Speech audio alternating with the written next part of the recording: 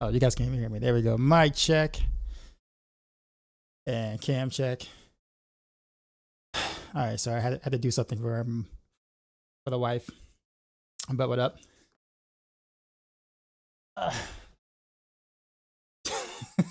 Stone Mage. What's up, man? Is that like a not an over the top message this time around? Is that like truly heartfelt there? You didn't know how to YouTube? So like my main platform is Twitch. I started doing YouTube a little bit later. I didn't really know how to do any video editing or anything initially, so I just didn't really bother with YouTube or making videos or anything. So it was somebody who told me, I think it was Philos. I don't know if anybody remembers who that is. He played Diablo 3, especially back in the old days, like, you know, first like 2-3 years of his lifespan or whatever. Like you'll know who Philos is. But he was like, yo, you have to learn how to video edit. Like you have to learn how to do like, YouTube as well. Like don't just do Twitch or whatever. So I'd say probably in the last like maybe 3 years, I think roughly. I guess it's 3 now. Though 2.5 years, I think now. Or the 3 years, I think. A little over 3 years. I think I started doing video guides and stuff. I didn't really know what content to make or whatever, but it seemed people were most interested in build guides or rank 1 clears or whatever. So that's kind of what I focused on YouTube. It's hard though. It's hard to actually do both. But I think now in the recent, I started doing streaming to both Twitch and YouTube whenever Twitch allowed us to do that. Because originally we weren't able to do that like a year ago. Like be able to switch to stream to both platforms or whatever at the same time and not get in trouble. So yeah, trying to do a little bit more with YouTube, and man, in terms of like making videos, but it's kind of hard. It's very time consuming trying to stream it and also do videos without like help, like an editor or someone that actually like upload the videos for you and do the edits and do the thumbnails and stuff like that. Like the big guys who do it have help. Like someone that actually like manages all that for YouTube for them. So all I gotta do is from a stream. So not quite there yet because it's pretty expensive to hire someone to do that.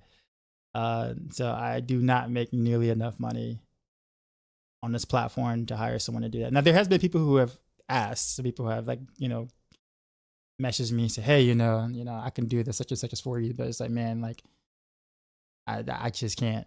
I can't afford it. It'd be nice, don't get me wrong, but you just can't afford to do that.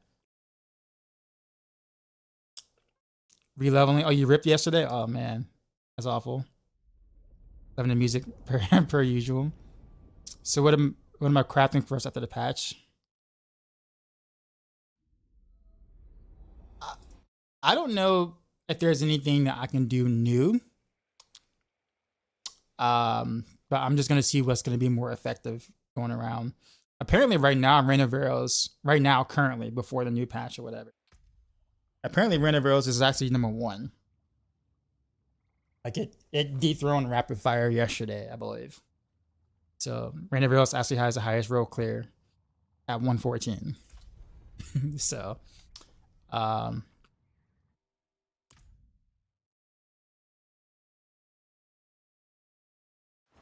So I find that quite interesting. That's actually new-ish. It was hardcore. Say Rain of Arrows is amazing. Did I find the build myself? So I put it together myself, but I did hear someone on my YouTube chat, live YouTube chat, whatever I was streaming, was saying that Rain of Arrows is actually pretty good. Or say like Rain of Arrows is like being underestimated or whatever. At the time, I was like, really? And he's like, yeah, it's actually like better than what people think. And like I didn't really do the math at the time. I just kind of assumed when they got rid of the double hit for random arrows. There was a build that was possible with some like like a poisonish type random arrows you could do. But when they changed it to double damage, it was like, oh well, there goes that particular setup. So I didn't really think much about it. But it wasn't until he said that I decided to put it together on stream. I'm like, you know what? All right, fine. I'll put it together on stream. And like putting together builds once you understand what's broken, what works or that doesn't work, is really not that difficult once you understand the basis. Like really have a good understanding of the basis of the game. So I put together the build in about like an hour on stream with the stuff. I'm like, all right, this piece there, that piece there, that kind of thing. And then yeah, did it, and I was, played it, and I was very surprised. I was like, wow, this is actually like way better than I thought it was gonna be. Like way better than I thought it was gonna be. So yeah, then I just decided to optimize it even further, and then made a build guide, a video build guide, and then I brought the Maxroll guide, or I wrote a fresh Maxroll guide of random arrows. And yeah, so I would never like claim that I was the one that like created random arrows build. Like I'm sure someone else probably did it. Not probably. I'm sure someone else did it before I did, in a different form or version or whatever. But I think people probably like tie me to random arrows because I was probably the one that brought it to the full market, if that makes sense. So whatever version that I did was the one that got the most attention earlier on, and people were just like, "Oh, this is really good." People actually started mass playing it, if that makes sense. So same thing with like Heartseeker, same ordeal. Like I didn't create the build per se. I was one of many rogues that were not many, but some rogues that were theory crafting it. But there was like a few rogues who were further ahead of me with that. So like Boazon, for example, I think he was the furthest along. So I think he's the one that kind of got the credit, or gets the credit for creating it in season 4. But I think I was the one that kind of like brought it to mass market again, put it on the Maxroll guide, had my own version of it. And it kind of got a lot of attention there. So does that make sense? So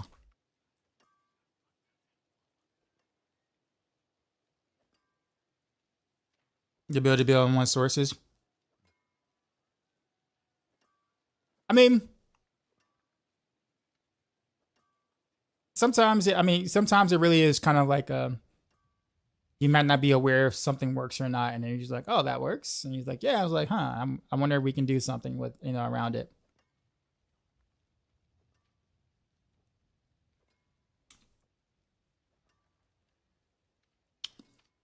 Still playing with arrows? Not right now, no. The reason why I haven't updated that link is because I'm like changing builds on the fly for farming for fun. So I have to keep updating that link over and over and over again. And like right now at this stage of the game is really not worth, because I don't have a guide for this. Like I don't have a build guide for what I'm doing right now. So like I can link a planner, I guess, kind of, but even some of the stuff I'm doing right now on the fly, I don't even have a planner for. I'm just like literally just doing it on the fly. Like right now, I'm about to change from Barrage to Pin Shot, actually. Using basically much of the same gear. Why? Just cause. However, I can't really proc vulnerable, so I gotta figure that out. I just realized that I don't have an easy way to.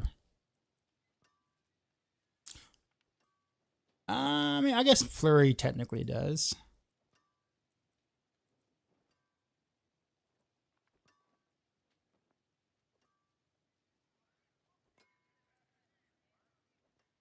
Yeah, I guess we can just make it work.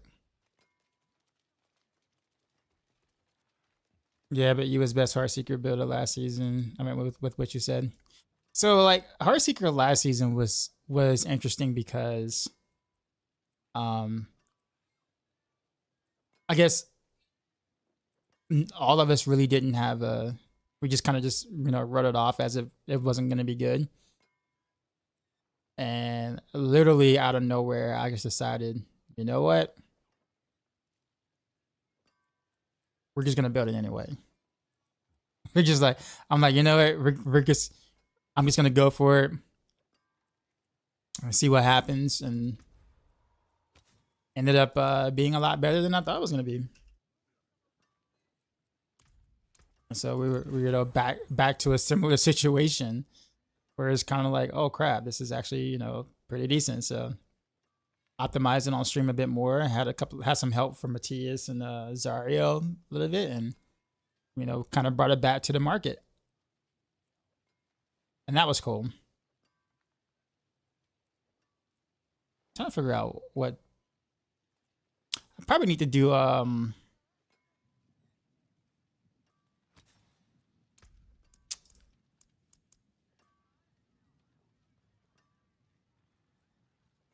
Yeah, I might have to do a curse touch here.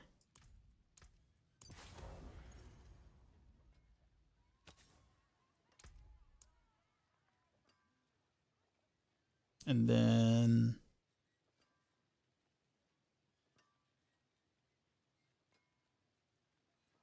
trick shot, I guess.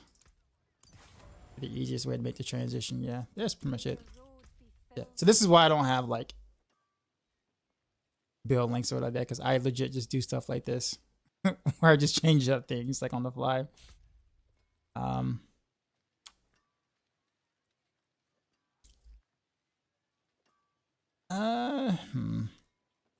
Kind of really don't want to do this. I don't really have a better way to proc vulnerable though.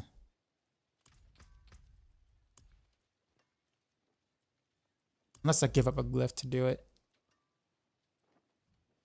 which I really don't want to do. It's still gonna be like giving up around the same amount of damage though if I did it that way.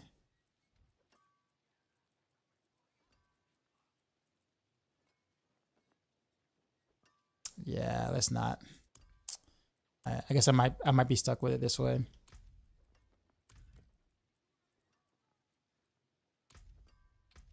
Or I guess I could do a glove.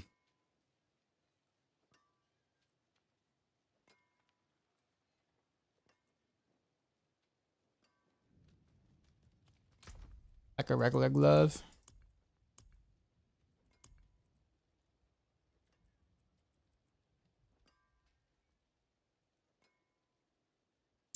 I guess we could do this. I could throw accelerating on here.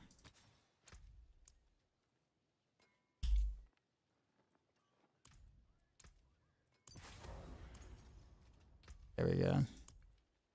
All right, let's see how this feels. Again, we're just like farming, so nothing super serious here.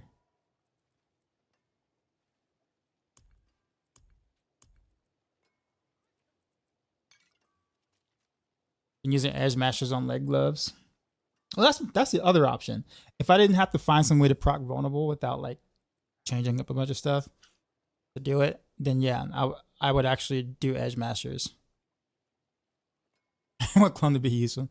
Josh B became a member of the YouTube. Thanks, Joe. How's it going?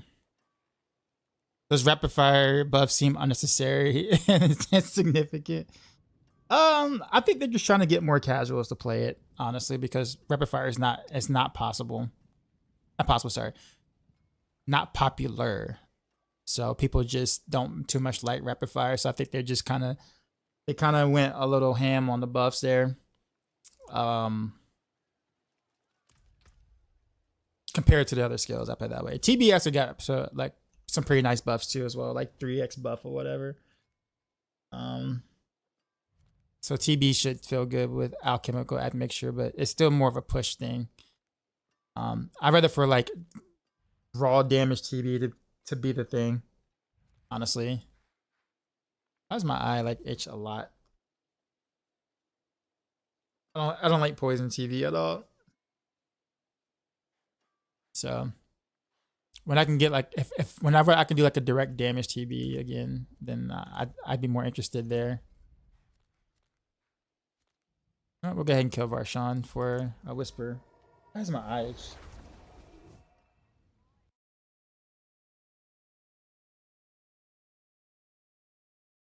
Weird. Like all of a sudden, you started itching a lot. Is this Wind Force build? No. I'm not doing anything with the Wind Force until Tuesday. I want to see armory swapping so bad. I think we'll get it next season. Like something like my gut feeling is that we'll get it next season. Brimwood's latest patch. We won't get one until we got one coming on Tuesday.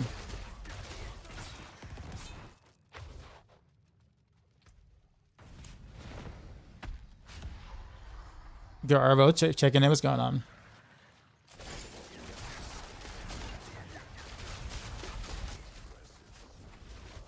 Somebody said something about pinch shot on bosses. So pinch shot will be a little better on bosses. Like single target, just a little bit. It's not like, you know, oh god, it's great on single target now. But I think with the fact that they made a change that affects literally like your single target is actually a good thing for pinch shot in general. So it's not gonna be like amazing on single target, but it will help a little bit. It might for those who like playing pinch shot, might convince someone to be like, okay, you know, it was terrible on bosses before, now it's only just like okay. So you might be more willing to deal with the single target issues now next patch versus being like, okay, you can't even play pinch shot because you just simply can't do anything on single target. So I think it'll help a tad bit in that aspect. Parents, what's going on, man? I see you. A shame we didn't see anything from Zarya this season due to how bad they killed Andaria's Vages. Actually, it's not even that beyond that. It has nothing to do with that. He actually stopped playing because he felt like the game was going in the wrong direction in terms of like just the way things like just the way builds or things work. He just got tired of it. So it wasn't the whole Andarios thing. He actually played Spiritborn. He actually started Spiritborn and hated just how brokenly stupid it was in terms of like what it took to be broken. And just how it invalidated on content. He actually hated it. So I think we might not be seeing much of him regardless going forward in the future, to be honest with you. But yeah, that has nothing to do with Andarios. Did I get your Discord DM? I did not. I haven't checked. I'm sorry. But I will after stream. I hope you're alright, man. Fire isn't very intuitive on a controller, so let a casual stay away. Well, it's still not very intuitive. That's the thing. Like, I think the whole idea of buffing rapid fire, like the numbers of rapid fire, but not addressing the fact that people don't like the lob effect, doesn't really change much of anything except for the people who already play rapid fire. Because sure, it'll be stronger, but I mean, it still has the same gameplay issues.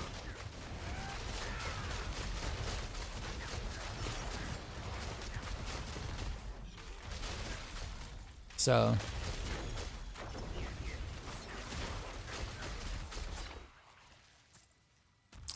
yeah, but personally, in my opinion, I think that honestly,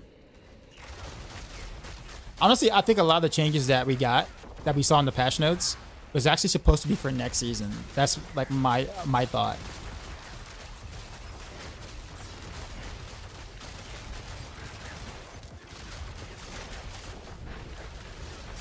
So I think what they did was the stuff that they were working on in season 7. I think they kind of just trickled down and gave us some of that stuff early.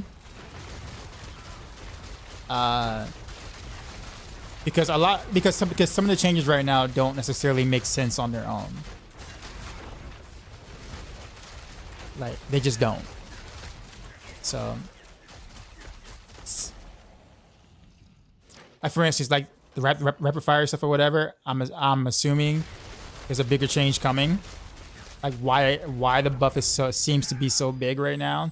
I'm thinking maybe there's something else coming along with it, or some sort of rework or something or whatever happened in rapid fire later on. That's my thought. Or they're doing something with trick attacks or whatever, where like they're bug fixing it or whatever. So you have to kind of give that power back to precision builds or whatever. So that's my thought. Yeah. This is a new pin shot build. Any planner link? I mean, technically it's. This isn't really the new pin shot build. Literally, all I did was just take a barrage build.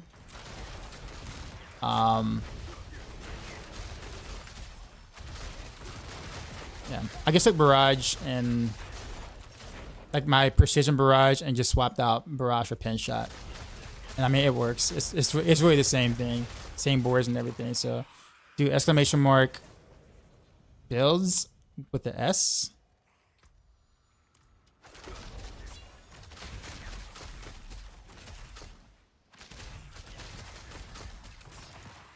Yeah, and look at the precision barrage planner, which should be the second to the last link.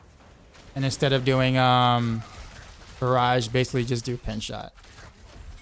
So go with trick shot aspect and whatever. Like you don't really need like a brand new planner for it. Yeah, and this is just for farming. Like this isn't like pushing stuff or whatever. This is just literally just speed farming. But it's fun. I hate how Ancestors take so long to get. I've been trying to get a GA critical strike damage sword for 2 weeks and nothing. My luck is poop. I thought they were gonna just that mid-season patch, but I guess not. I think the fastest way to get that, honestly, Dartless, will either you have 2 ways to do it. You can either do it through pits and gambling, which is actually not bad actually, to get like, you know, one-handed weapons or whatever for it. Or you can do like Infernal Horrors has been pretty decent for me when it comes to GA items. If anything, my complaint with ancestral items have to deal with amulets, if anything, because amulets are already extremely difficult to get a passive on, yet alone rolling ancestral as well. I think amulet slot probably feels by far the worst to try to get a good one of versus everything else. So I wish they would, if they're not going to up the rate of ancestral items, which they're gonna do. They said that they're gonna do, but I do feel like they should make passives not so rare on amulets. I literally have not, like, this is my best. Let me show you my best ancestral amulet. This is my best. This is legit my only ancestral amulet I have.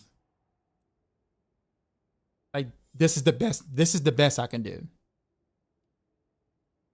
And I'm not saying I play a lot, but I do play more than the average person. And this is literally the best ancestral amulet I have. Everything else is non-ancestral because I could not find anything good.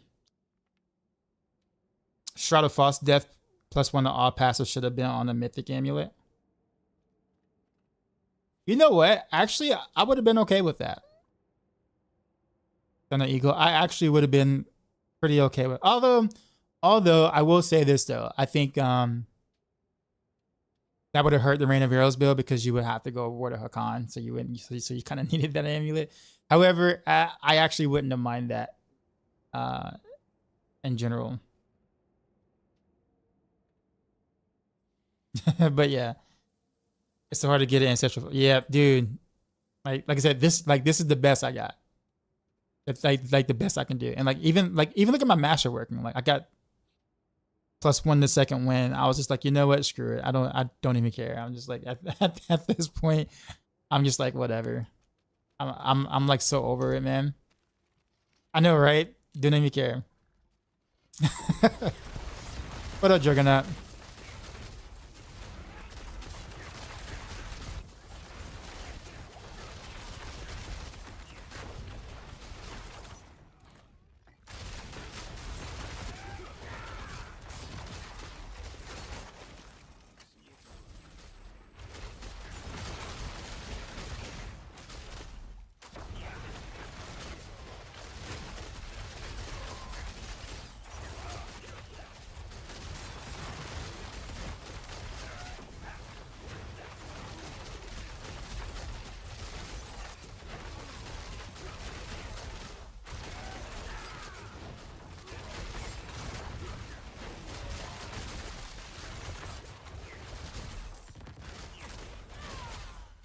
So you know what's gonna be pretty sad about this though? I think like this whole, like, you see me doing like preparation pin shot, preparation barrage, where you can just spam the skill. I think next patch though might kind of like put combo points back on the map. So like a build like this would be better played with combo points. For sure. Like right now without combo points, it's probably like somewhat even. And if it's gonna be even, then you might as well just do the spam version because it's just less to worry about. But I think after next patch with the combination dagger buff, which is like a 70-something% buff, then I think combo points is going to be back in the play for something like this.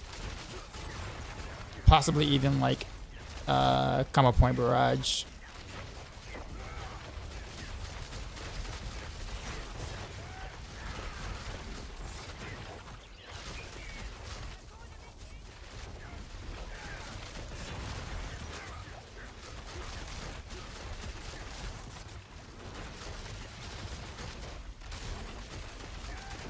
So you're literally hunting for the same thing too.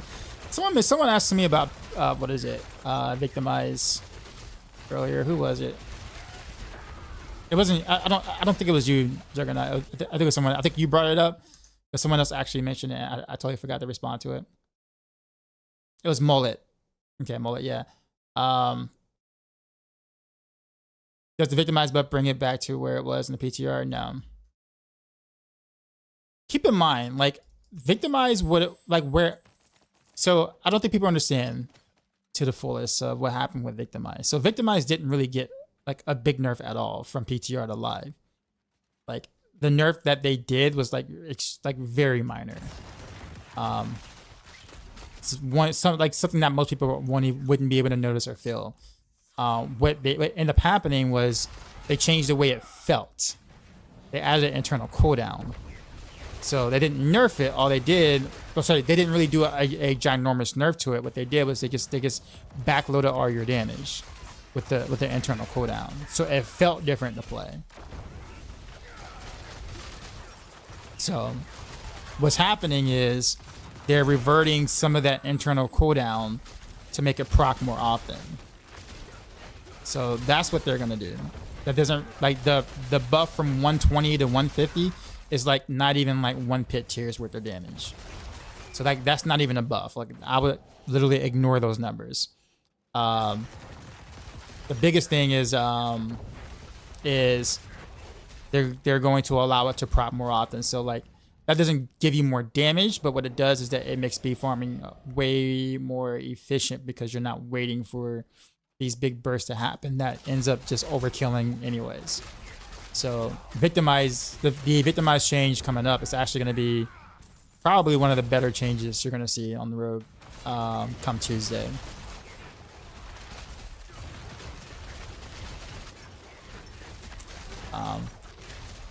But it's not going to shoot up victimized builds to be like way stronger or anything like that, unless they change the formula of how the backloading stuff works with the new internal cooldown that they're going to change.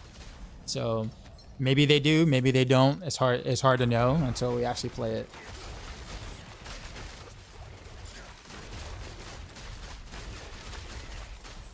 But yeah, I think it'll be a lot more fun to play though. I think people are gonna really like the change. I know I will.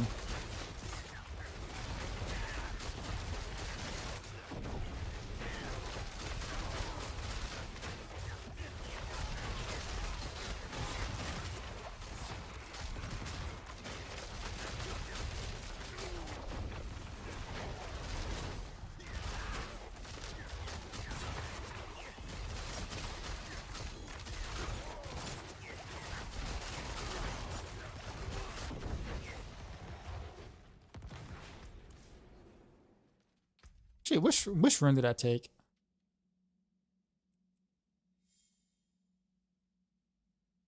Yeah, I guess that's probably the best.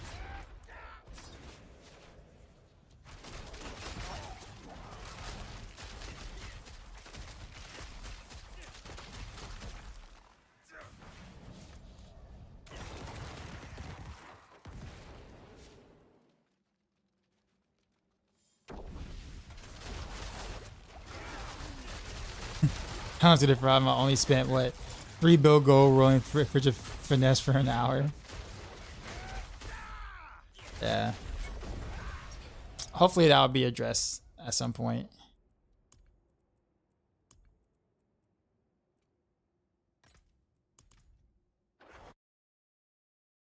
Yeah, man, you're welcome. Hope you're doing well. I'm doing alright. Doing alright. I do have a GA amulet with frigid finesse, and it came with malice. I mean, that's good.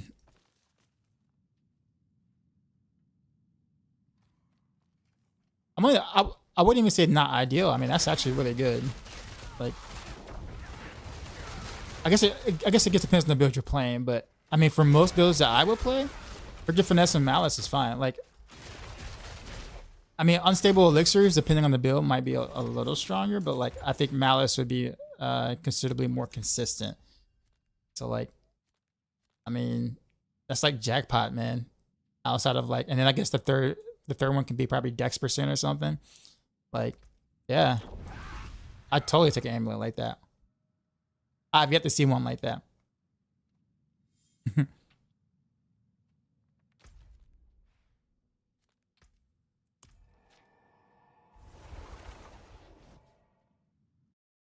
I'm a pin shot to behave like Heartseeker. They could make Eagle Horn do something like that. Yeah, sure.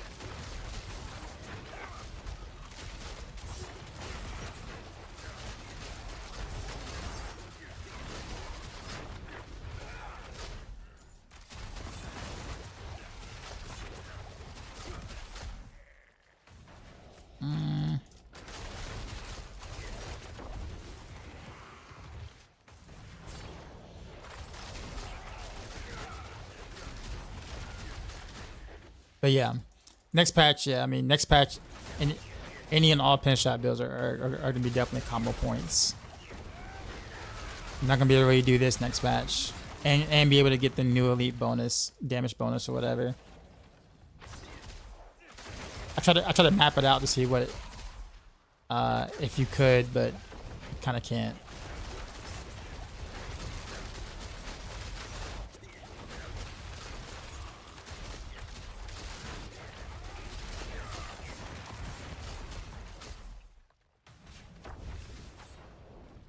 In fact, I guess I could probably do it now just to kind of get an idea of what it feels like. Don't have to change my Paragon board or anything.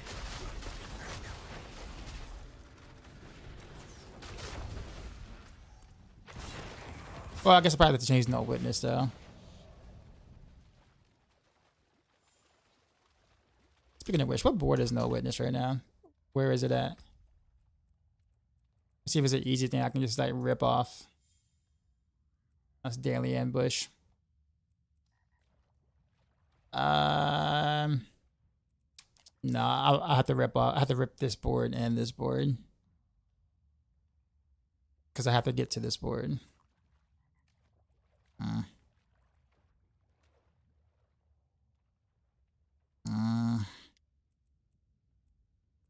Yeah, I might. We'll see. Malice Frigid Weapon. I mean, I'd totally use that too. Honestly, on most builds, not a victimized build, but like anything but victimize. Since weapon mastery doesn't work with victimize at all, I finally be able to put the 4GA combination to use that I found. I have a few good ones, a couple good ones. I might have to farm for a better one though.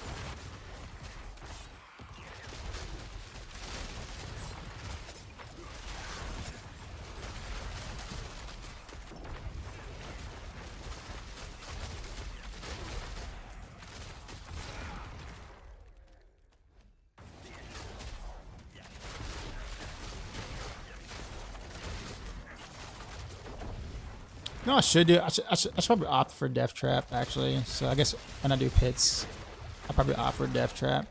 That makes a lot more sense.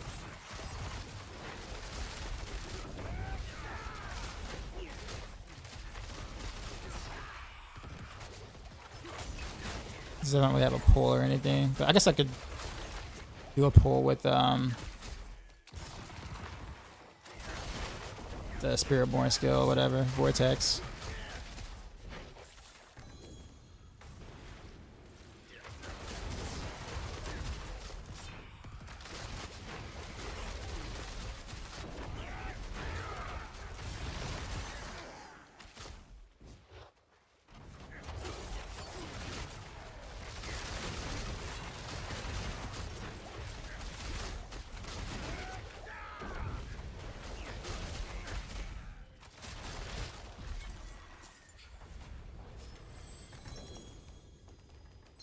Yeah, let's go in town, like switch the rune out.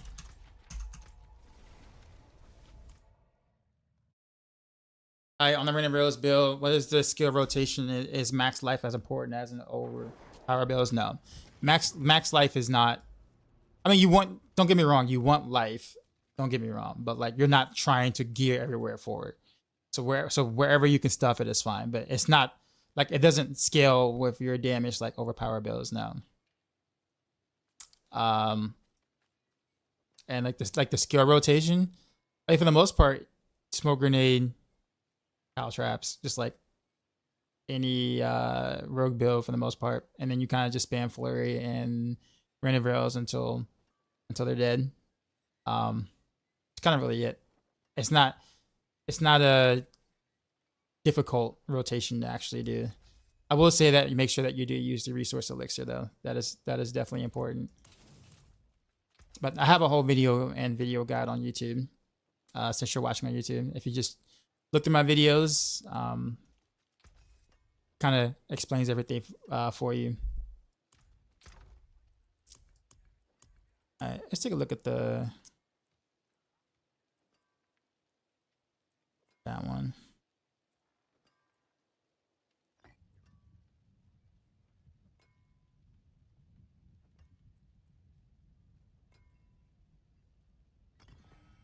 Yeah, we'll do that.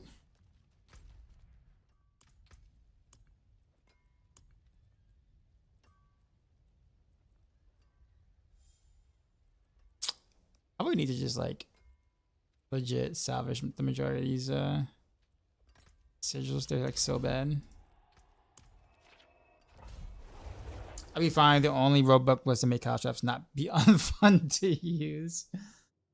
We'll see. I complain about it every time. Like whenever I send feedback to the devs all the time, that is the thing I complain about every single time.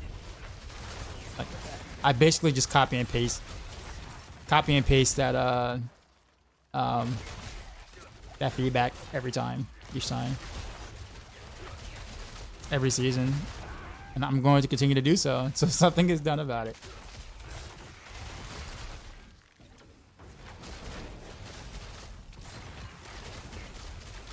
Why can't we just drop it? I know, right? Or toss it. Why can't we just throw it?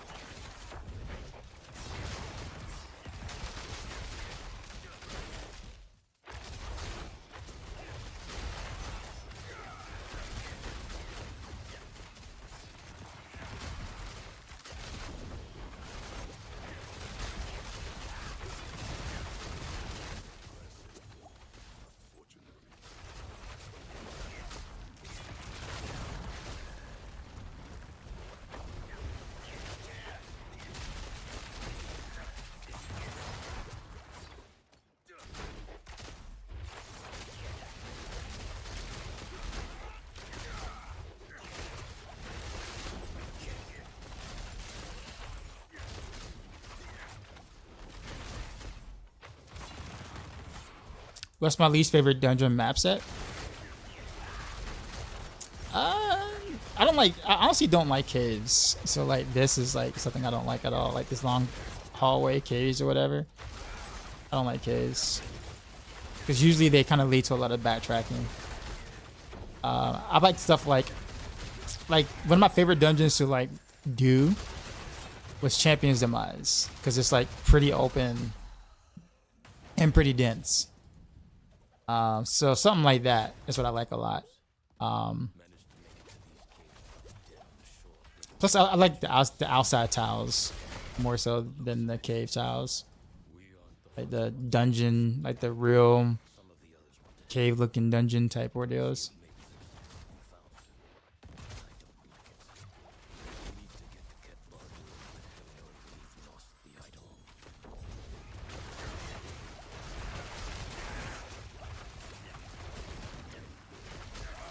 Alright, Juggernaut, you have a good one.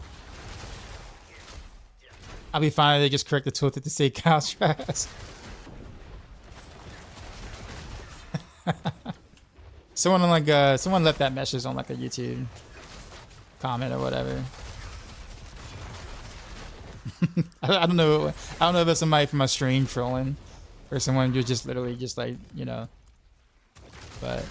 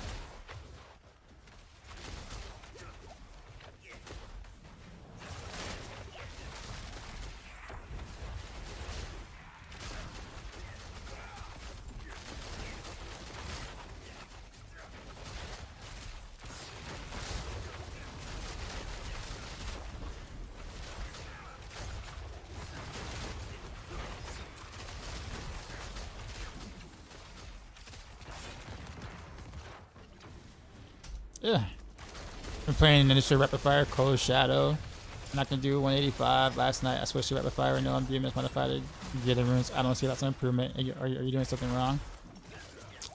So if you're doing Cold Shadow versus physical, you have to actually change your Paragon as well. So if you didn't change your Paragon board for sure, then you're not gonna get the most benefit out of it because you can't use Eldra's Bounty in a physical Rapid Fire setup for one.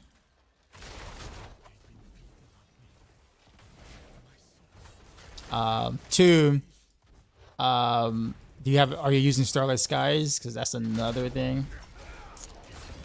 So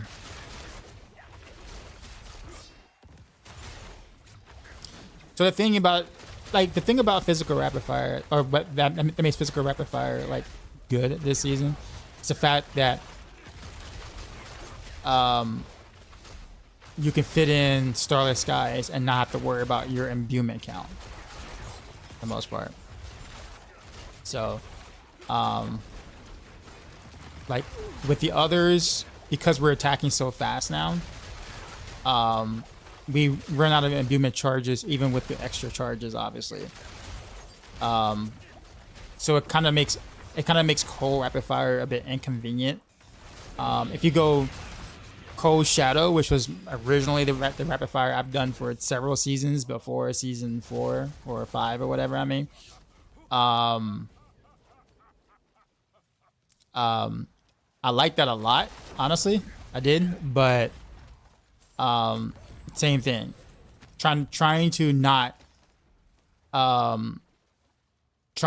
dash too much or shadow step over like that and like lose your imbuement charges slows you down too as well. So like your efficiency getting around the map slows too, because unfortunately your dash is imbued, and so you have to have enough charge to not only cover the fact that you're doing your rotations fast, but you also have to have enough imbuement charges to cover the fact that you're dashing while imbued, and you don't really have a say-so or a choice in that. So that's kind of where it becomes a little, quite a bit inconvenient. So with physical, you don't have to worry about that at all. You can basically just, oops, I didn't mean to do that.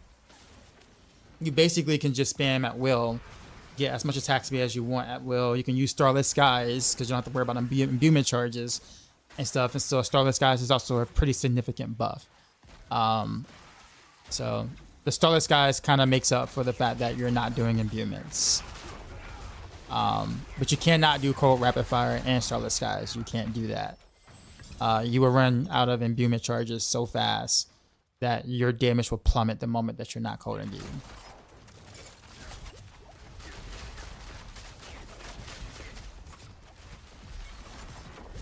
You was using Starless Skies with the Cold Shadow. How often were you shooting your rapid fire without imbuments or not being imbued? Because there's almost no way you can really keep up your charges unless you're attacking really slow. Which, if you're attacking slow, it's also kind of inefficient. Also, if you got Cold and Shadow on your bar, what are you giving up for it?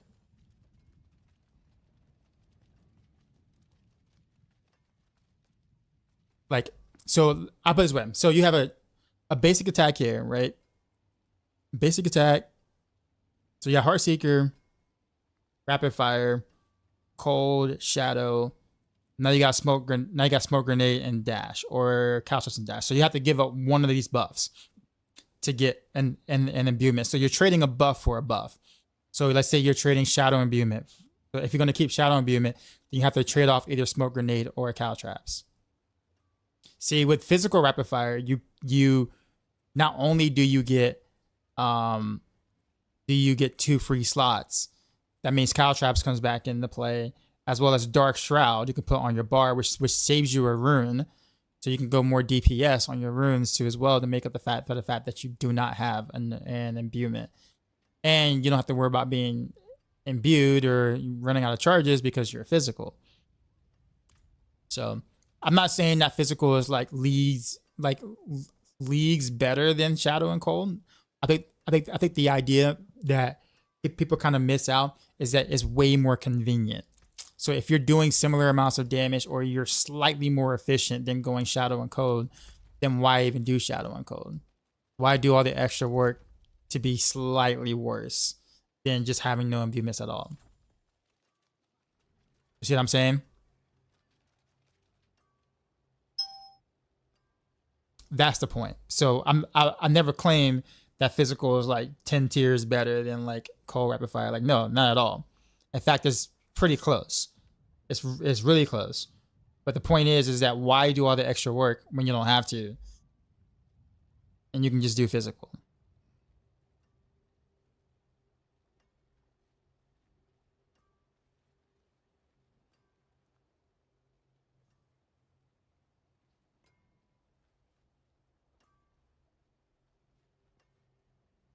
Because Snowflake. Yeah. So that's the point. The point is convenience more so than anything else. Like that's kind of what that is. It's just way more convenient to go physical, and it's slightly more efficient because you don't have to worry about, containing your charges for dash or whatnot.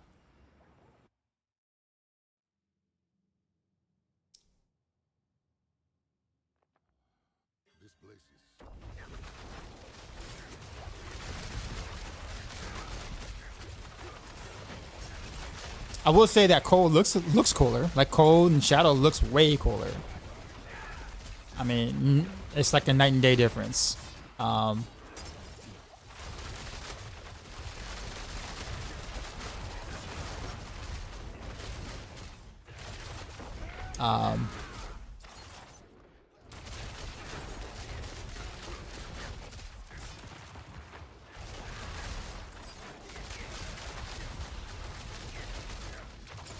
Wow, this is only at 80.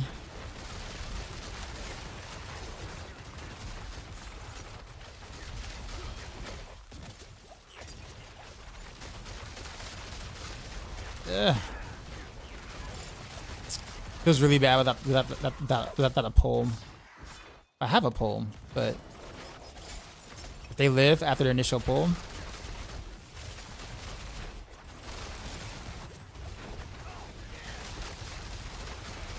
There we go. Alright. Yeah, so like if they live like past the pool or whatever where I can't get any like pierces to happen, like it feels terrible outside of that.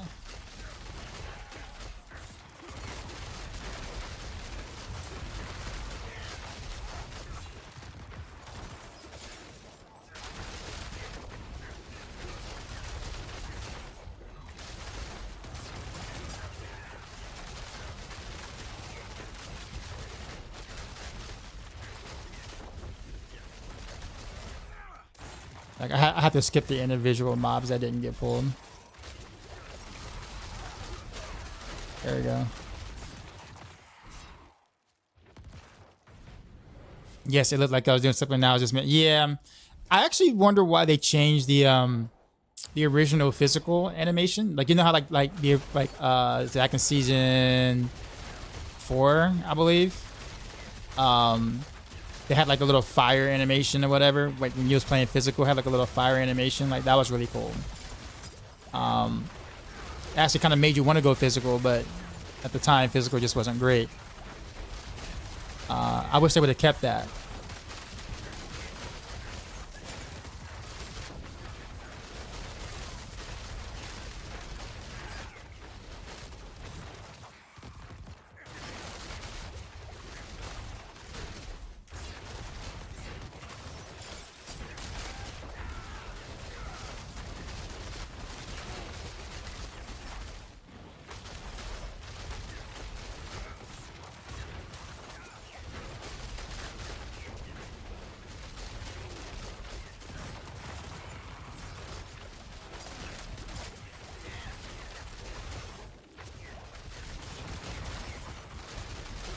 I'm gonna tell you this much though, like Barrage in the same vein, like the same vein as what I'm doing right now, is considerably better for this. Like it's like not even close.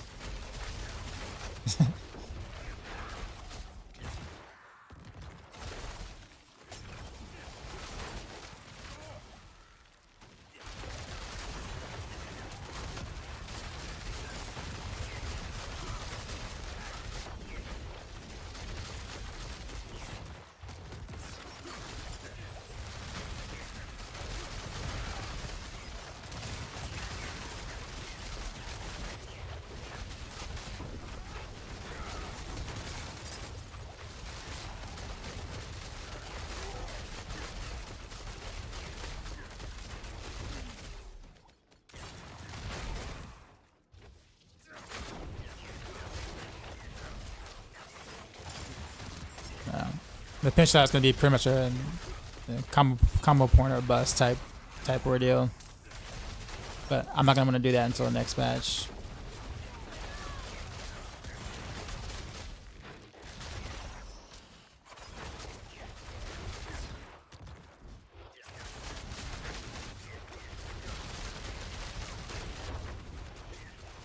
So I guess I'll go back to farming with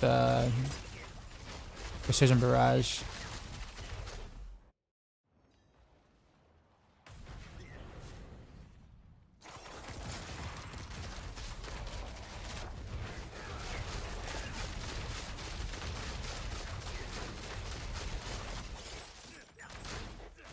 This is gonna feel really bad on Chief.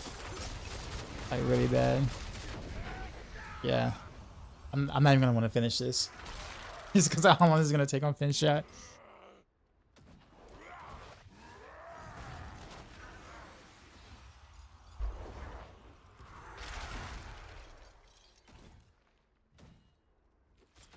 This guy's struggling to kill me though. I guess that the other thing doesn't help me. I guess I'll wait. This might be a little while. He's actually attacking my.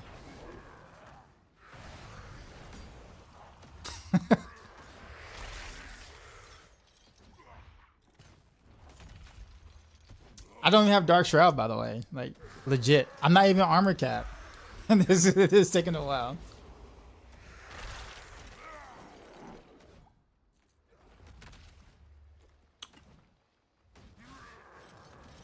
Come on, you can do it.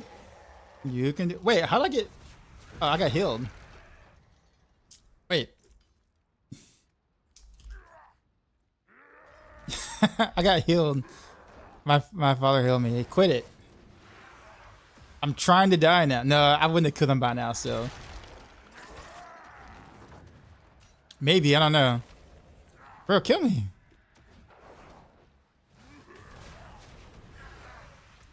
All right, we're gonna just leave the game because apparently. Thank you. About time. it took him a while.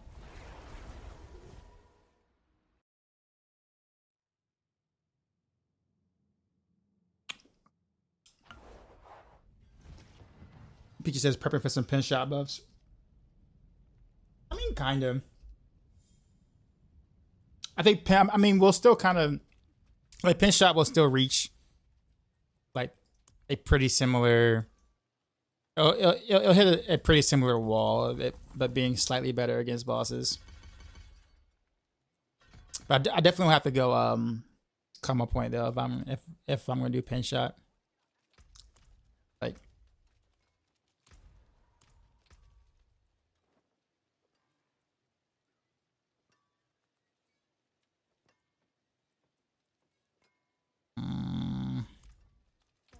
yeah, let's go back to Barrage.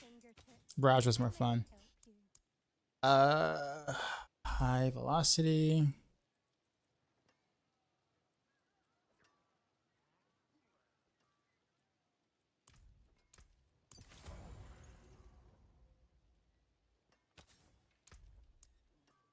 Branching.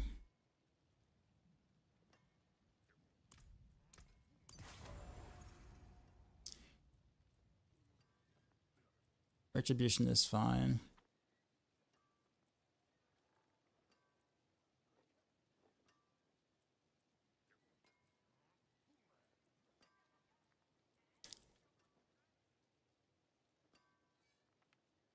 Should I keep this here or should I go edge masters? Yeah, we'll keep accelerating here. I don't think there's anything else for me to take. Let's go back to Vex.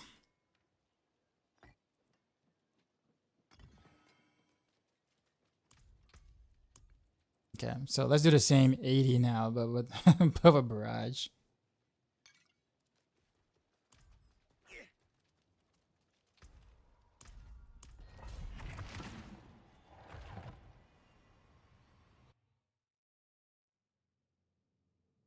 I never knew you couldn't back out one shot up. No, you can't. You're basically stuck unless you just leave game. Hopefully, in a way.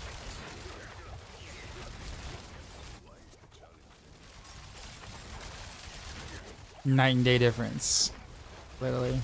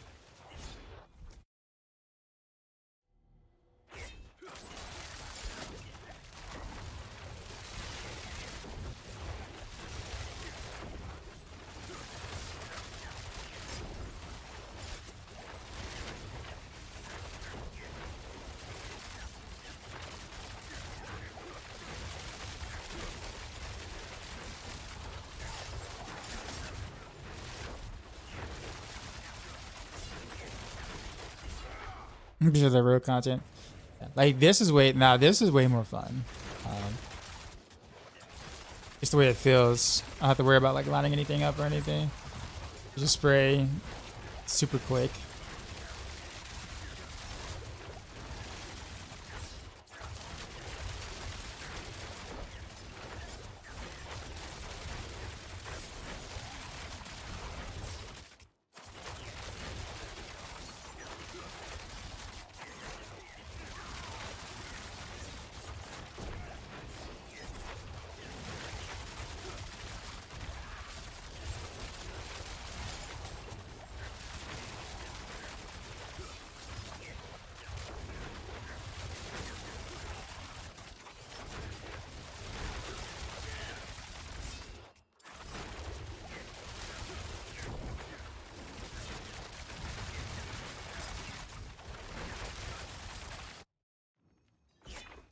You just peel out your rogue. What's the first few items I should focus on getting in aspects?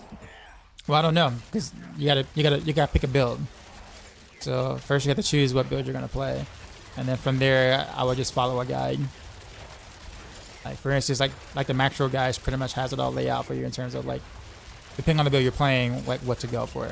But if I just recite everything right now, you're not going to remember not even like a fourth of what I say.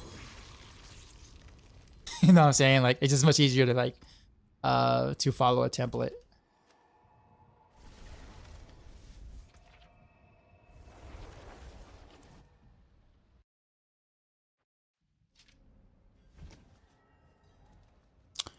Kind of gonna do the same thing, but with Fist of Fate instead.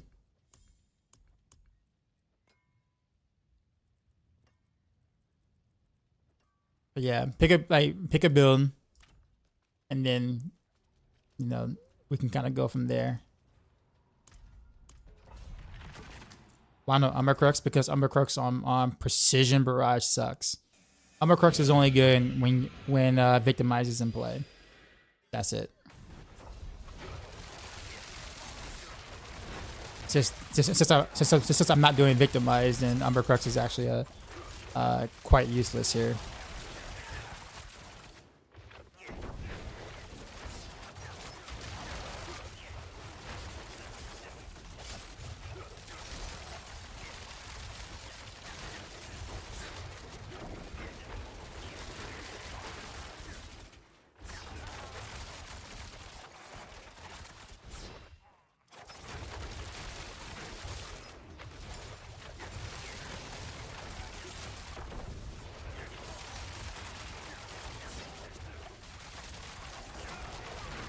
To be honest with you, I'm kind of glad I don't need Umbercrux. Or Umbercrux is bad on Precision Barrage. I don't like Umbercrux in general. And like when they actually fix the bugs associated with Umbercrux, like Umbercrux is probably not going to be great even for victimized builds. Which honestly I think would be kind of a blessing, sort of. But it would... I guess they would need to do something about like... or a little bit of something to kind of help Barrage on single target though. Like Umbercrux is literally a crutch for Barrage single target damage on victimized builds. So on precision builds, the single target can kind of hurt a little bit. But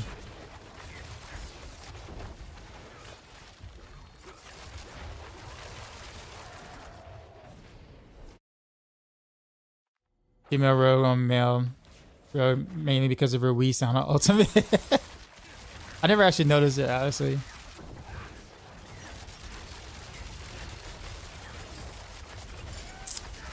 I find the female rogue to kind of be like obnoxious whenever she's like making her regular sounds or whatever. At least the male sounds I don't really hear because I guess it kind of blends in with the rest of the skills or like that. But the female like, you know, rage voice, I guess, it sounds kind of like out of place.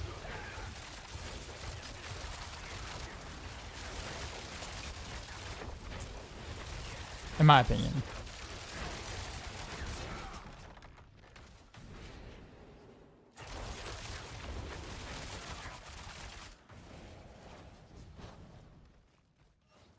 Yeah, what sound is out of place?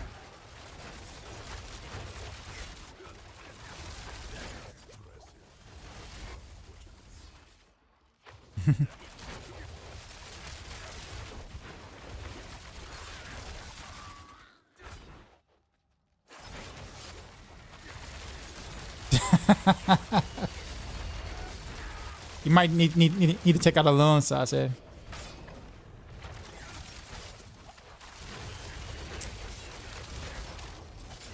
I feel like I did worse with the. I'm doing worse with the Fist of Fate here.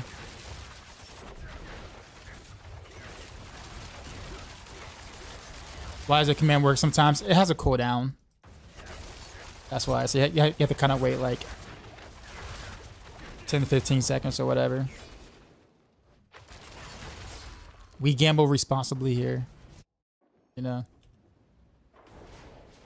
The victimizer Twitch.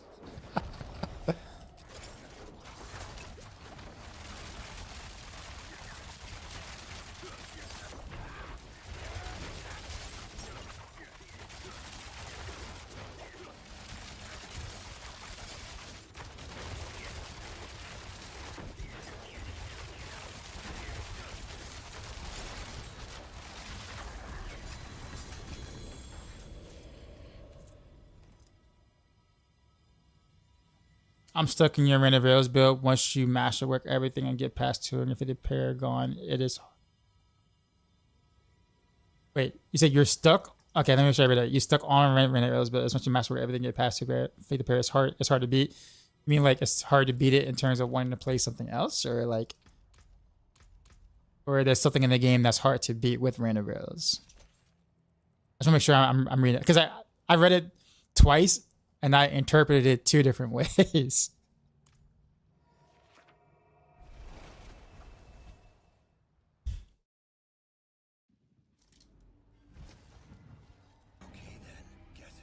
hard to go to other builds. Gotcha. Yeah, I know, man. I know the feeling. Appreciate the sub. I know. I mess around with other things just because, you know, to keep sanity. You know, in terms of wanting to continue to play. But Random Rails is like by far my favorite build to play. I say by far. I do like this Precision Barrage build is actually quite nice and fun to play. But like very little things actually compare to it.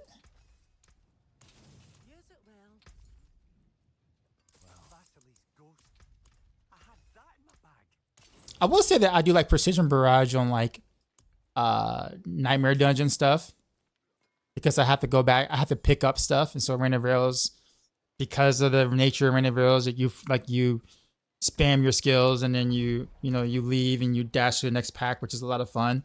But on Nightmare Dungeons and Helltide, you have to actually pick up things because your pet doesn't pick up stuff fast enough, so you have to kind of backtrack a little bit in like Nightmare Dungeons and Helltide or whatever to pick up the stuff. Which Precision Barrage is actually, you know, considerably better for doing.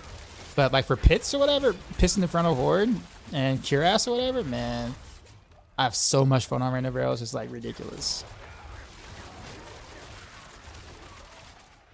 I forgot to swap the glove out.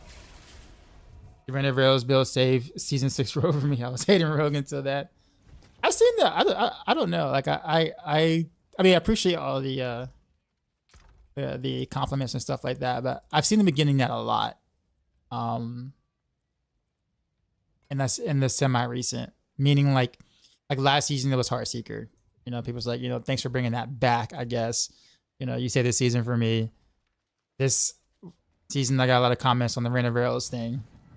Because not too many people really like people like Dance of Knives, but I think some people just didn't really like the snapshotting stuff. So Random Rails was kind of like the, you know, like the build that was fun, I guess, and strong. It was rapid fire, but people didn't like the mechanics of that. Get some knives, obviously, mechanics. And Random Rails is just pure, unadulterated fun. You know, you don't need any jank to make it work.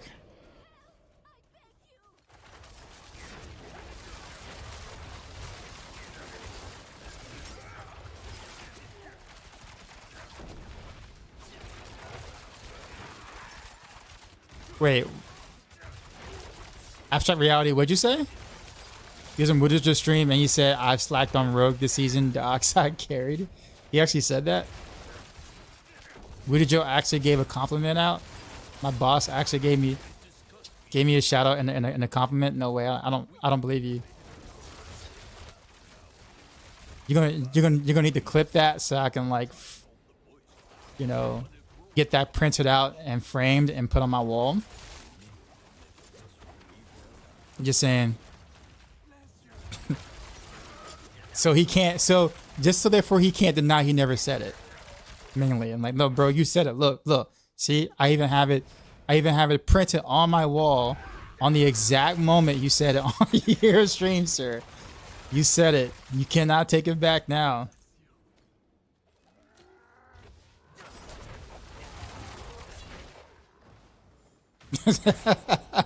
Timestamped everything.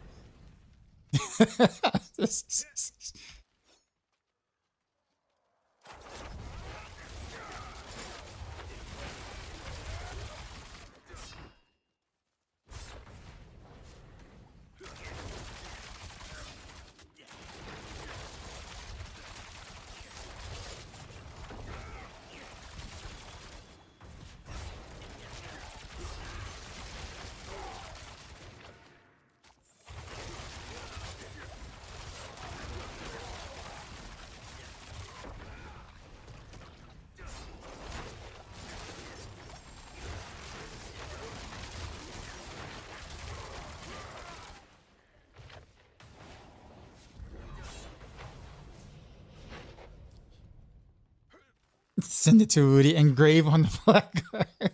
Play the clip on funeral. Nah, that's cool. I mean, it's cool though. I will say that the rogue stuff has allowed me to kind of I guess doing more builds, like experimenting with considerably more builds than I usually do, has allowed me to kind of extend my content a bit more, which I think kind of helps a bit. I used to, like on Rogue, I would play like 1 or 2 main builds, maybe. But I will only make a video on like 1 of those builds, maybe 2 of those builds, depending. And then that'd be kind of it. I think last season I kind of like stretched out a bit and decided to do others. So I did, what was it, Heartseeker, of course, Heartseeker, Rapid Fire, Barrage, and Flurry. So I did 4 video guides last season. I did 4 video guides this season. Well, I did 3. So I did those 4 video guides, but then I think I did Heartseeker, 3 different videos on Heartseeker. So 3 of those videos, 3 videos from Heartseeker, 1 video for Barrage, 1 video for Rapid Fire, 1 video for Flurry. The kind of thing.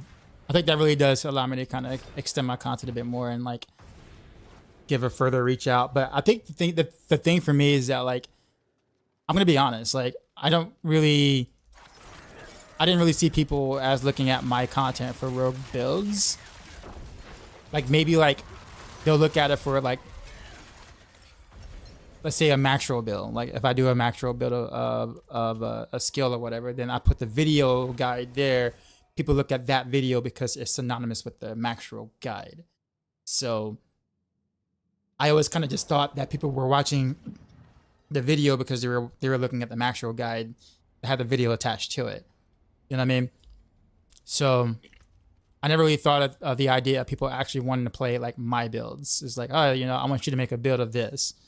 And like sometimes when people say that, I get thrown back. I'm like, what do you mean you want me to make a Twisting Blaze build? Why? Like that's kind of like in my mind, right? But then I think I'm starting to understand now. It's like, hey, people may just want to play the way that I put together builds. You know, even if it isn't that different from like someone like, let's say, Mippy or, you know, some of the other really good theory, you know, rogue theory crafts or whatever like that. People are just like, yeah, but I want to play what your version or what you would do with the build. And I'm just like, okay. And so my mind is like, how many people want to see that? Like how many people are like that person that wants to see my take on that build? Because I've been asked like a gajillion times to make a Dance of Knives rogue build, like make my own Dance of Knives rogue, and I'm just like, bro, you got Mippy.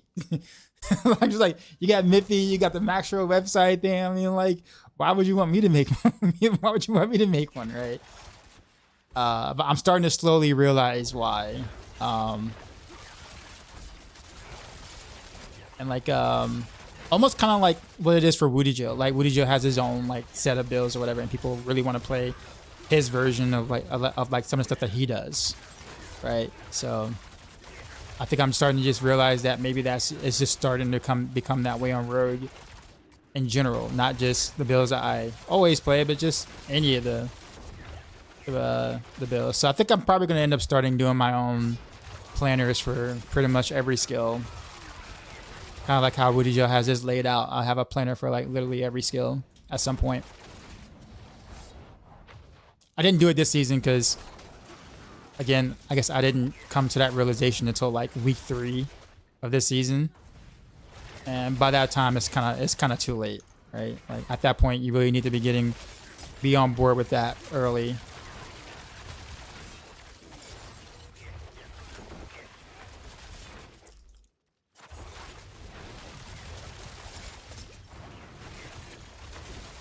Like for instance, like this is like what I'm doing right now with Precision Barrage. Should have been something I should have did earlier in the season. I don't know why I didn't do it, but it's such a fun build to play that feels a lot different than the victimized version.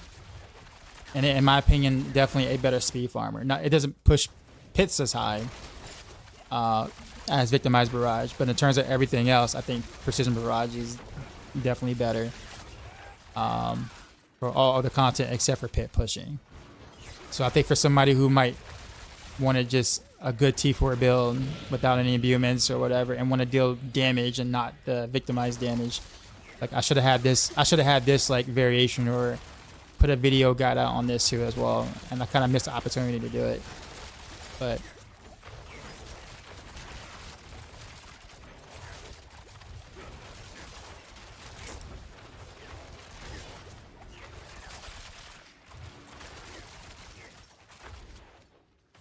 I exclusively look for your builds since like season 4. You found me late. All good, man. Also too, I mean, I just gotta put out more content, right? You know, it's hard to find me if I don't put out enough videos for the algorithm to, you know, show you stuff. If that makes sense. But that's a whole nother story though. Like putting out videos is really not easy. It's pretty time consuming while also streaming. So just running your Heartseeker build season 5. That's why I tuned in this season to see you making Rain of Arrows.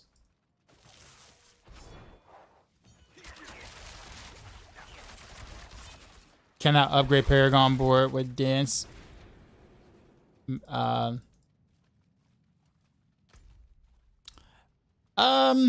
would I put it this way? Why would you want a board like that? To be honest with you, it feels so bad to play, and the benefit isn't really like worth the effort. I know because I tried like several times. I even have it in my video, but like it's really not worth the effort. And it's like not even like a pit tier of a difference, even if you do nail it, let's say half the time.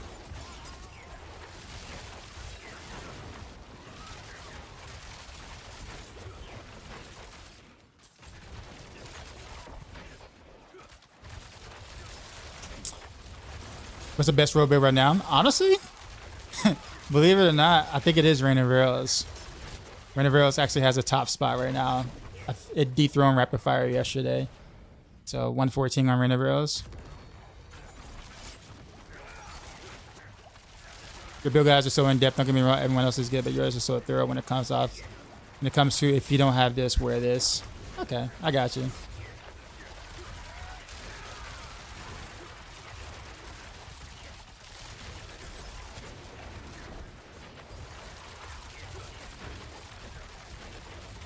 Praise that crazy fishing bastard pushing 114. I know, right? There is something that he's doing that I need to figure out why he's doing. I don't know because there's no explanation of why he chose to do what he's doing, but I have a theory. So he has cold imbuement on his bar. He's not running dash, which I mean you don't really need to run dash and pushing because you're not really, you know, you're not speed farming, you're not going anywhere fast. So that's a free skill you can, you know, remove. But he has cold imbuement on the bar. And I'm wondering why that is. And I'm thinking, I have some theories. It could just be something like buggy. Or maybe something not working with Rain of Arrows correctly with Word of Hakan. Maybe it's not getting all the cold imbuement buffs or whatever. But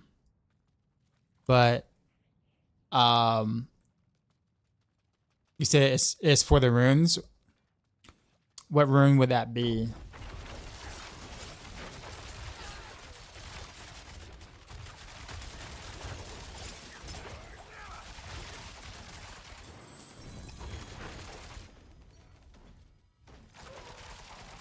It is a cooldown.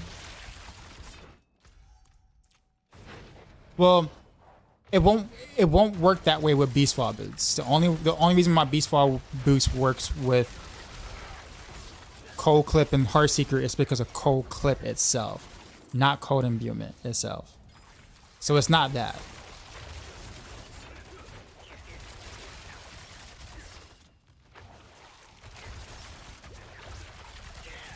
It's more so fun supporting you or Panda. Oh, Panda Glassjaw. Yo, Panda Glassjaw is like so underrated, man. I'm always surprised why he doesn't have like a bigger audience. I wish he would make more videos, though, like more YouTube videos or whatever. But like, dude is so chill, but like knows his shit, man, and like does more than what most hardcore players do. Even at times, he does more things than what Woody does in terms of challenges or whatnot, and he does them on like all classes, all content. He's like just insanely good.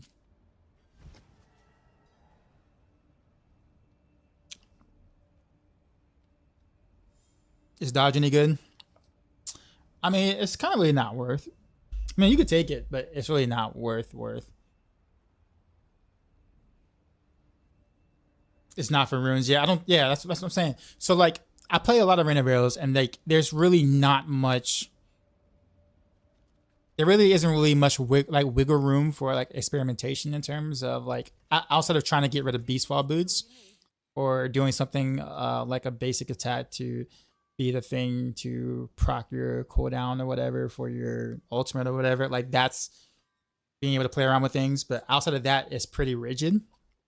So so my thought is there must be something that either Rain of Arrows may not be getting the cold imbuement buffs or something. And if that's the case, then actually that's just more damage that I thought we get that I just didn't know. So I mean, like I guess also that's the reason why I want to know, because like that's probably a bug. Like let's say if World of Hakan isn't proccing cold imbuement like it should, or you're not getting like the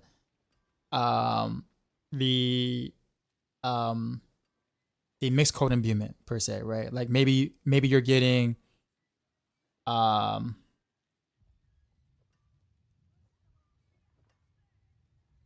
wait, you say he's playing Frostbitten on boots? On boots? Okay, I get ready to say, I'm like, ain't no way. Like, how do you get rid of Beastfall boots? Because I would love to know. I would love to know how to get rid of Beastfall. Bro, I would drop those things in a heartbeat, man. I'm telling you.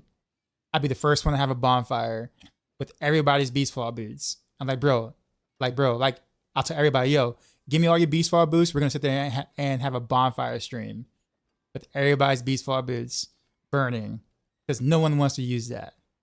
We'd be like, bro, we're finally over it, man.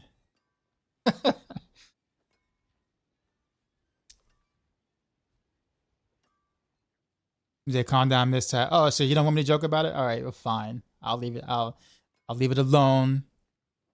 I can't have fun. Mosh says I can't have fun.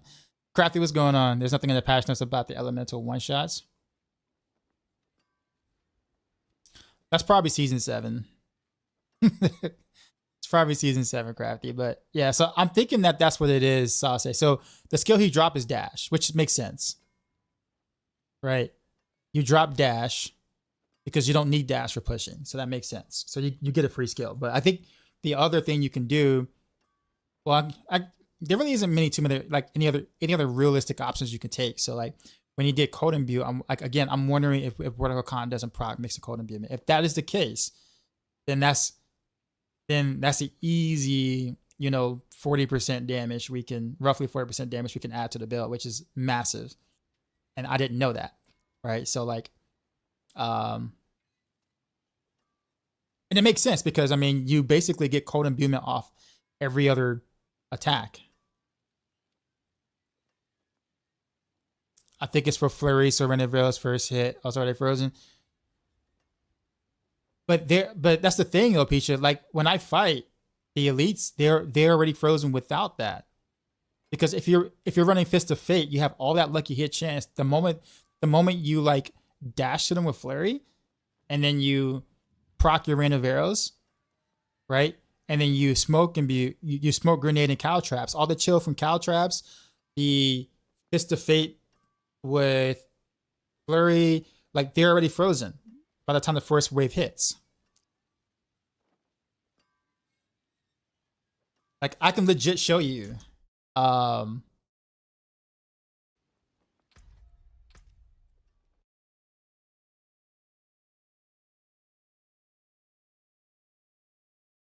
me pull up something real quick.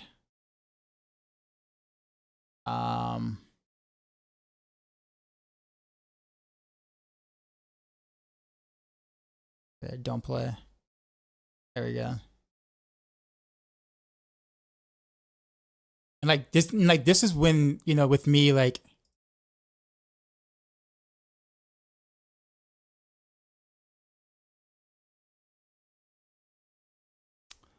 I'm hoping it's more than this. Like I'm hoping there is like a secret thing that I don't know, because I want things to be better. So like if we could find something cool that I didn't know, and we get more damage, then hell yeah. Like don't tell me that it's just to make them, you know, freeze faster or whatever. Like I don't want to hear that. So like here. See? Already frozen. Already frozen. Already frozen. Rain of Arrows is coming. They're already frozen. And I messed up there, but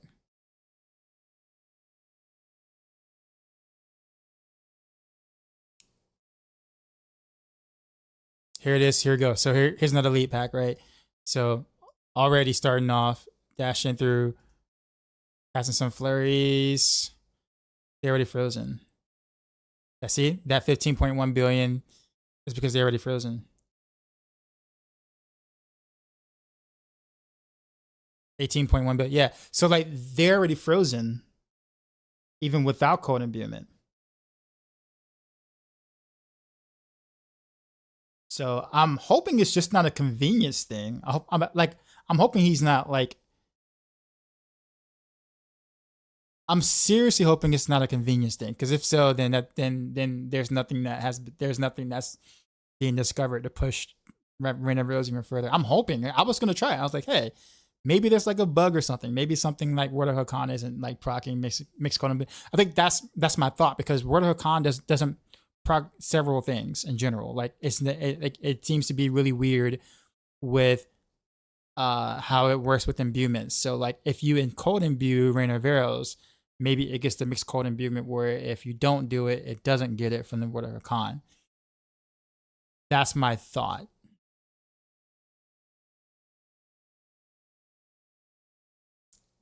So that's my theory. I because he shot up and Rain of Arrows pushing. I mean, I've always known Rain of Arrows can clear above 110. Like I knew that. People, you know, it's like, well, no one's done it yet. You know, 108 was the highest, or you haven't even done it yet. But like, I already knew in theory that it can do 110 plus. Like, I knew from playing the build, I knew. 114 though makes me think that there's something like that. Maybe that code imbuement thing might have something to do with it. So you mean it might just be taking the first skill from the imbuement tree? Possibly.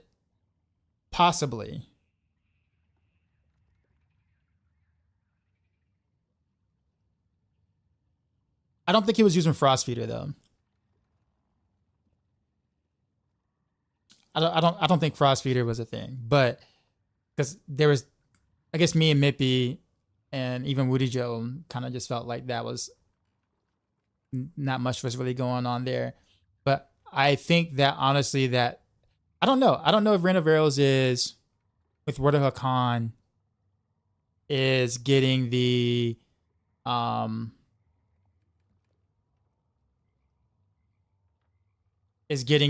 passive bonuses. It may or may not. I'm not sure. It is pretty easy to test.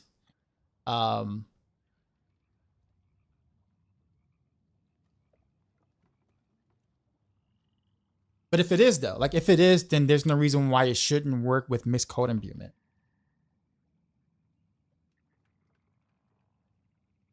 But who knows? Like there's a lot of bugs in this game. Who legit knows with anything? But I always thought that it procced vulnerable though. Like if I remember correctly, I thought Rain of Arrows did proc vulnerable, or was procking vulnerable for me. I vaguely remember. If it was procking vulnerable, it meant that it was procking the second portion of the code imbuement. So if it was doing that, then it should work, I guess. Should.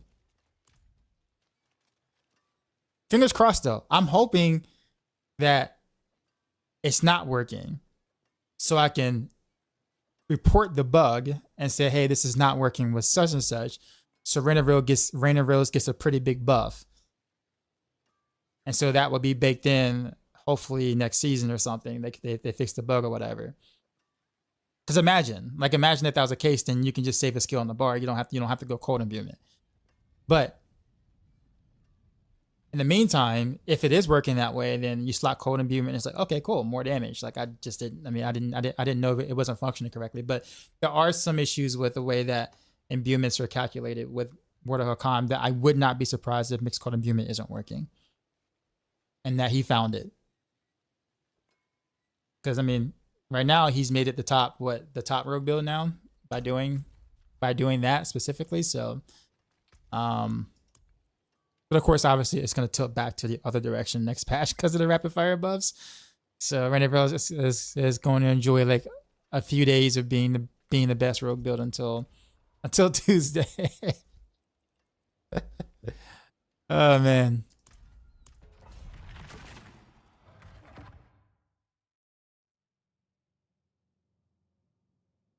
Could be so he gets the multi through the first full cast, not just the first wave. That's actually a very good point too, Crafty. You might be right on that.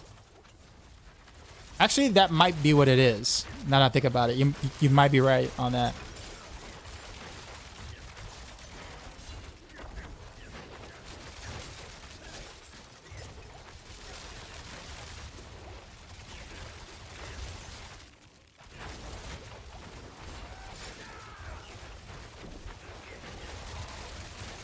But I guess what's the order though? What's the order of which Rain of Arrows like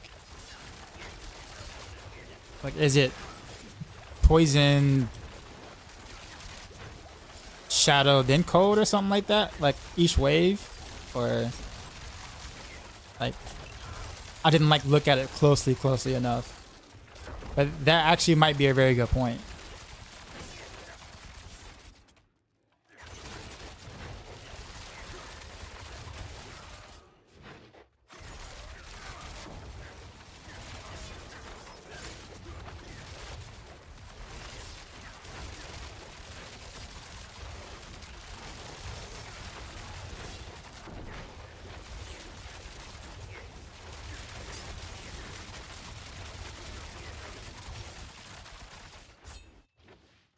But anyways, I guess the semi-exciting thing about next patch is that Rogue will have 3 S tier builds with the buffs. Rapid Fire will make it into S tier, bottom of S tier. Rain of Arrows will make it to the bottom of the S tier. And Overpower Flurry should probably make it to maybe. Maybe.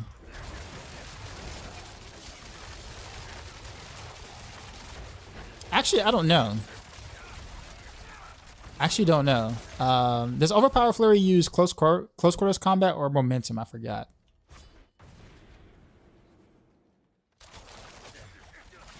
I thought S stands for Spirit Form. It uses momentum? Okay. Then maybe. I think maybe. I think it would... According to Metros, I can't reveal. Because we're told not to. Yeah, I think Overpower Flurry might reach that threshold. I mean, like legit, almost like an honorary S bottom F tier. Like Renevilles will definitely meet it because it's like already very close as it is now before the buffs. Rapid Fire would definitely meet it with the buffs. You know, no question. But it'll just be those 3 builds though. Right now, Renevilles is actually like a teeny bit stronger than Rapid Fire right now. For now. Until next patch, of course. But apparently, yeah, I guess all this time, Renevilles has actually been a tad stronger.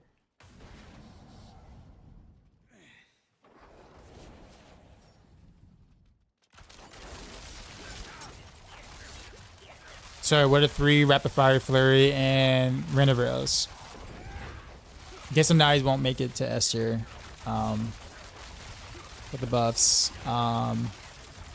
Barrage probably won't either. Like Barrage and Heartseeker won't either. Pinshot won't, because it'll still have too big of issues on bosses.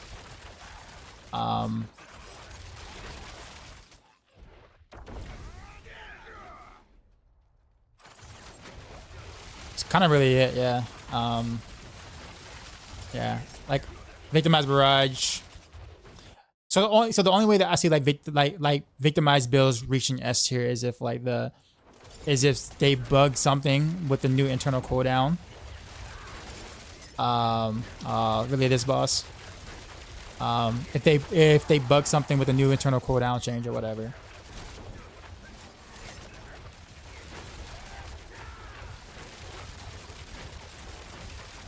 So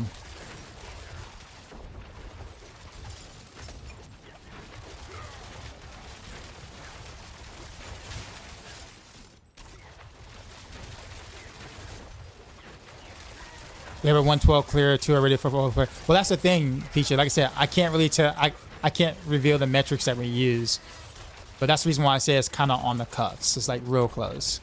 I don't know if the buffs are enough to propel it to what we would consider the bottom of S tier.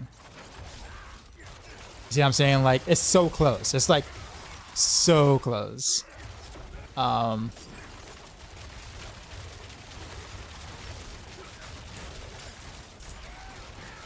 But Rapid Fire and Renevilles will definitely be S tier. Still bottom of S tier, but S tier nonetheless. Although Rapid Fire might be like a slightly higher than the bottom of S tier. It might be better than like maybe a Necro build or something like that somewhere. I guess it depends on what they got buffed or what got buffed or whatever. Maybe not. I don't know. But I will say that Pit Fighter's Gall is actually a pretty substantial buff for Renevilles, by the way. Rapid Fire can't use it because there's just no room. But Renevilles can use the Pit Fighter's Gall's buff. And like before, I mean, you look at it and it's like 33% to 45%. It's really not that big of a deal, but because it double dips, that automatically makes it best in slot. So it's a buff for Renevilles. But it means you have to go regular gloves though.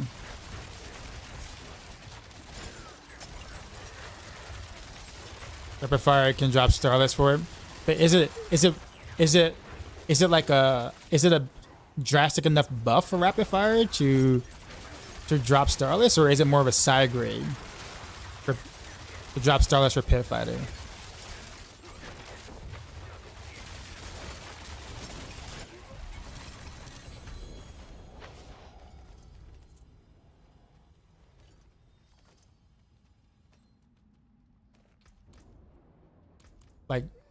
Like that's the real question.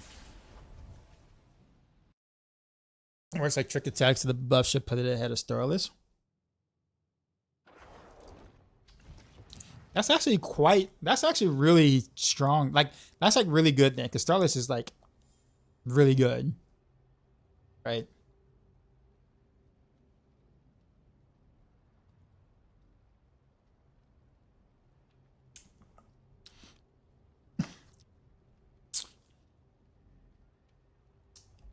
So Crafty, here's the thing. Out of curiosity, this is legit just being curious. Could we do machine? What's going on? I see your question. I'll get you in a second.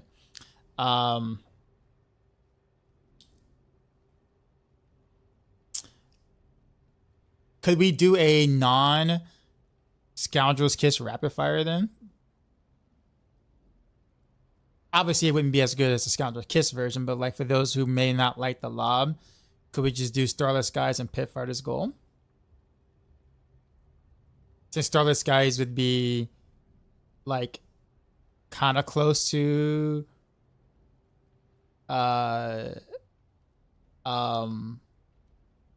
Scoundrel's Kiss somewhat in terms of just damage. I mean just like if you look at the numbers, Starless Skies would actually be pretty not too far off from Scoundrel's Kiss, as long as you have 100% marksman double projectile, of course, on your Scout Hunter. Obviously, it would not be as good as the lob, but like just for those who may just want to play with something or play with something that isn't the lob effect or whatever. I don't know. I mean, you wouldn't push with it, but I don't know, speed farming or whatever, maybe. I don't know, like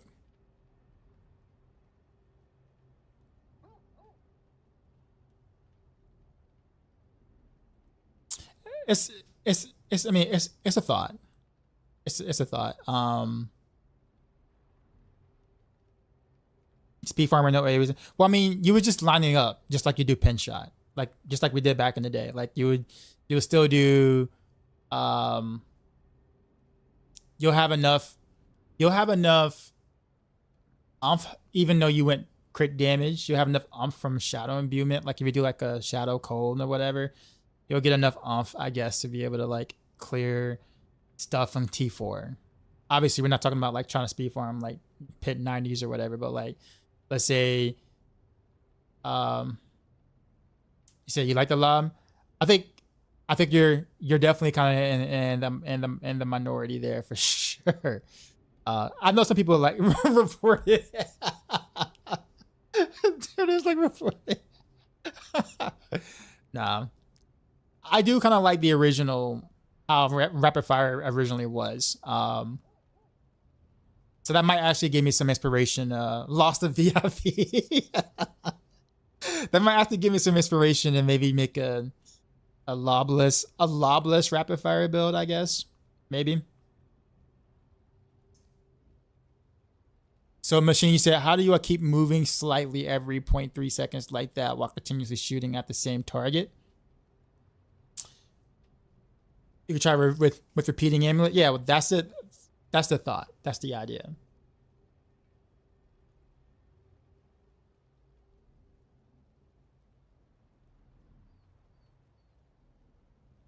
What if rogues, we all agree to not play rapid fire at all until they change the I mean, to be honest with you, the majority of rogues aren't playing rapid fire anyways, period. Like, it's like one of the most unpopular skills.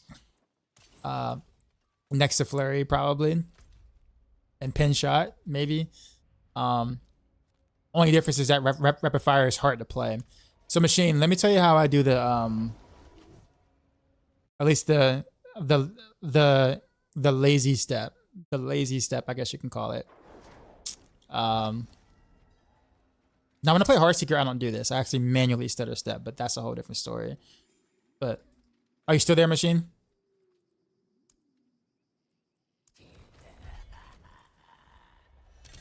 Okay. All right, let me show you the lazy step.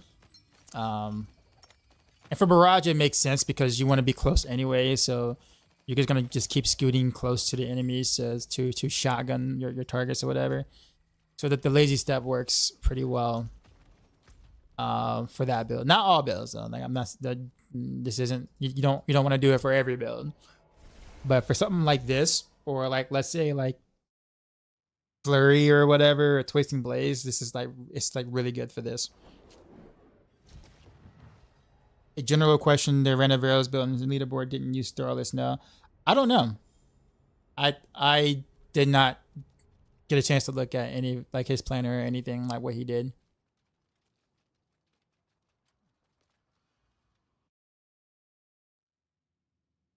I think I was doing it. I was on stream with Crafty, where I actually got rid of Starless Skies, or try to get rid of Starless Skies with the build, with the Renevaros build, and like you can technically do it. Like you can do it and squeeze out like like we're talking about like a teeny bit more damage, but it felt bad because the rotations, like how bad it felt to cast Renevaros, because you were a lot slower for not having all that attack speed on like the Starless Skies. It just felt bad.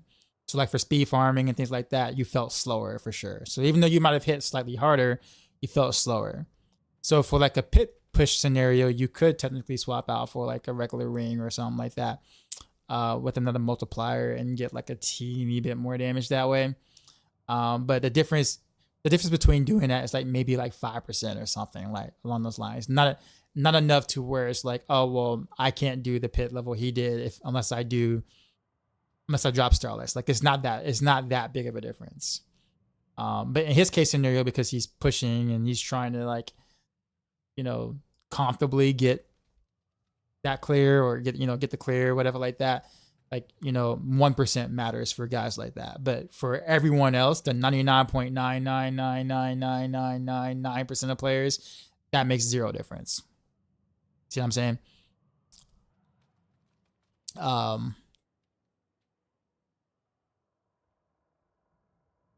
Somebody on the YouTube chat said, hi, can you make Paragon points detail after new patch, and which build you make for the rogue?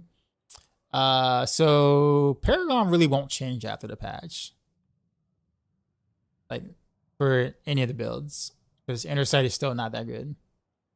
So Claire, appreciate the follow. All right, so Machine, here we go. So here's what I do. People have different ways of doing it, but the way that I found out about the whole skill weaving thing was actually how I changed my buttons. So it was really weird. So basically, I mapped this skill to shift. At least this is how it is. So like now this skill is shift. I hold down shift, it fires. See, and basically it just fires, right? So by doing that, I was able to open up my force move. So my move and interact, you uncheck this, so you don't combine and interact basic skill slot and move. So you don't want all three in that slot. So you want basic skill slot to be shift, at least the way I'm doing it. And then you want to go down and come to move and interact with left click. What this does is that you can now move with left click and interact, but you're not shooting this. You're not shooting whatever's in that slot. So if you hold down left click and shift, you literally move in that direction. So before, you would hold down shift from left click and you would stand still. Right? But now, if you hold down lift shift and left click, you now move wherever direction your mouse goes, basically. So, and then you don't have to like attack. So if you notice, I'm clicking on the dummy, but I'm not attacking him by accident. So yeah, now my left click is force move, basically. So you know how some people do like the scroll wheel force move thing, whatever like that with force move. I think that's a lot of work, honestly. I think honestly just left click as force move just makes a lot more sense for me. And then you just hold down, yeah, so you just hold down shift, hold down left click, and boom. And it works for everything. Pin shot, you notice. Basically just, yeah, so no macros or anything required. You don't have to, get like a repeating macro or anything like that. You don't have to go outside the game to create one of those things or whatnot. I don't like doing that myself anyways.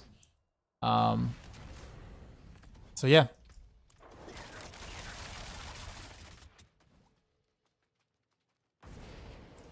Thank you guys for Maxroll. Helps a lot. Hubbies and I love it. Thank you. Appreciate you. Really hope Druids get some love. I love a polarized Druid viable again. Boulder Druid doesn't feel that great for me. Of course, I really try hard not to compare against my Spiritborn. Yeah, well, Spiritborn is definitely an outlier for sure. I save macros for Final Fantasy 14 when I craft. Don't want that in D4. Yeah, so yeah, that's the. I thought about making a video or something like that. Actually, can someone like maybe not clip it? Yeah, actually, can someone clip that section? I don't know if it's past there or not, but if someone can clip that if possible. I might just make a little highlighted clip or something for when people ask me about that. I don't know if it's like video worthy or whatever. All right, Crafty man, I will see you. I will see you. Well, tomorrow. I pretty much talk with you every day, so yeah, you have a good one though. But yeah, I do think that the thing about it is that like rapid fire before Scoundrel's Kiss was still like good. Like, well, relative to everything else, at the time it was good. Like, you still could farm with it pretty decently. I did in season 3. Like, I played almost exclusively rapid fire in season 3. And I felt fine. Obviously the lob helps with the AoE like considerably more for sure. I'm not gonna pretend that it doesn't. But I think just for Torment 4 content, it actually might be okay. But you do have to line things up like Pen Shot does. So like, because your arrows would just, you know, will hit so hard that you're gonna eat through a lot of the single target stuff. So you have to line things up like Pen Shot. So it's a little harder to control that on the controller than like, let's say on like, you know, mouse and keyboard. But yeah, from a Nightmare Dungeons with Dancer, nice, feels like heaven for sure. Spin the win. Is it Clara or Clara? Appreciate the sub, by the way.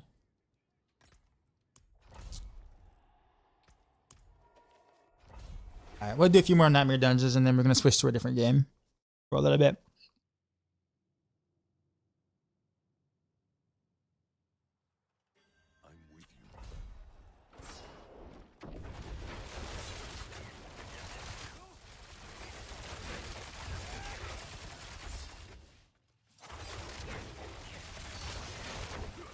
Yeah, I'll take a look at that.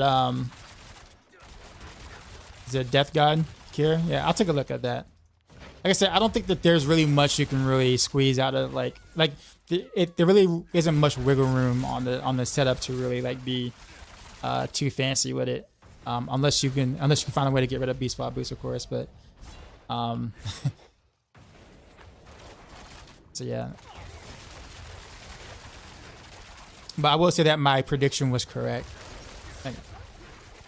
It just took someone with Korean gear, literally a Korean with Korean gear, to like showcase exactly what I meant by the potential in terms of pushing is concerned. Because I wasn't gonna do it.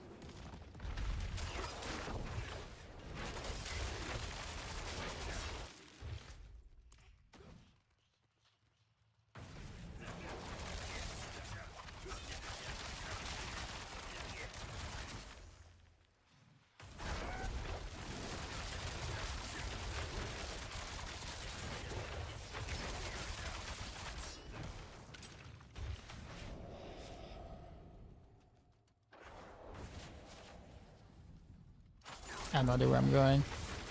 I like the design, like the artistic design of these Nahatu dungeons, but I really hate the amount of backtracking. Like, holy.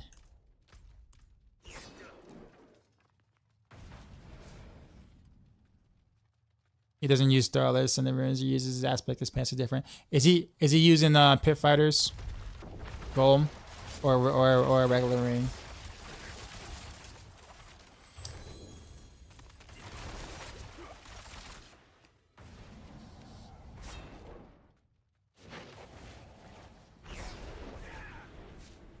The aspect on his pants is different.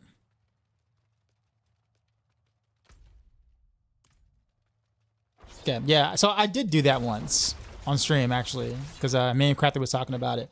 So I did it once on stream, and like for typical content, it felt awful. Like it really does. Like it totally felt awful. So like in the pit push scenario, you don't really care about how something feels. Just as long as something is like a teeny bit better, then you'll deal with that. But yeah, like for speed farming, it was actually definitely slower because you're spending time in animation that you don't need to be in. Whereas if you're pushing, you're kind of fighting something standing still for a long time anyway. So that doesn't matter as much. But like if you need to be mobile, you kind of have to go Starless, guys. But yeah, for like pit pushing, I can see going with the regular ring.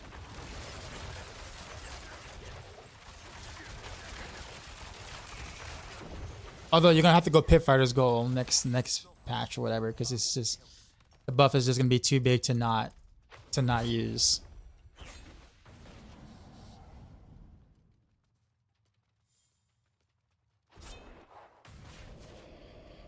His attacks be on both rings, yeah, but that still doesn't make up for Starless, guys, though.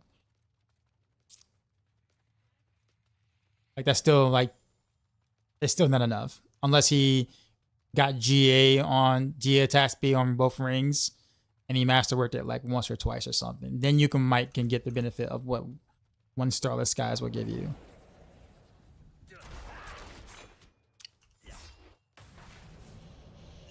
And if he has attack speed on both rings, then his res situation must be like perfect. Like near perfect.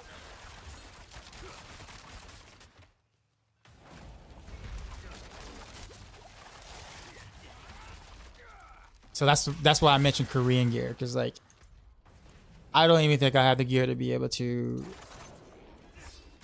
run without being and not be res capped and not have res on ring. Like my gear is not good enough to do that.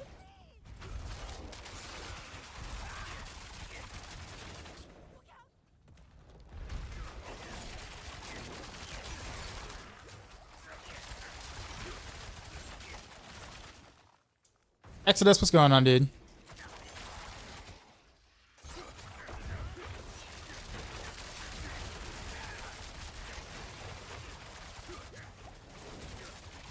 Because here in the map and ad type, you got a better mix up by face taking the boss with 0 downtime.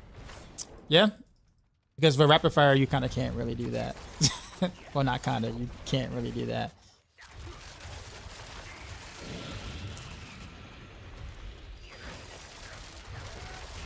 Appreciate the follow.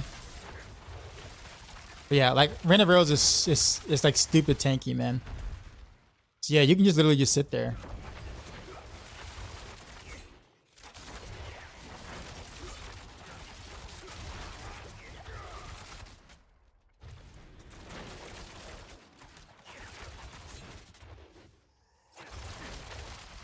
I gotta go back up there because I think there's probably like a treasure room or something. I don't know. Yeah, there's way too much backtracking in these the Hantu dungeons, man.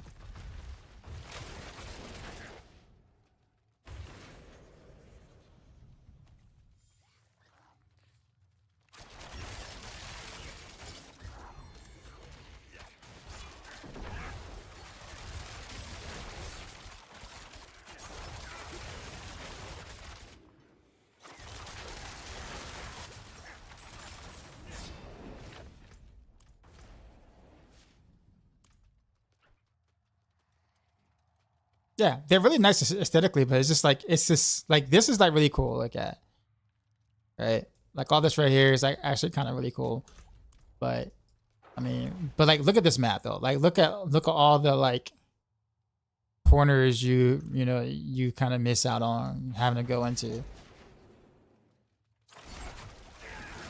Yeah, it's like like this corner wasn't even worth it, but like on the map it looked like it might have been more than what it was. So I went back to go find it. I don't know. Then your rapid fires, you can reset and infinitely making you immortal. Well, yeah, of course. I think most rogue builds are like that.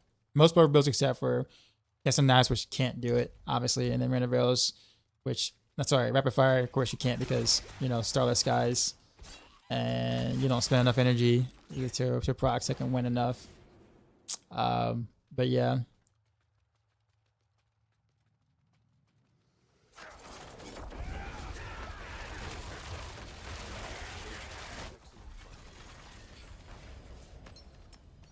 Reneville won't benefit from Condemnation Scholar's Kiss, but next pass in order to get bathed in, but I don't think it'll be competitive unless Spitfire is that much of a DPS increase. So, well, yeah, I think the consensus right now is that like Rain of Rails gets to be on top for like 2 days. And then when next patch hits, basically Rapid Fire gets around roughly 100% DPS buff when you include everything, whereas Rain of Rails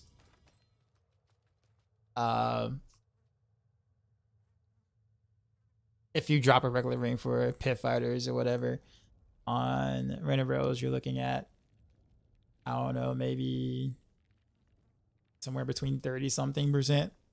Well, a little bit more, because like the precision buff with trick attacks, the precision buff, and you calculate trick attacks with that, it's about 33% buff. So like any precision build gets a 33% buff roughly if you're including trick attacks. So pit fighters gold buff, but Rain of Rails is like, maybe gains about a 50% buff roughly, maybe a teeny bit more than that, but Rapid Fire gets so much more out of the next patch than Rain of Rails does, just in general. But I think that particular portion matters for let's be honest, like 5 people right now, 4 or 5 people who might still be pushing when the patch hits, unfortunately. So like, but I think for like everything else, like speed farming and I think Rain of Rails will see a bigger benefit from speed farming because just it's a good speed farmer. Whereas Rapid Fire, unfortunately, just due to the nature of its mechanics, will do well in one-shotting packs, but just doesn't really have the coverage. So,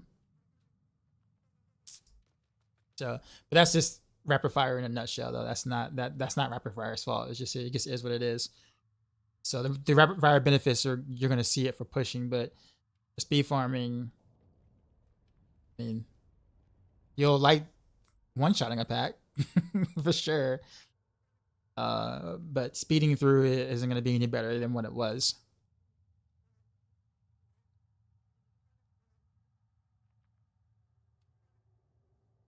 He runs GA life, crit damage on the rings. Oh, so okay, so he doesn't even do dex then. So he drops dex. The other question that's been bugging hubby and I, like, how come some builds how come some builds want you to go over 1k armor cap? There's something that scales with Spiritborn that scales with armor. That's why. It's not some builds. It's literally just Spiritborn. That's it. So it is not a common thing at all. It's literally just a Spiritborn thing.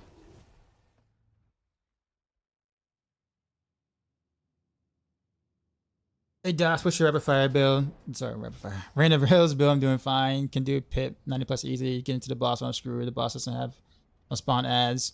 Are those sort of bosses unkillable? That's a precision problem. Like a precision. It's a rogue problem, but it's more of a precision rogue problem. That's just rogue in general. specifically precision builds. So it's not anything you're doing wrong. It's just you don't get trick attacks value on bosses without minions, and since trick attacks is so much of your damage because it's bugged, that's why bosses are rough. That's why you notice, like, if you get like a boss with minions or whatever, the boss dies like in a matter of seconds. But you get a boss without minions, it can take minutes. Even on like speed, quote unquote, speed clearing.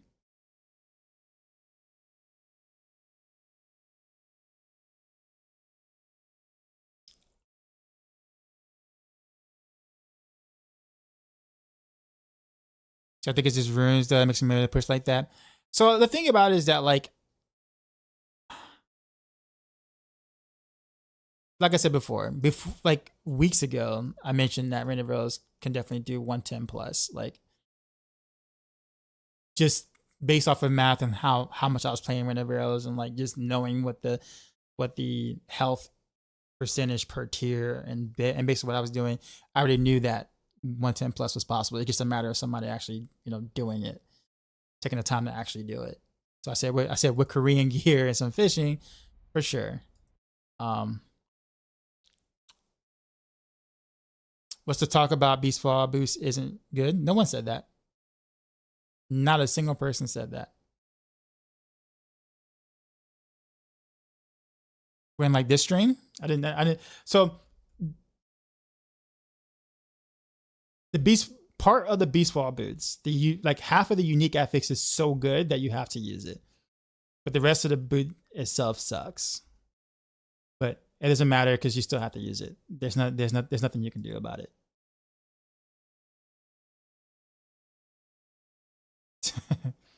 It just kind of is what it is.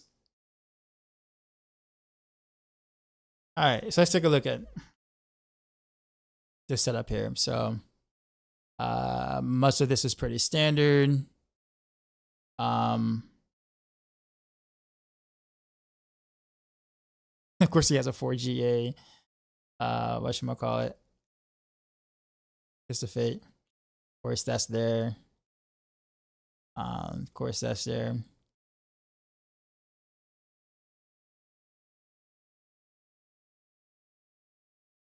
Crowd control duration? Okay. But Juka health potion. Oh, he's doing that. Oh, that's so awful to play, man. God, that is so awful. These are definitely push runes.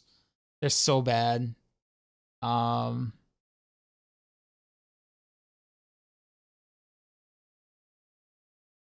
So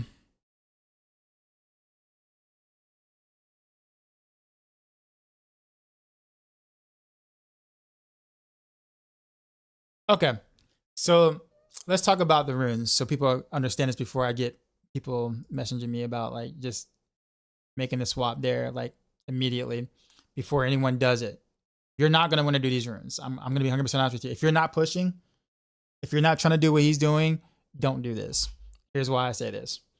So there's a couple of things about this, and this is something on like even Rogue Rapid Fire sometimes gets involved with too as well, and it's just really not a fun thing at all whatsoever. So the whole your next basic skill cast spends all your primary resources or whatever like that. Like, this is strong, but it's not consistent. Me and Mippy were talking about this like weeks ago. It's not consistent. So like it happens sometimes. So you're not getting it. So you're not getting 100% increased damage all the time. Like the fact that you also have to revamp all your buffs, like Smoke Grenade, Cow Traps itself, because they all deal damage. They can all proc hacks as well. So everything on your bar, with the exception of these two here, can proc hacks. So you have to reapply your buffs, your Cow Traps, your Smoke Grenades, or like that, your Flurry. So all three of these are going to proc hacks a good chunk. I'm gonna say good chunk of the time, but definitely enough to where that 100% is diluted quite a bit. So the best case scenario is he might be getting, no, it's way more complicated than it should be. It's just the way this is basically the echelon where it's like, okay, I want to gain like two more pit tiers or whatever.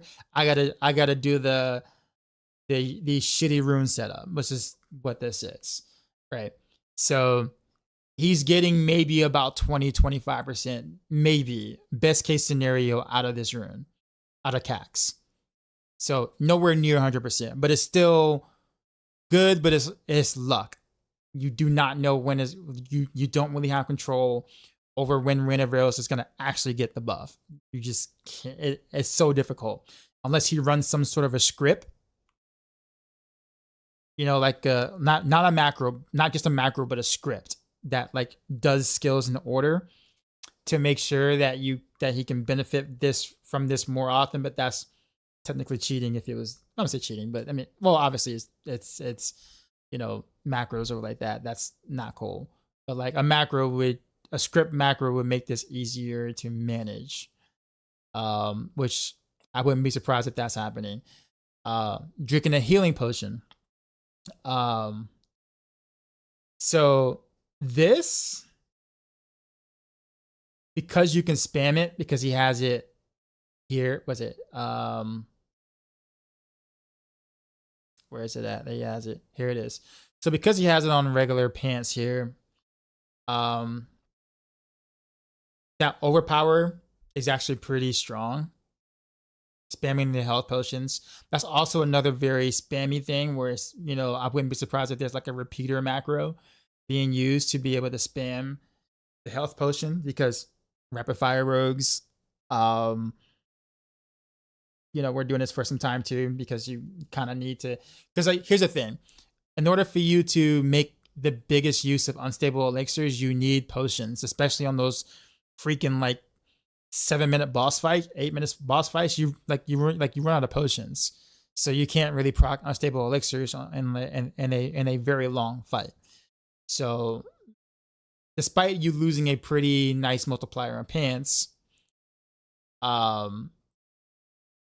it's worth losing it for the boss fight, because more unstable elixirs is just stronger overall when the boss fight is like the majority of your fight, right?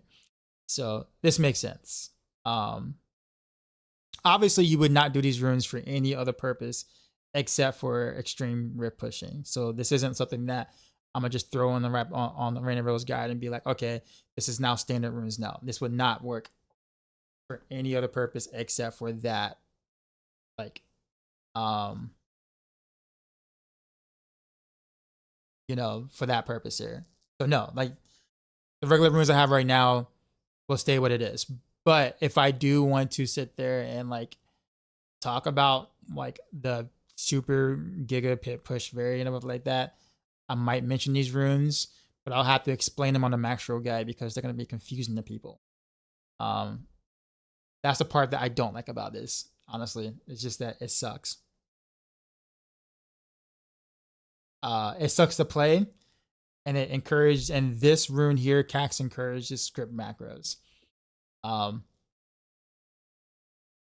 put in 150 plus hours pushing pit on rapid fire this season. I manually spam potions the entire time. Was number one for most of the time since I started, but I'm very well aware that there's only like 23 people pushing. Most of the top 5 is quitters, inactive. I'm still more focused on min-maxing and statistics because pushing is only rogue enemy. So like on controller, you can actually do it without repeating a repeating macro. But yeah, you can. I mean, you can spam the potions manually, but I'm gonna be 100% honest with you. Like, how many people are actually truly doing it manually? Like, if you do it on the controller, you can just hold one button down and then like continue doing whatever it is you're doing without a need of a macro. On PC though, given how many people I know already use macros, I would not be surprised to see people macro that. Unfortunately.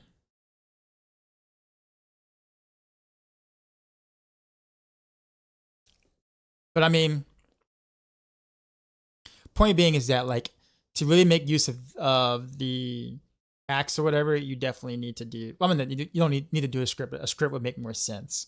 I don't suggest you do that though, but I'm just saying that Cax isn't giving you as much damage as people think it is. It's not 100%. It's really not even close, but it's still better than a lot of other options. You can actually still do Warcry and be fine here, honestly. But if you can get, the thing is that here's the thing: if you can get Cax and Zan to line up together, like when they proc together on Rain of Arrows, you should see like a ridiculously big number. Well, let me rephrase this because it's actually more involved in that. So not only do you need Cax to proc on Rain of Arrows, not these three, but on Rain of Arrows, you need Cax to proc, you need Zan to proc with Cax on Rain of Arrows. Still not done. We need Zan, Cax to proc on Rain of Arrows with a high roll of Fist of Fate. So you have to make sure that you get an upper roll, upper luck random roll on Fist of Fate while Cax is active, while Zan is active. Now, when they all are lined up on Rain of Arrows, it should be a pretty massive damage increase for that situation. For that scenario, I mean, I can only imagine what that number would look like. We're talking about like I don't know if you had numbers on in this run or whatever, but like seeing that with Fist of Fate, my regular numbers on speed farming setup or whatever, like I see 22, 23 billion hits all the time. And that's just crit. That's not even overpower. So I can only imagine like an overpower hit with those things together. 50 something bill hits. Maybe a little higher. When all the stars line up, I'll put it that way. Good luck getting it all to line up, but yeah, it's a thing. But anyways, yeah. I was just curious to see what he's doing. My biggest thing is this. I really want to know what this is the big thing. I wonder if what Khan isn't working on like the passives here. It should technically, but I don't know. Maybe the or is he just trying to get all the waves, all the like instead of getting one wave of cold imbuement or whatever, trying to get all three waves to be chilled. Which I guess since you don't really need another skill technically, I guess that kind of makes sense. I'm hoping there's more to it than that though, because then, but I mean that's really about it though. Like everything else is pretty standard-ish. You could go concealment if you wanted to instead of dark shroud if you wanted to. Either way, it doesn't really too much matter. I think, yeah, I mean it doesn't really too much matter. The double regular rings is fine too as well. I am almost assuming so. It looks like he did. So I'll put it this way. So I don't think yeah. All right. So because look at the focus he did on look at the focus that he did on the rings, right? He has GA health on both of these.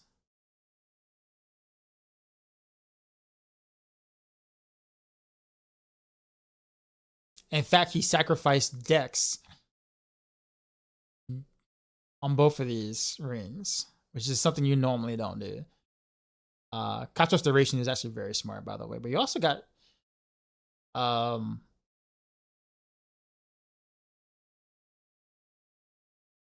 he even sacrificed some crit damage for the duration, which I guess makes sense. You don't have to cast Couch as often, so that's more damage on the boss if you don't have to cast as often. But if you're attacking really fast, like let's say, for example, Starlit Skies, then that jump back animation isn't too terrible. Like you're not stuck in it too long. And the chance to restore primary resource is still there, yeah. Resource regen is still there. Yeah, most of this is probably just personal preference, honestly. Because of the fact that he didn't do Dark Shroud, that he chose to go maximum life instead. So he can have a very beefy second win or whatever, and just kind of stay into and can concealment instead of just being able to take the damage.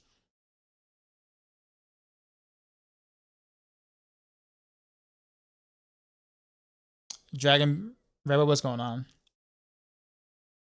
But yeah, honestly, yeah.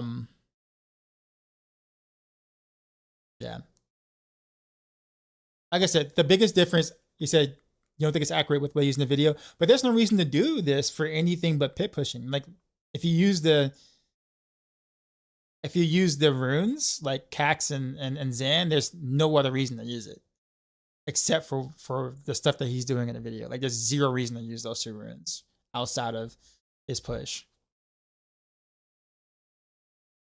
But nothing here is really that significant in terms of like change, except for those 2 runes. Those 2 runes are probably, if you can get the stars to align, can be very powerful. But everything else is just preference here. You don't have to do this. I would almost even go as far as to say that you might be losing a little damage by going this route. But because he's super tanky with the GA on the maximum lives here, which is what he opted to do, then he kind of sacrificed a little bit of DPS for being able to not die, I guess is probably the the thought here. So, but again, like I said, you could do the same thing with Dark Shroud instead of concealment and be able to take those hits and always have 5 shrouds. So you don't even need to do that technically, because it's super tanky as it is. So anyways, yeah, like I said, the biggest difference is the 2 invocation runes, and you need a lot of luck for those to line up. So I can only imagine how many times he tried that 114, because his damage and stuff is is all over the place. Like he can be doing like, 50 bill, 60 bill, like overpower hits, and then the next couple of waves can be like 2 bill, 3 bill hits or whatever. Maybe. It's so much RNG.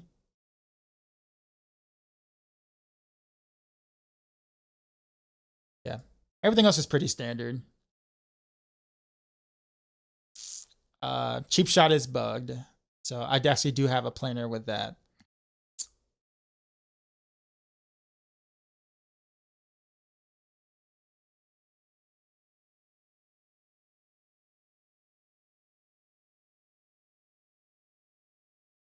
Trying to think of what else is there. The ambush, cheap shot, roll, and witness. Yeah, I mean, yeah, everything else is pretty normal. All or nothing. Right. I mean, technically speaking, I mean, the thing about it is that like any ultra giga like rogue push is going to not feel good this season. I'm just gonna be 100% honest with you. You thought concealment was for the vulnerable and critical strike? No. Why? You already applied vulnerable already. You have 2 sources. You have Flurry right here that gives you vulnerable, that 40% chance, right? So you're gonna always have vulnerable anyways. And then you also have cold imbuement, which also gives you vulnerable. So you're gonna always be vulnerable. And then the Sky Hunter itself, when you proc precision, also gives you 100% crit. So you crit every time you proc precision. Not only that, but you also have trick attacks. There's a jillion ranks in it. So you have a jillion ranks to critical strike chance. Look at that. You're already 100% crit anyways. Multiple places. So concealment is not for vulnerable nor for the crit. In this case scenario, it's literally to keep him alive.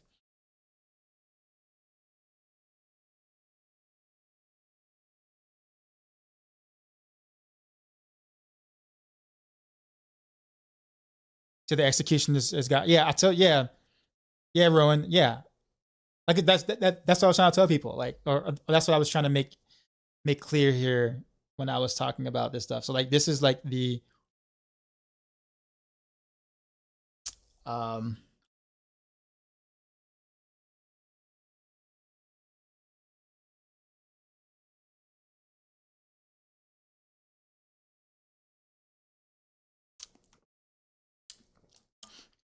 but yeah, we're getting into the realm of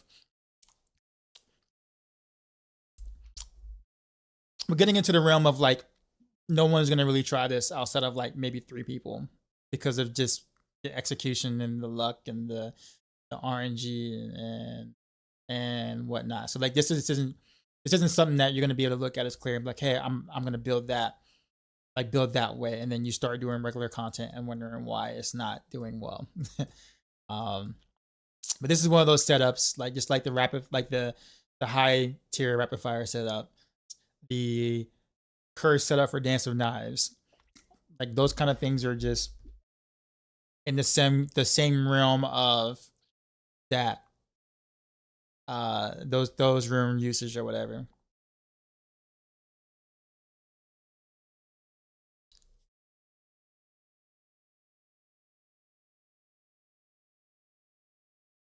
The 1 pit tier is huge difference in HP. Yeah, it's about 16% or 16-17%, give or take per pit tier. It's a lot like greater rifts in like D3, sorry.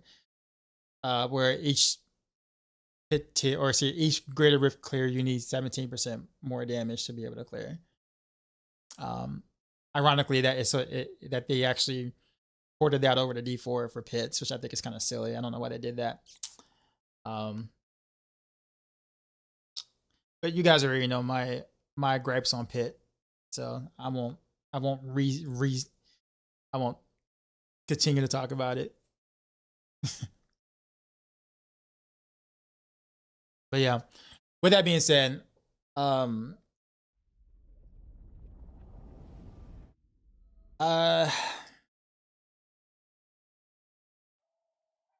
don't know what route I would go for like updating like the pit push variant in Maxroll guy, because I think you can push pit without some of that. Like obviously you'll be like 3 or 4 tiers behind. Like let's say like I say about 3 tiers behind like the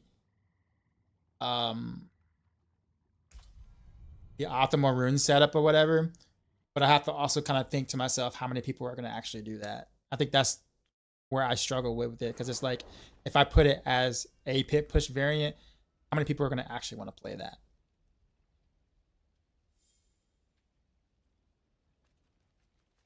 Like, who am I?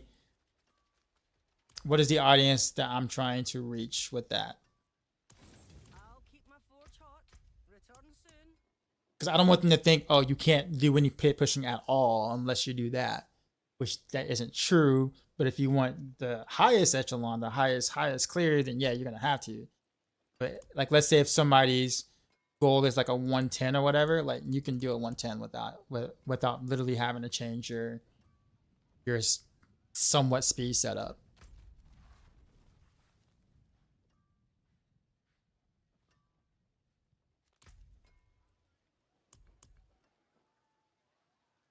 All right. I'm gonna do a few in front of hordes, and then we're gonna play a new game.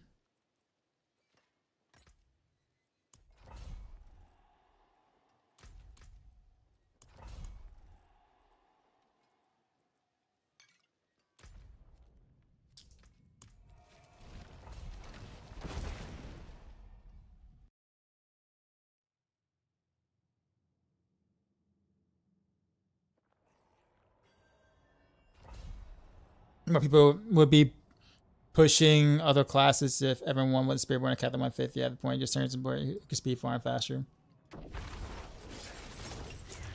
I mean, yes and no, I guess. I mean, there really wasn't that many people pushing last season, and that was before Spiritborn. I think the activity itself, like what pit pushing really is, needs to be reevaluated by Blizzard. Like, what do they want our ultra giga, you know, test your build's limit, you know, mode should be? Like, the fact that over 99% of players are not participating in it is a red flag. Right? Obviously, I'm not saying everyone should, but like 99% is just like way too big of a number of your player base to not want to do those things. That means something is wrong with your mode. You see what I'm saying? Like, there's gotta be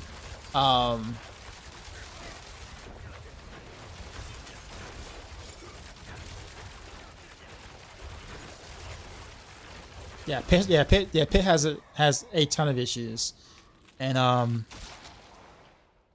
that's kind of where I lie. So it's like, my thing is to Exodus, and this isn't to like water down anything that you're saying, you know, with anything that you've done, right? I mean, obviously, if more people were playing, you would still obviously be a, you know, a top pusher, no question. But it's like, how many more people do you think? How much more competition would you have if more people actually enjoy the activity and actually made the attempt to do so? Like, how many people that you know that are pretty good players that you think would do well in that activity like that simply just don't do it because they just don't like that activity? For instance, I'll give you a good example. Like, Lucky Luciano's one. Mippy is not even really bothering. Sanctum is really not even playing Rogue. But it's just like, you have a lot of good rogues out there. You know, Matthias, those guys is like, and even unknown rogues, obviously, like people who aren't content creators, and more Koreans that we don't know about, right? You know, how many other Koreans that, you know, are just Korean level gamers that just don't want to do pits because they don't want to do that, you know, the activity of, you know, pushing or whatever, right? The fishing part of it, right? So it's kind of like, unfortunately, it hurts competition when we don't have a lot of people wanting to be involved in it. Gauntlet is a great example too, right? Like, you know, Gauntlet had his own leaderboard, right? Actually had a leaderboard. But like, how many people participated in Gauntlet?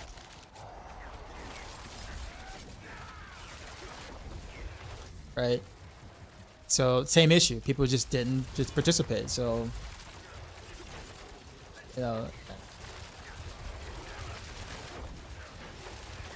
said, in your opinion, they got it right with AOZ. So it's funny. I made a comment 2 days ago on my stream saying that I think the Bloodseekers were actually I prefer Bloodseekers over the pit boss for sure. Now, granted, the Bloodseekers' damage was a bit overtuned at the time, but I think the idea of the Bloodseekers was a better format because you weren't spending like literally like half a year trying to kill one boss. But yeah, and the Bloodseekers were, you know, a little more balanced than the pit bosses were. I mean, some Bloodseekers were easier to kill than others, sure, but the difference between the 4 of them or 5 of them weren't that big, weren't as big as the pit bosses. I'll put it that way, like nowhere near. So I'd actually be a fan of them bringing back Bloodseekers, honestly.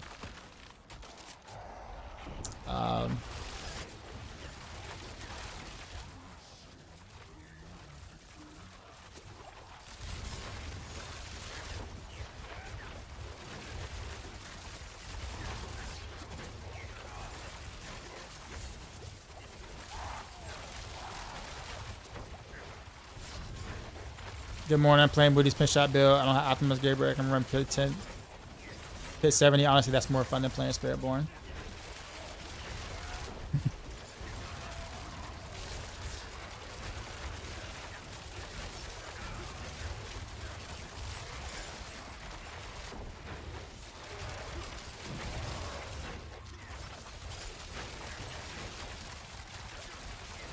There were runs where it was the same as a pit, where you spend 5 minutes on dungeon and 10 minutes on Bloodseekers.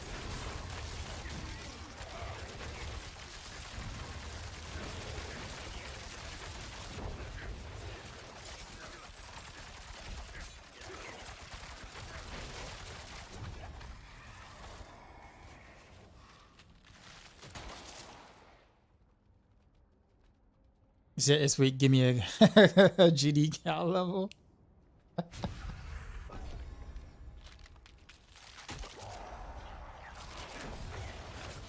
I don't know, man.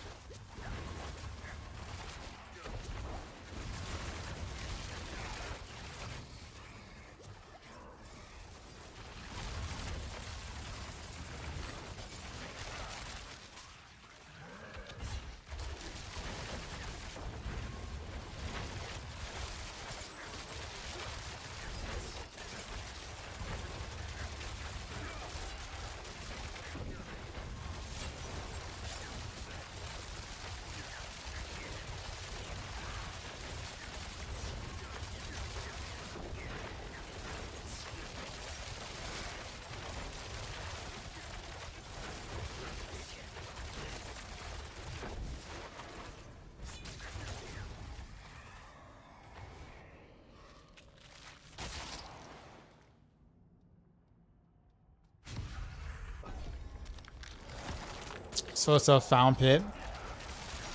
That'll never be a thing. I wish though, but that'll never be a thing. So it's a found. At the moment too, as well, man. It's an action RPG game with mostly open trading, mostly. So you're gonna naturally be competing against people if you are pit pushing and you're trying to do leaderboard stuff. You're gonna be competing against people who pay real money for the gear. Like you're gonna, that's just the nature of things. But I would love a solo self found mode in general, period.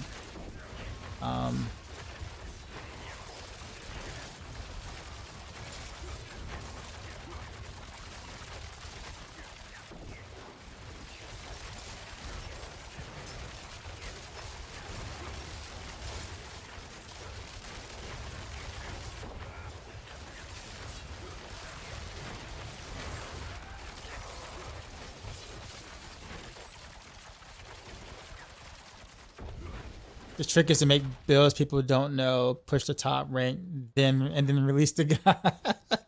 Danger, what's going on? This is such a bad run.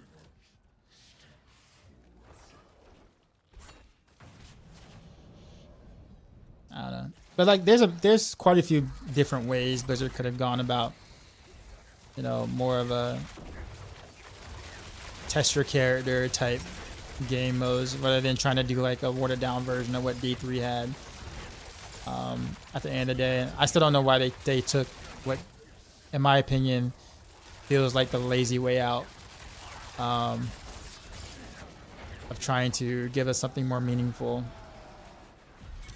Honestly, I just think it's just like almost a middle finger to the people who actually really want to do content like that, or want to have a competitive aspect. You know, you're like, I don't know, because you know people are gonna do it because people want to see how far they can push something, right? So I just think it's a pretty big middle finger to those players who really want to, are going to do it regardless, and like this is like the best you can do with it.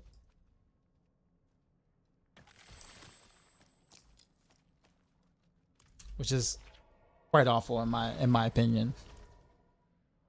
That's why I just don't participate in it. Like I don't even bother trying to hit my head, like beat my head against the wall with this crap, because I know it's bad.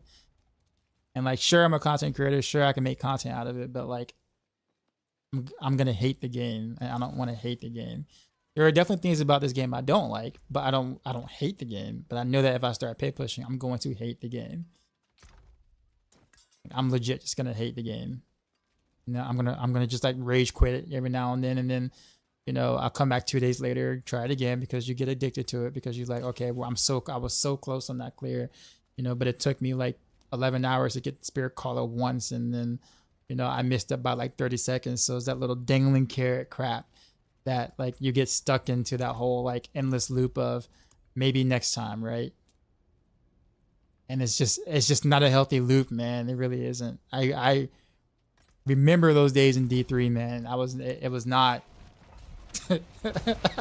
I'm describing your weekend. See, exactly. See, like, it's not good. It's not healthy, man. It's not. So to even just not bother with it, I think it's just good for my mental health. Cause like I know.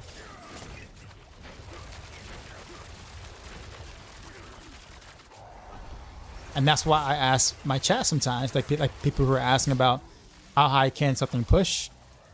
And I always have to wonder myself, I'm like, a build can push X tier, but do you really want to do the process?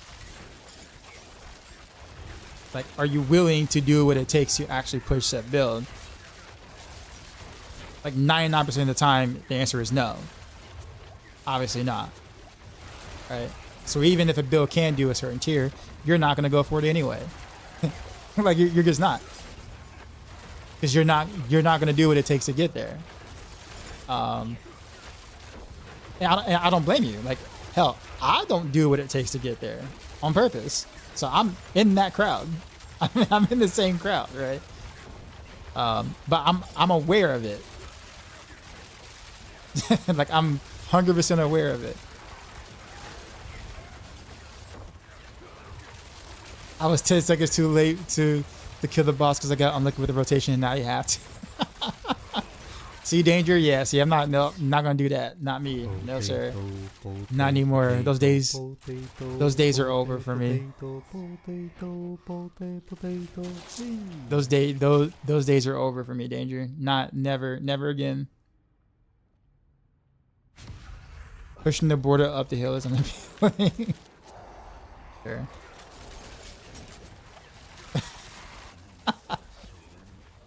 You're just having a bad. You're having a bad night, Sase, for sure.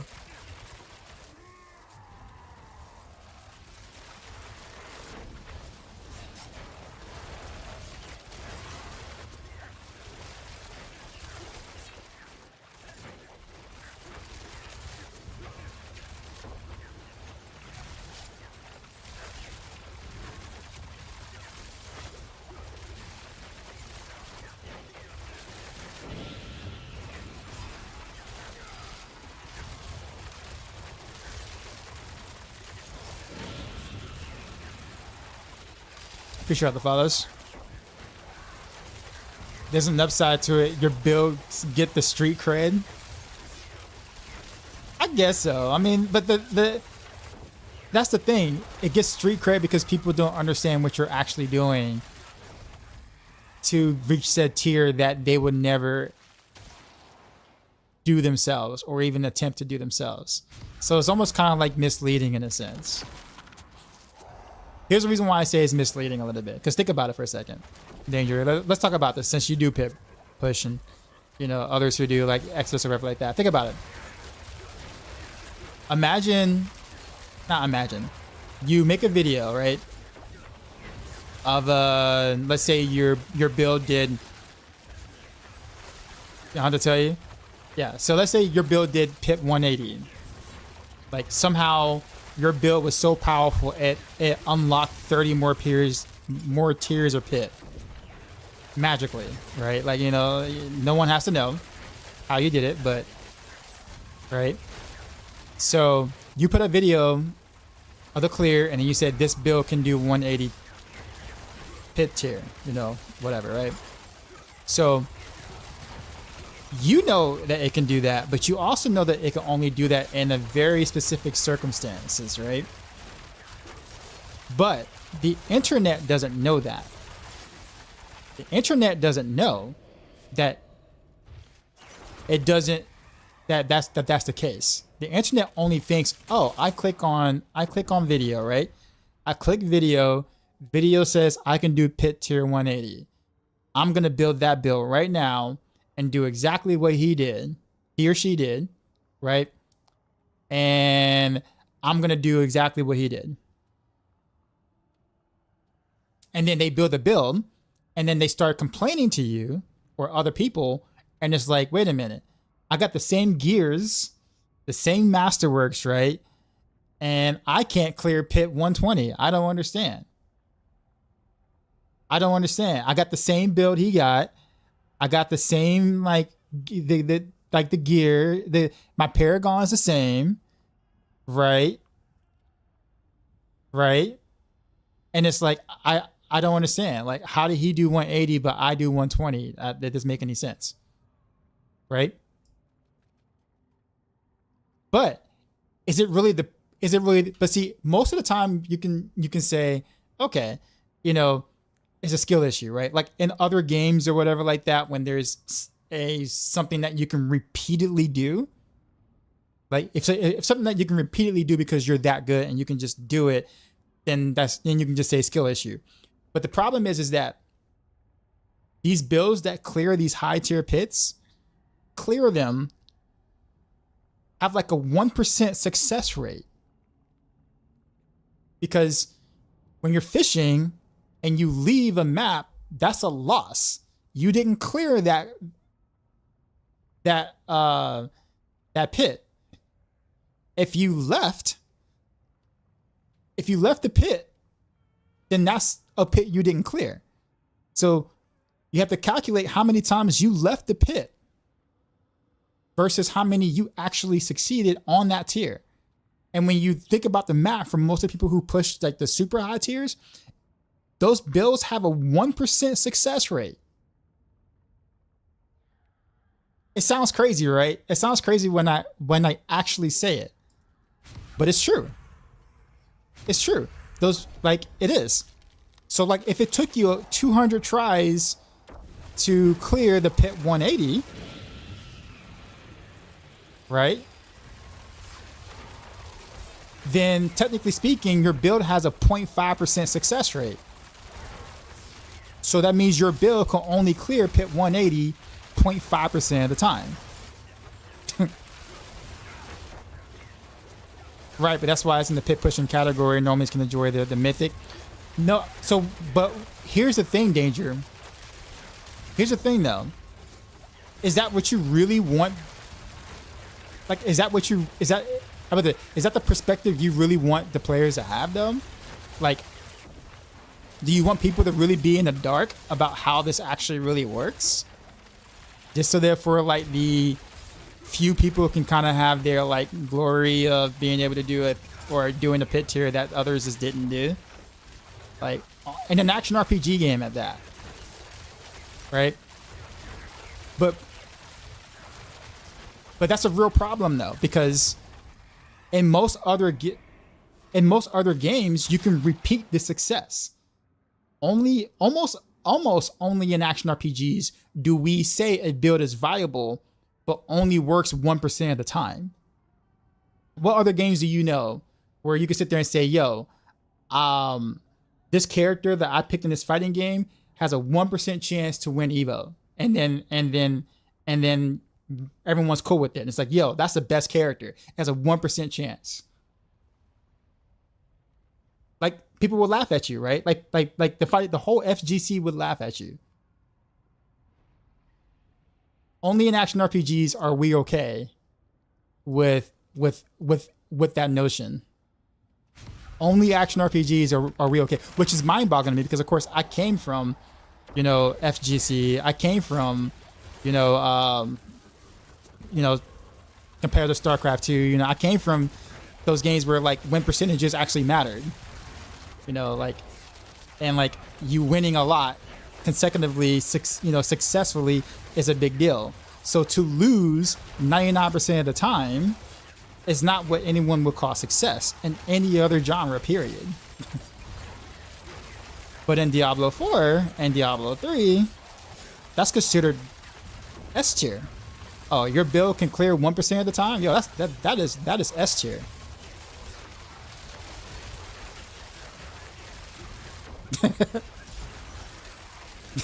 Danger. But do y'all not see what's wrong with that though? Like know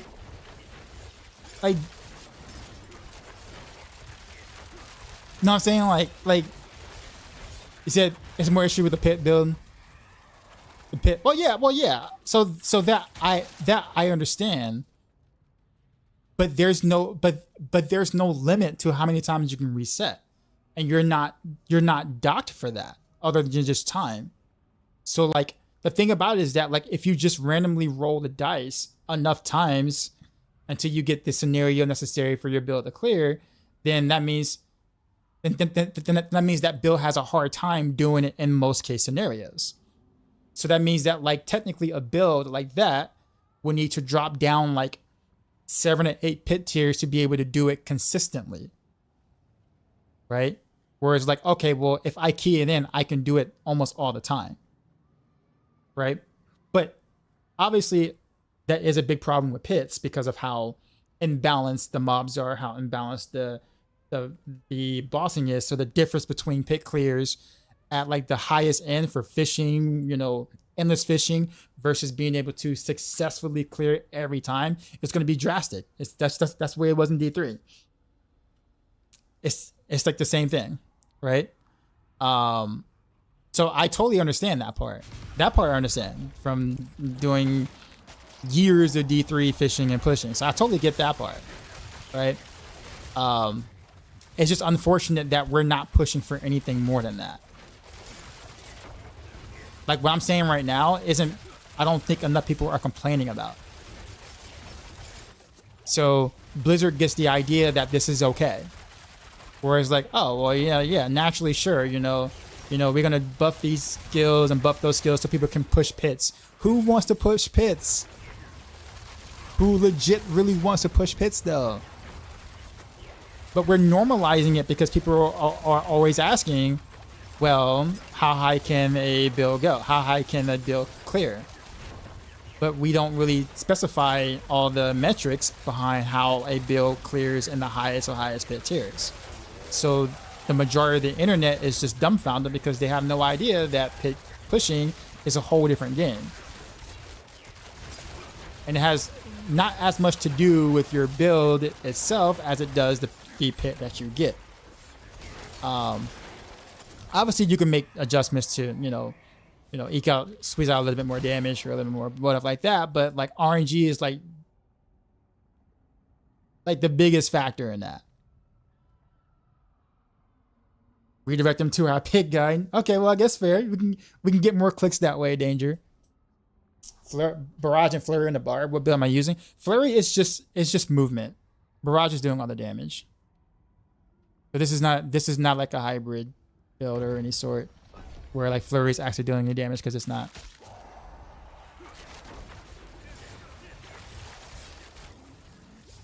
If I can choose what ad type, map, and boss I had, I can clear it more times than I will lose.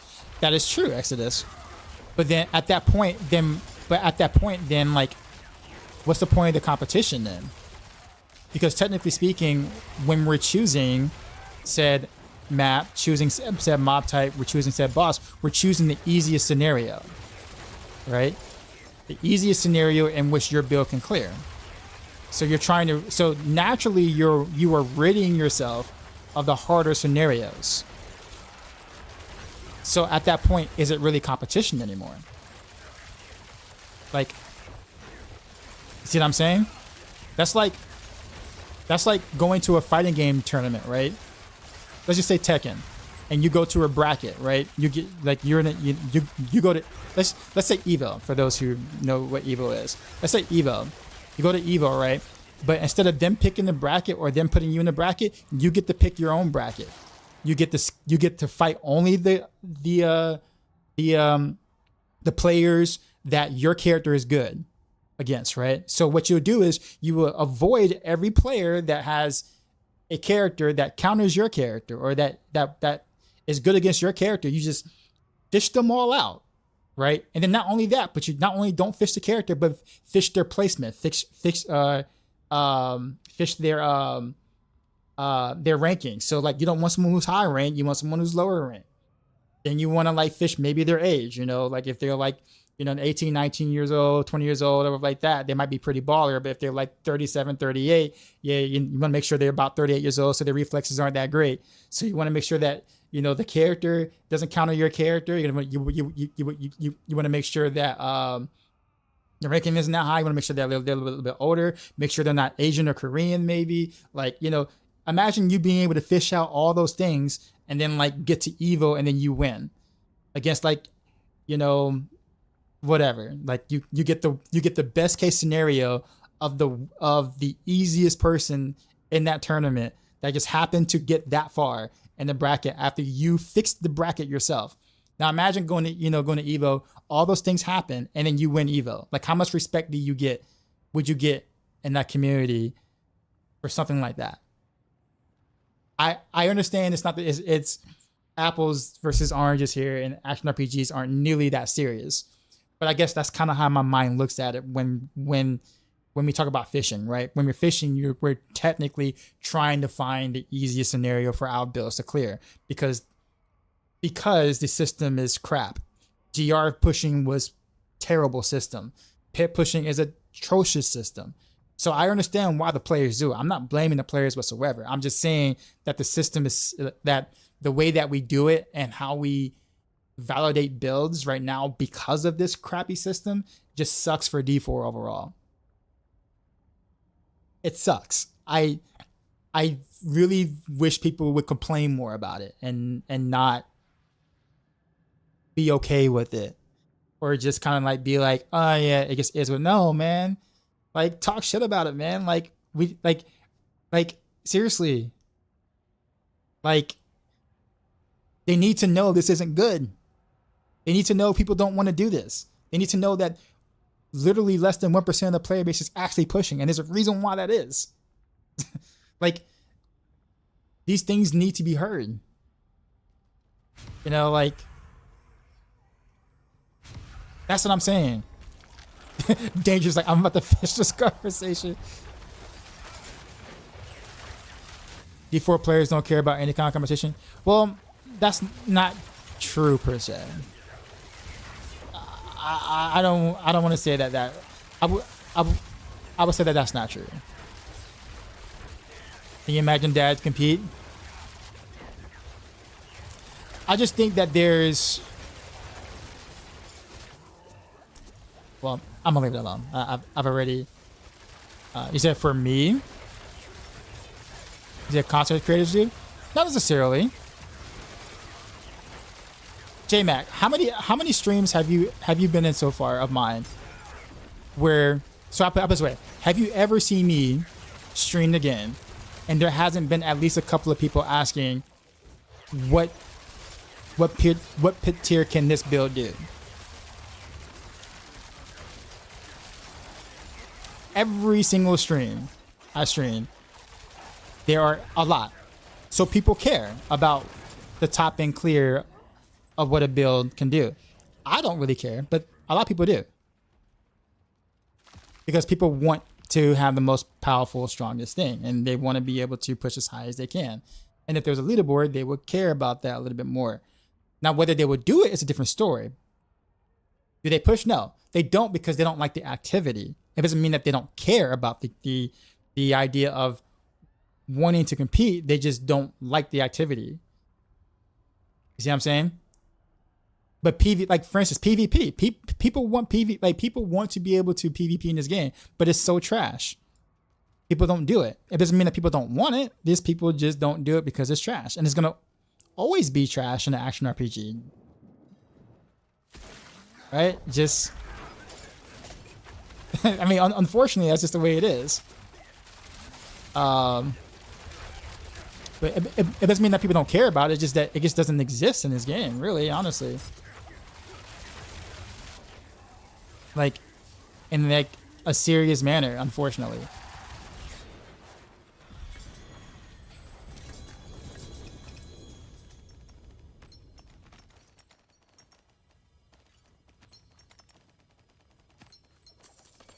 And basically, what Exodus said, I agree with what he said. Basically, yeah, the effort to get on there themselves is much less appealing in the current state. Yep, exactly. Like I couldn't have said that better. Legit. It's unappealing. It's not even just unappealing to casuals or whatnot or average players. It's unappealing to blasters. That's the thing. Like it's unappealing to even like a lot of your blasters are not that Like they might do it a little bit, but they're not going to try hard. Like a lot of them don't try hard anymore. That is, I think when Pit first came out, like when Pit first was a thing, like season 4 or whatever. Yeah, you had more tryhards that did try. It still wasn't like a big audience, but it was definitely bigger than it is now.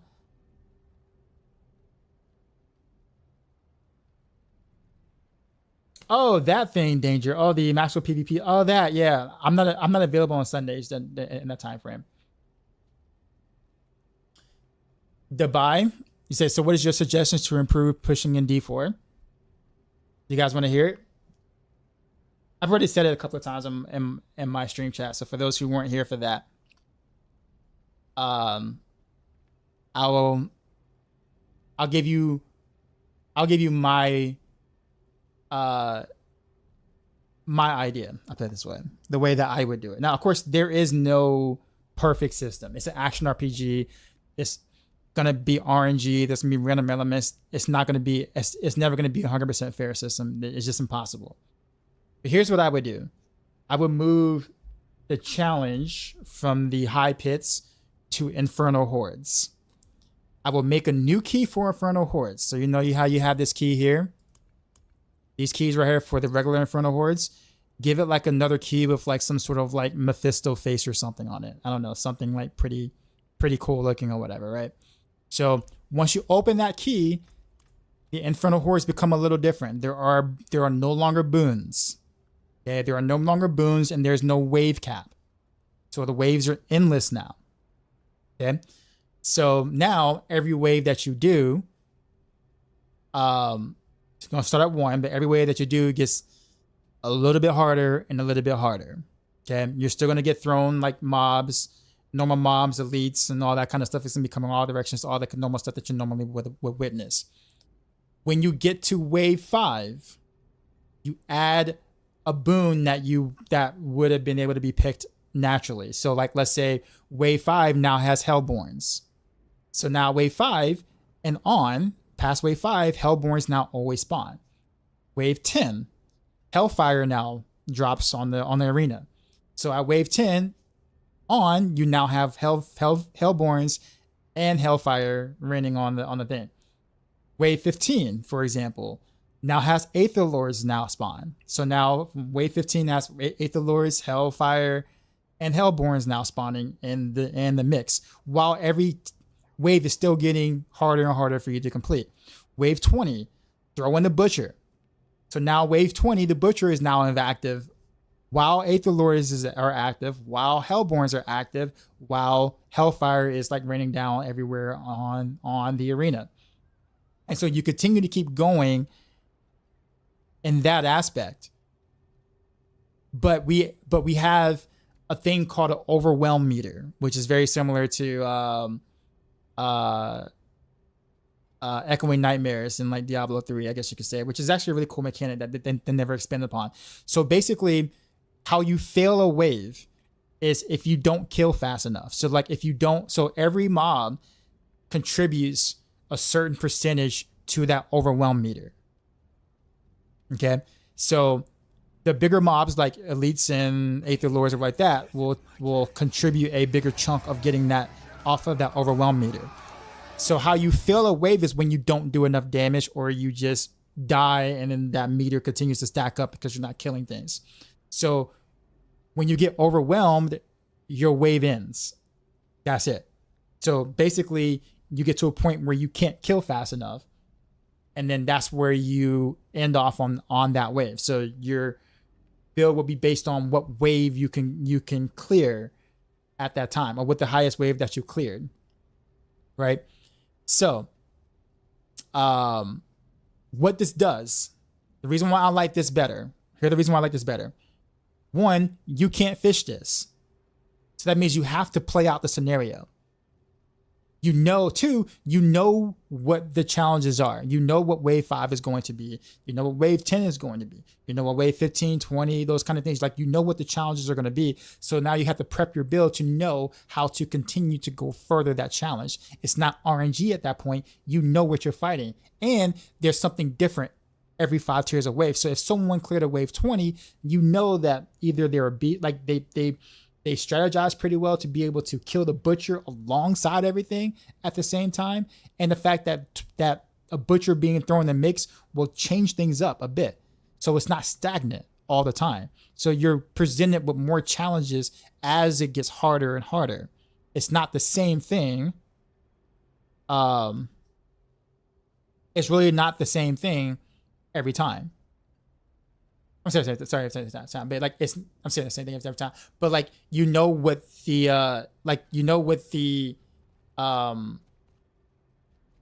what you're facing for the most part. So you can't fish it.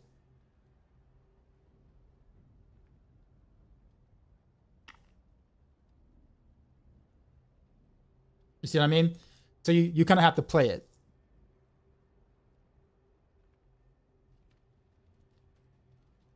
So obviously, again, there's gonna be some RNG involved, but there's things. Is the only issue I can see is people bring up this time commitment to one activity. Maybe you clear a certain way, you can start next run a few waves lower than your highest competition.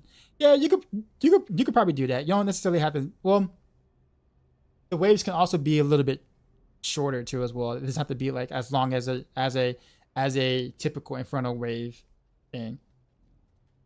Every time you push, you have to wait 10 minutes through the easy part, so you fall asleep before reaching the pushing part. Well, wouldn't it be the same thing as fishing though? Like how much time do you spend trying to find the right map?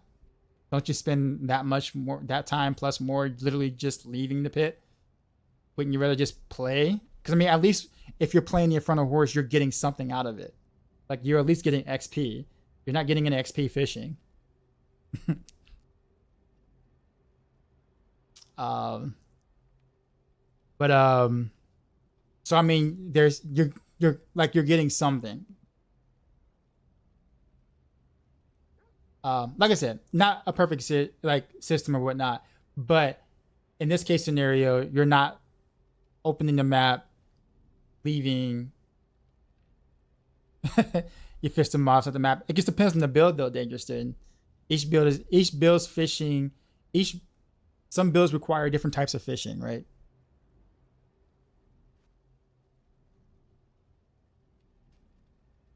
I think pushing continuous waves versus starting in the middle of the wave as a velocity, right?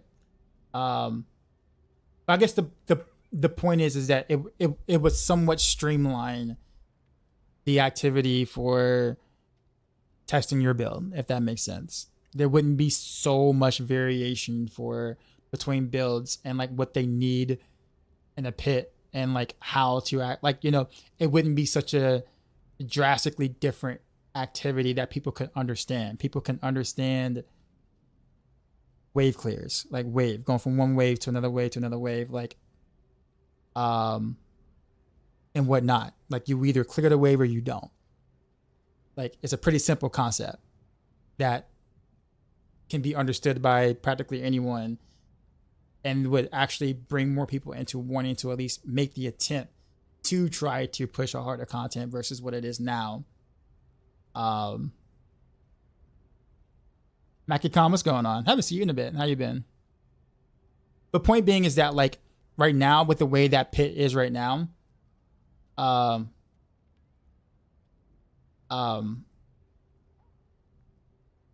higher pits is basically just more damage, right? More damage and more health. That's it. Like there's no new challenges between pit 1 and pit 150. Like there's nothing different. Like nothing different in terms of like the danger, like what you're actually experiencing, right? So like let's say if someone was to be a 100 pit and then someone does a 130 pit, what's the actual difference? Like what does the mobs do differently? What does the boss do differently? What different challenges do you face? Nothing. It's legit the same thing, except they have more health. That is it. See what I'm saying? Whereas what I'm suggesting is that, and like I said, you can change the, obviously what happens, in whatever waves, but you get the idea. The idea is that there's a pinnacle and a specific wave that changes the challenge, right? So like, let's say again, like wave 5, now Hellborns are a part of that. Well, that changes how you go about the tiers at that point, because you need to effectively kill them fast because they weren't there before, but now they are. So they add a new element of difficulty and not just more health. That's why I said throw the Butcher in there at wave 20, because that adds another element of difficulty that you didn't have before.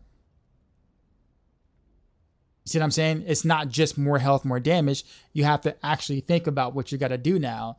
And there's more, more than just, okay, I'm going to just hopefully just deal enough damage. No, like maybe you need to kill the Butcher first, because him being on the field, is really hurting your overwhelm bar. So like you have to kind of think about how you approach those situations that you would not have to do in wave 19, 18, 17, and 16, or like that. Wave 20 changes things. Wave 15 could do the same thing. Hellfire at wave 10. You said these are all examples, right? Hellfire, can change the way the fact that, okay, well now I can't just stay in the corner and just like bring everything into the corner, because the Hellfire would keep, raining down on me and they do a lot of damage. So now you have to move. Whereas before you could just stand still all the way up until wave 10. So you see what I'm saying? It changes how you have to approach the difficulty. It's not just, oh, I didn't clear because I didn't have enough damage. That's it. Or I didn't clear because I didn't get the right boss. Like, it's more than that. Again, I'm not saying this is perfect, but what I'm saying is like, I think this would be cooler. Yeah, throwing some of the bosses for a wave like there. Yeah, like just like throw in different challenges as you go higher and higher. Like, I think, in my opinion, again, not perfect. In my opinion, I think this would be a significantly better way to challenge your character and like your progression of your character and gear and stuff than the way that we have it now. Obviously, get some kinks out and stuff like that. But I do think, honestly, Inferno Hordes is a better activity for this type of, I want to see how far my character can go, than Pits. Since we're doing a dreaming exercise, can we fix bugs first? Fair, Danger. That's fair. That's fair. Yeah. But someone asked though. Someone asked and said, how would I do pushing in D4? That would be how I would do it. I think that would be more fun, for one. I think that would be way more fun to play than the Pit stuff, in my opinion.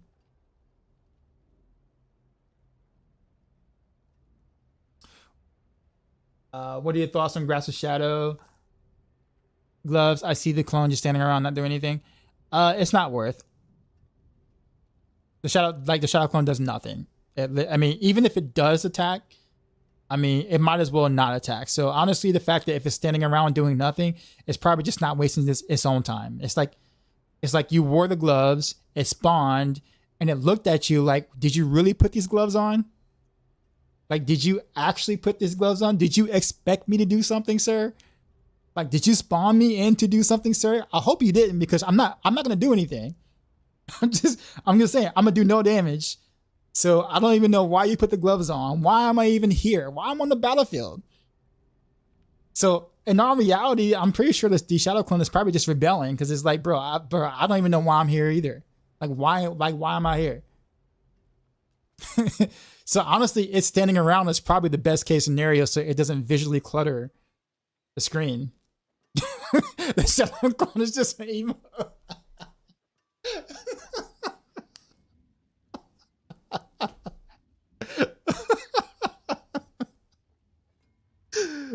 Oh my god, that's the best description I've ever seen.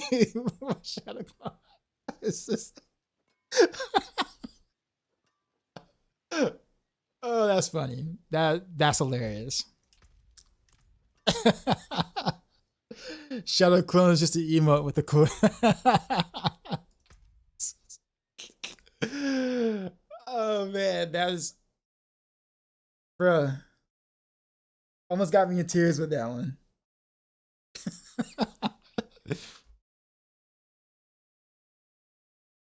if they're concerned about how long each wave is, then instead of a timer, it will that each wave has a specific number of monsters upon you. How long will it be for you to clear it? Yeah, so stuff like that, Rowan. So like, yeah, I mean, you can tinker with the example as much as you want. So like, I don't expect it to function exactly how the normal Infernal Horse does, but I think Infernal Horse as the base of your competitive D4, I think works a lot better than Piss does. I think that's kind of like what I'm like saying in general, if that makes sense. Now, if it did that, I would totally like compete, quote unquote, or whatever, because I would actually have fun doing it. But anyhow, like Dangerston said, you know, dreaming, I guess. One can dream, right? Yeah. All right. We're going to segue into something different now. We need to make a solo self-found, though. I mean, currently Piss it's not solo self-found. So like, unfortunately, I don't think you can restrict it to that. I would love that. I would love for a solo self-found mode in general in the game to happen, but I don't think you can restrict that to solo self-found, like, currently. At least that mode per se. But I do wish that there was a solo self-found mode, period. I totally would do that.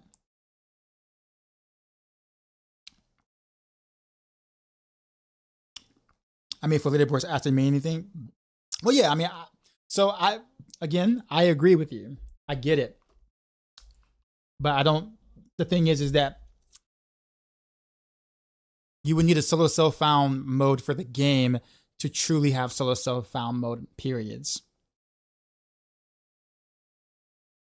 Like how would you do that? Like how would you so yeah, so you would need a solo self-found mode in the game to be able to track solo self-found mode progress and leaderboards. You see what I'm saying?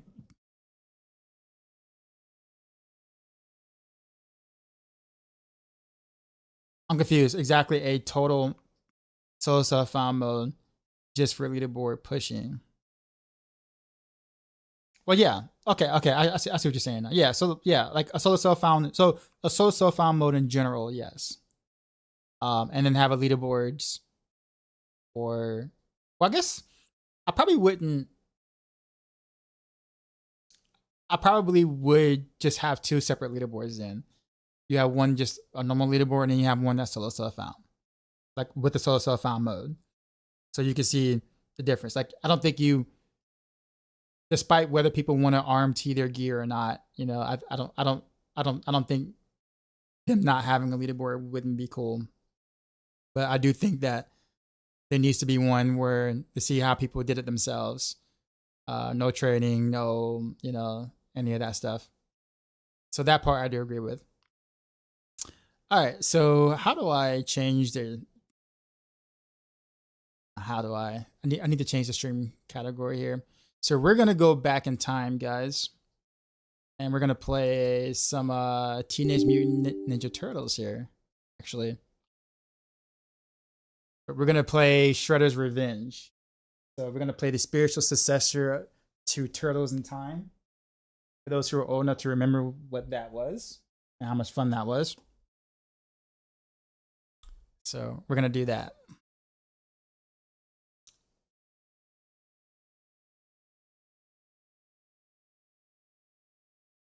Smooth transition from D4. All right, hold on. Let me make sure I can get the game capture here. Hey, it worked. Good. Okay. All right. But I got to change the stream category though. Big Apple 3 a.m. Yeah. That Bushi. Yeah. Yeah. Sorry. Hold on.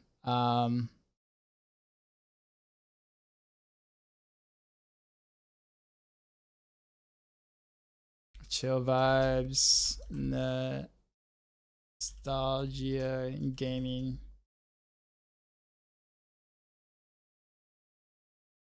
Does not have to change the title and also the category.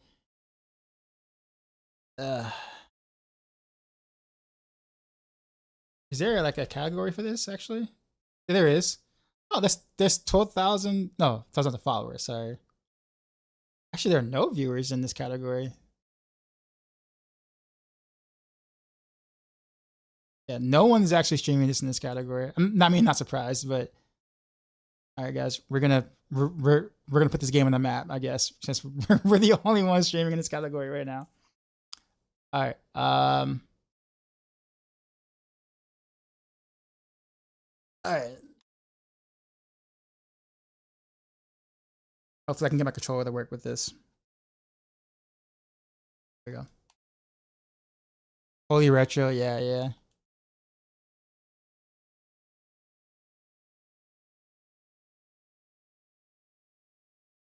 No, please let my controller work.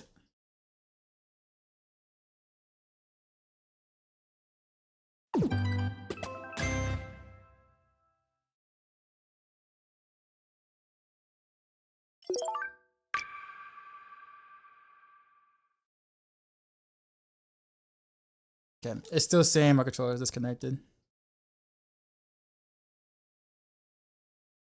Oh, whoops.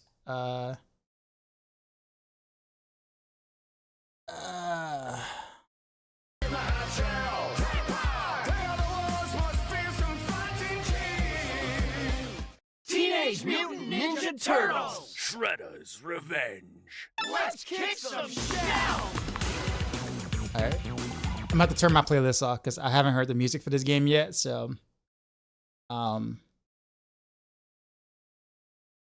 speaking of which, also YouTube, can you guys hear the game itself? But sometimes Steam games tend to not let me hear it or do things on like YouTube or whatever. But I know like the Twitch can, but hold on, let me turn on the music real quick. The dash of volume.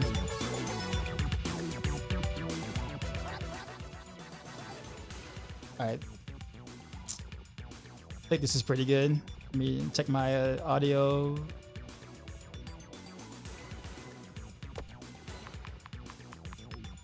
Okay. Let's go to how to play. I mean, I okay, so YouTube, you can hear it? Okay, cool. How to play. Okay, look at you, all right.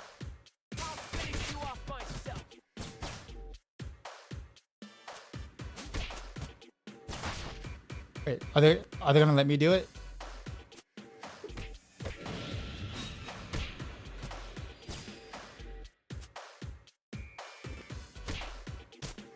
Okay, rising attack.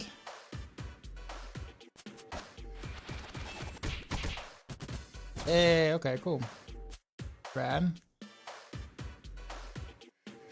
Automatic close to the opponent. Shoulder throw. Plane toss. I remember those. That's so good. Okay. Here and grab. Sliding attack. Somersault slice.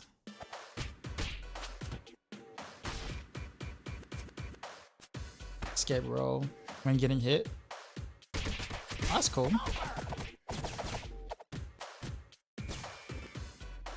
Wake up roll. Okay. Quick stand. Cheer up.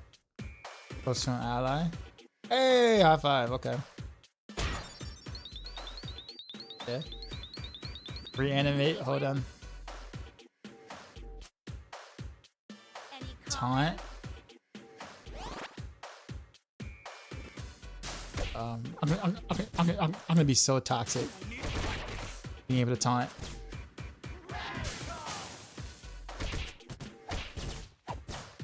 So that's so strange that they don't let me do it. Like, why don't they let me like do the thing? Like most tutorials, right? Yeah, so let's skip that. Super attack is Y, okay. But it needs a meter, right? Consumes ninja power, okay. So dive attack, that kind of thing. Laser jump.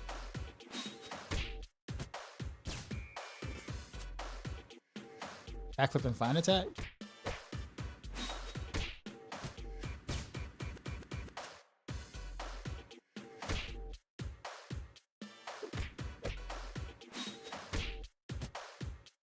Okay. I'm like remember only like some of this, but I guess we're just gonna YOLO.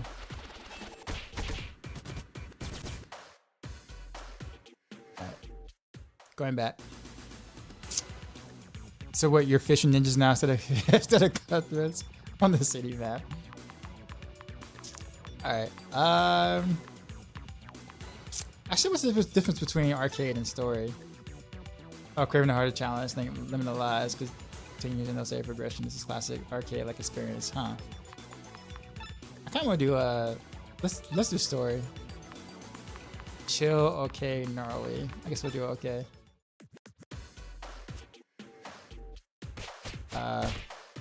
Okay. Didn't I just not just go through this? Okay.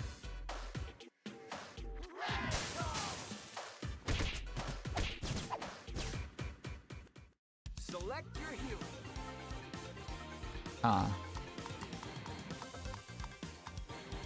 Who's this? Usagi? Okay, okay. Manu Gecko, for real?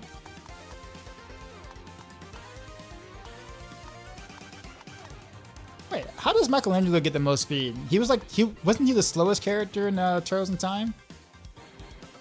He was legit the slowest character in Turtles in Time. And Donatello was the second slowest, because the running joke was that Michelangelo ate so much pizza that he was just always a slower like character, whatever. So when did they make the switch there? Because Raphael was considered the fastest character at the time. Huh. Okay. Well, anyways, we'll do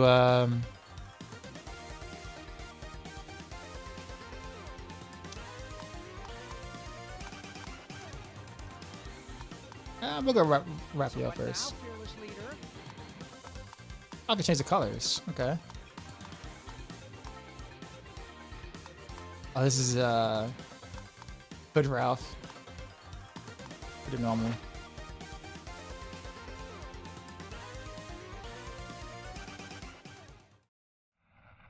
Only 21 moves to memorize. 1990 Rogue.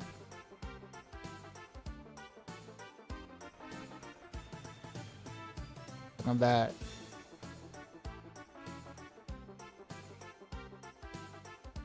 Gift from me as a thanks for what's going on? Where is the gift receipt?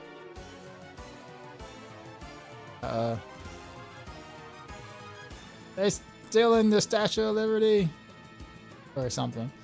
Something New York. We wrote this program. No, to give you chaos. Haha. The Statue of Liberties.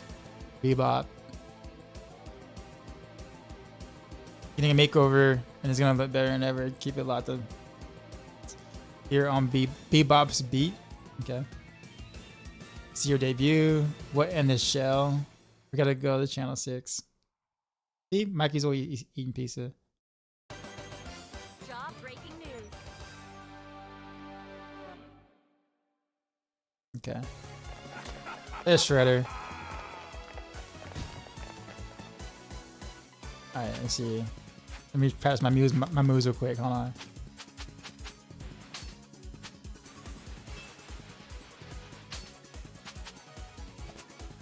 We got that. Rising tackle. Okay, and then okay, got the little dash back. Hit.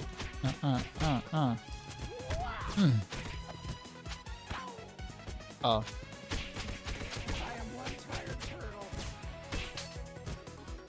Wow. This is the combat's actually a bit more deep than the Turtles in Time. Like more than what I was expecting it to be.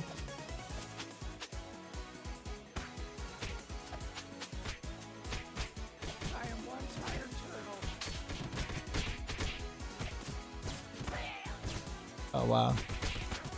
Hey, quit that.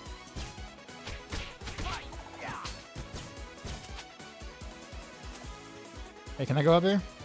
No, I can't.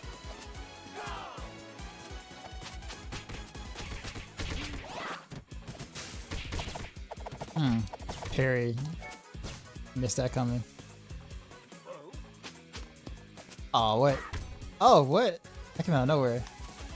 Come back.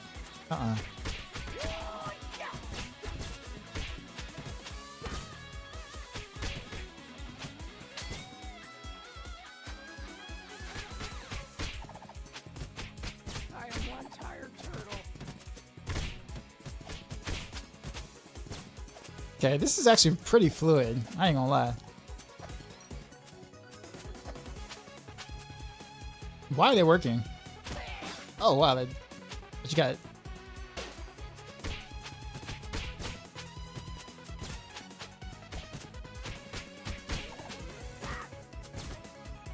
Over there.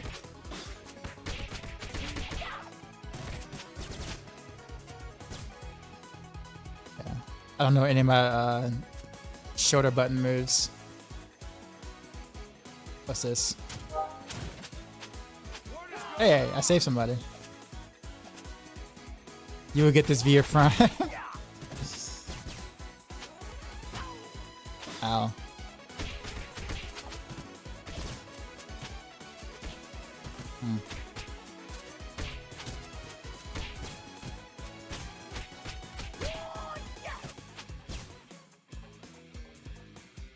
Are you gonna do something, or are you just gonna stay there? I saved you, not even a thanks or nothing.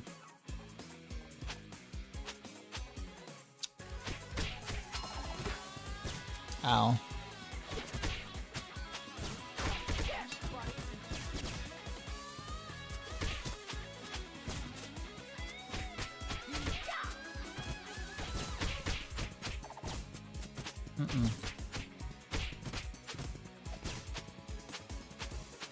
I wonder if I could change directions with my basic attack or whatever. Got a spoon. Oh, piece of time.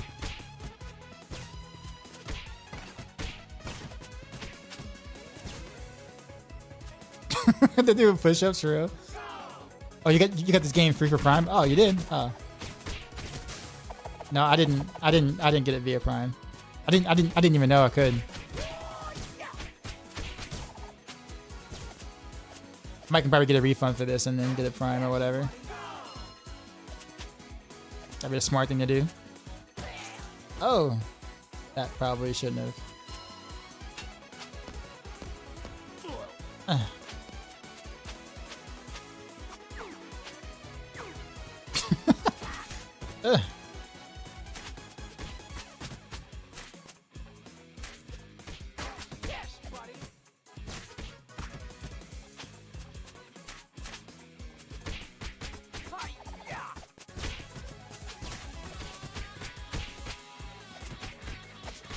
Whoa, was that? What combo was that? How did I do that, actually?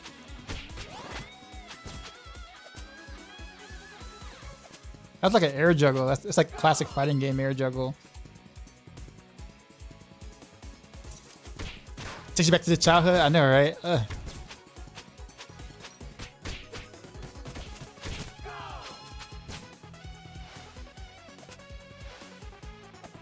Hey, what was that?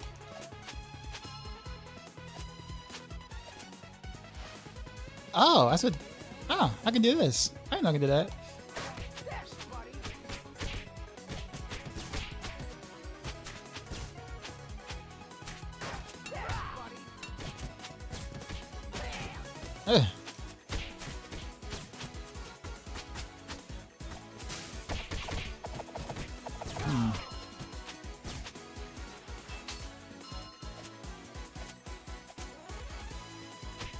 We dope if it feels online, other players can join a game. Actually, other players can join a game. Actually, like if you on Steam and you're my friend and you have the game, you can totally just like log on. Yeah. Ow. That's the second time I got hit by that. So I'm doing solo for now just because, you know, I haven't like played this in like forever.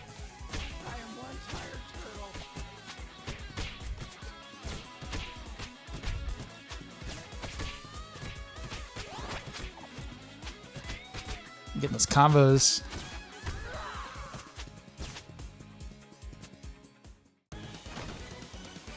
All right, what you got, sir? Bebop, okay.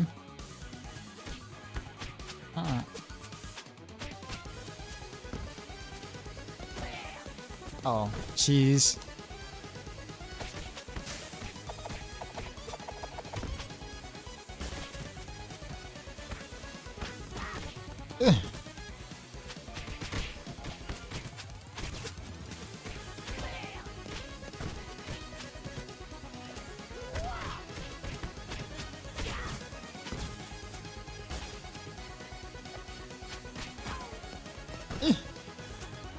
That. Ow. Oh, that's a taunt. Oh, whoops. Wrong button. Come on. Come on at me. You don't want to see it? It's fine.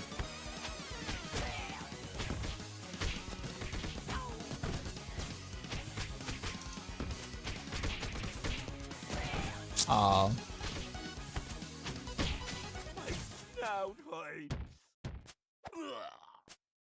Easy peasy. We all at Chuck E. Cheese with the bucket of tokens ready to beat this game. True, true.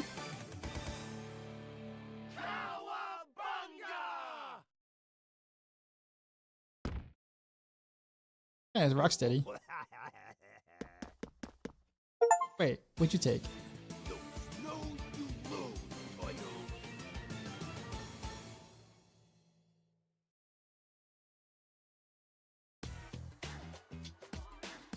Radical? I haven't heard that that language in a while. Radical dude. Oh wait, hold on, wait. So wait a minute. I was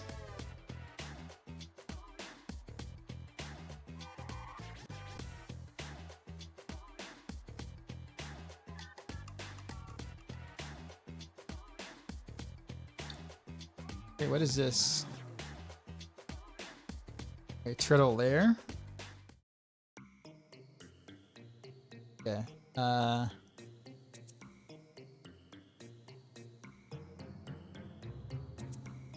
So library,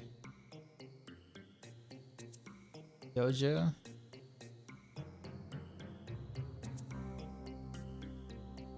unlocks. Okay.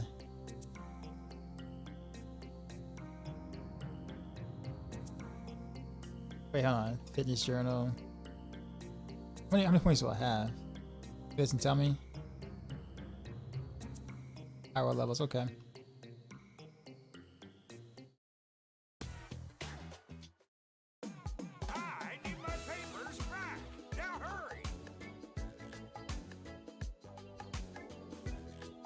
Oh, okay. Okay, rewards for 50 points. Okay, so I get more points.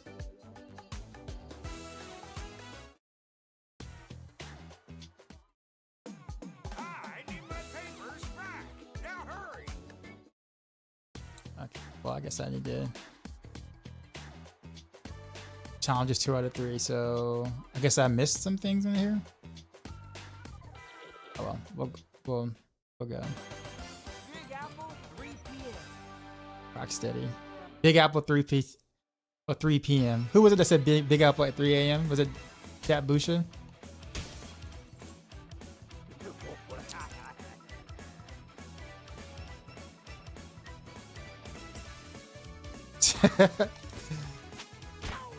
Oh man. They got 3 hits on me already. Wow, okay. Got him.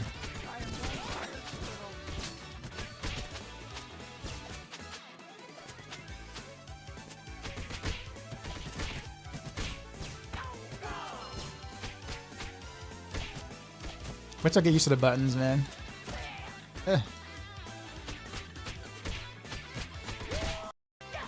Oh, whoops. Wow.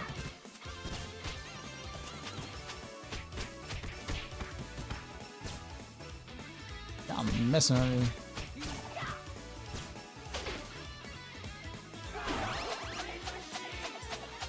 Oh wait.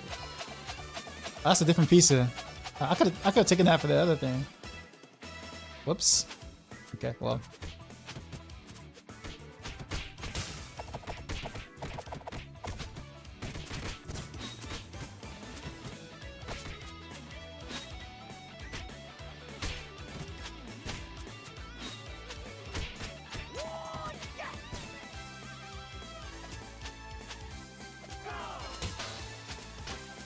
I remember the fire hydrant.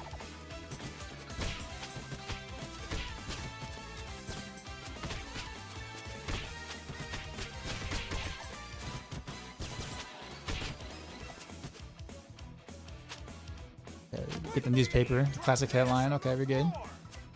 Urban Flurry.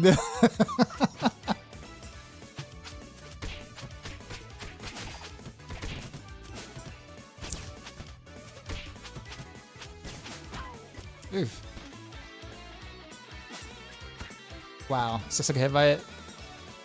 Can I jump over it? Okay. It's like hit me in the back.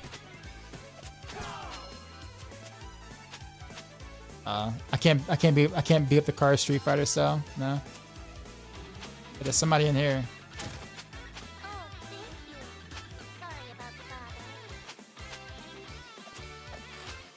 Oh, they were hiding.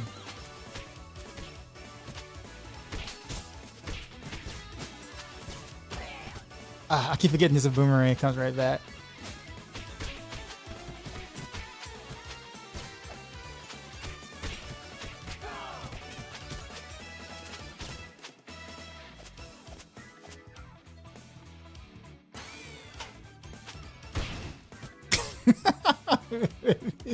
Maybe I should move, huh? That hurt.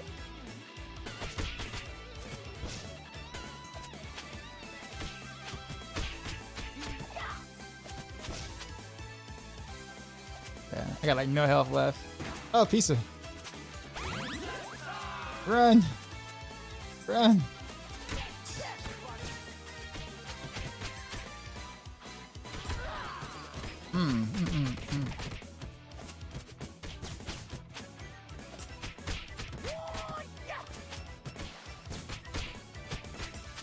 Yo, these air juggle combos are actually pretty cool. It's not when I figure out how to like actually do them like better, like good at some point.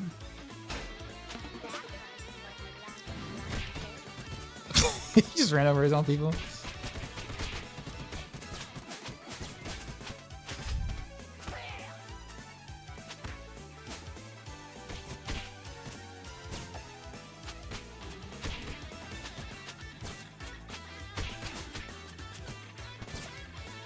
What you want?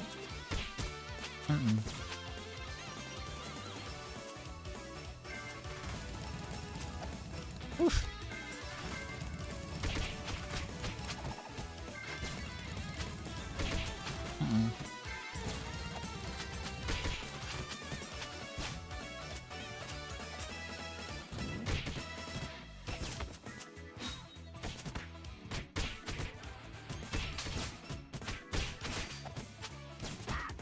Ugh. Oh, what?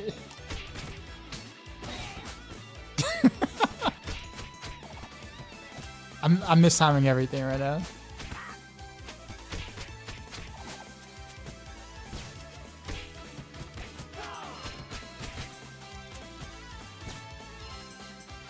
Foot Clan, yeah, Foot Clan. Ugh.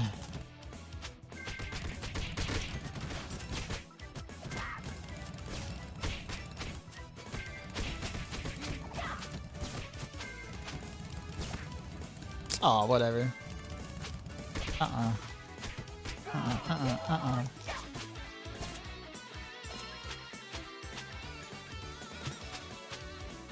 Did he just take the engine out of the car? I need some health. Get that pizza. Got it.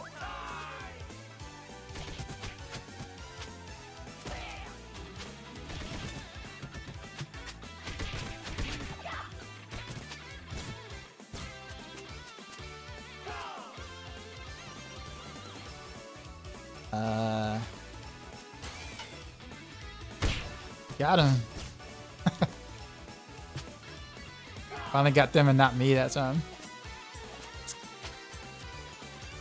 What's this? Oh, infinite.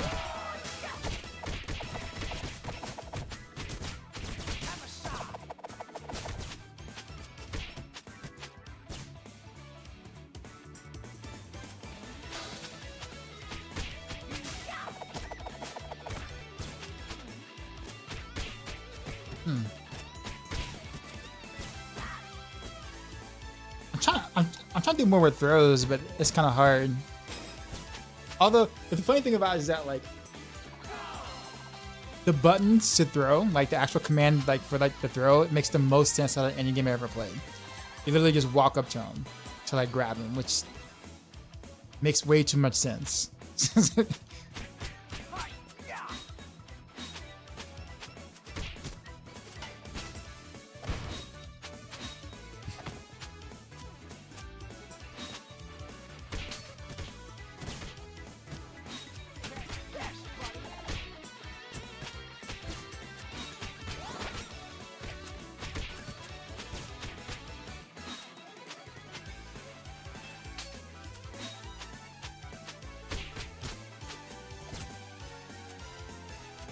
Cool.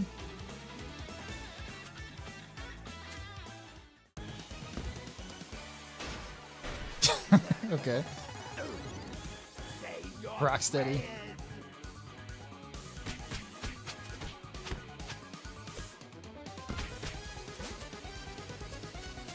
Oh man, I like V right into that. I don't know your attacks. Ooh. Really?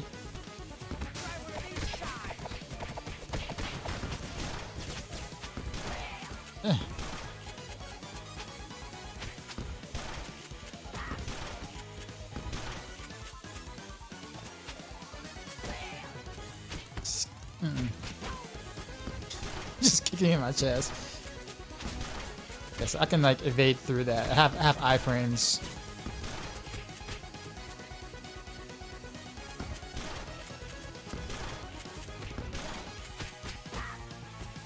He just kicks me away.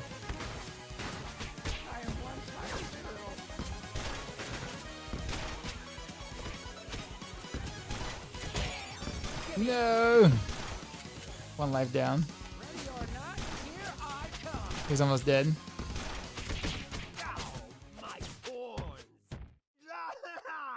I lost a life for nothing.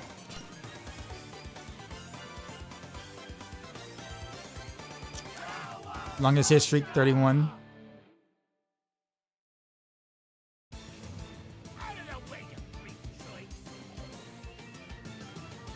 I'm glad they like stay true to like the original art form, like the original like.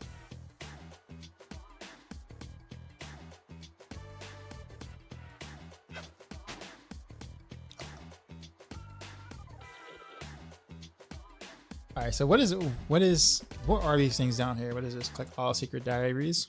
Can you please find my diary? Please. Okay, so I got like 1 out of 5. What about you? Did I get all 3 now? I need my papers back. Now hurry. No. Okay, so challenge is 2 out of 2, 2 out of 3. What is the other challenge I'm missing each time? Mutants over Broadway.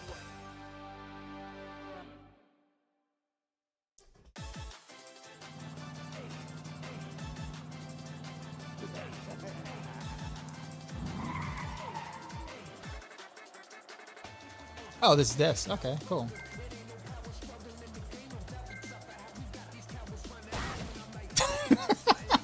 Whoops.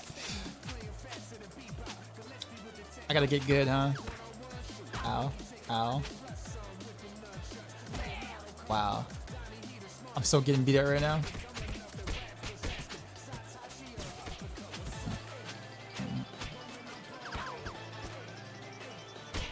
Boy, they just hit and run. Like they don't even like stay a fight.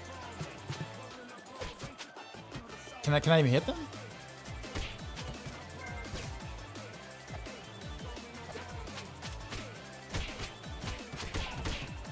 Yeah, I can. Okay.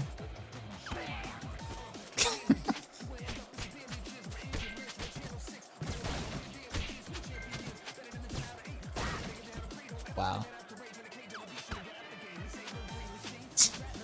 I failed 2 challenges already.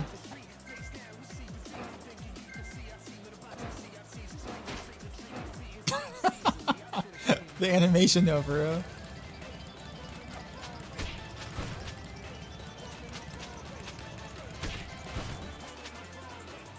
Just casually cruising.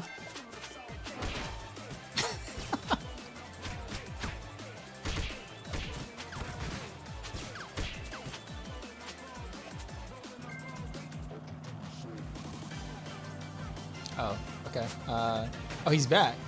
Okay.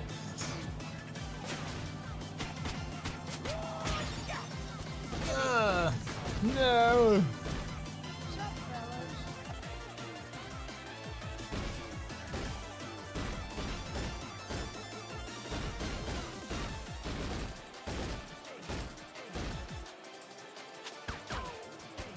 Boy, these things are no. I have no idea how to like.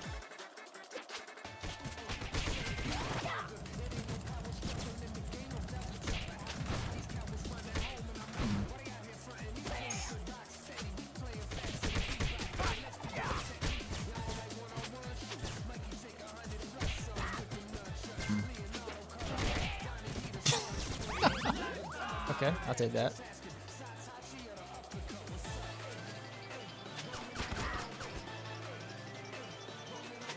Ugh.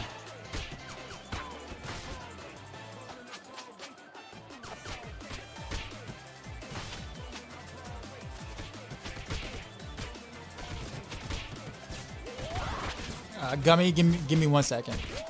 After this level, I'll answer your question.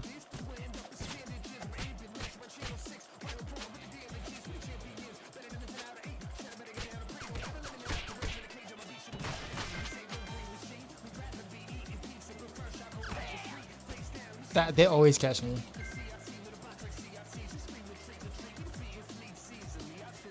There we go.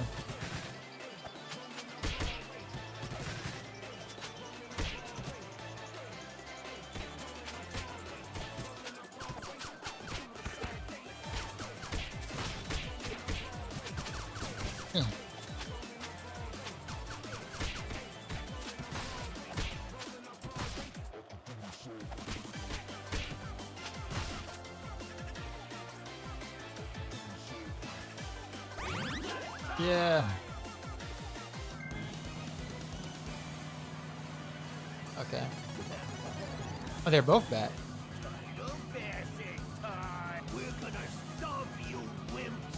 Yeah. Okay, that didn't work out.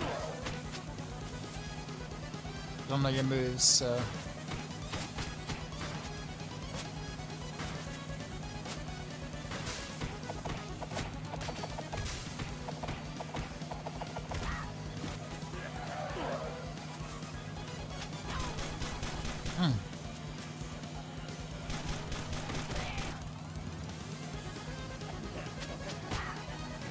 Ow.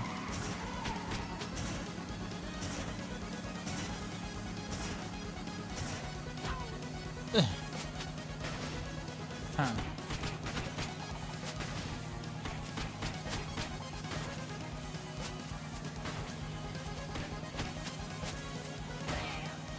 Yeah, so don't. I can't get like below it. Gotta be like right head on. Makes sense.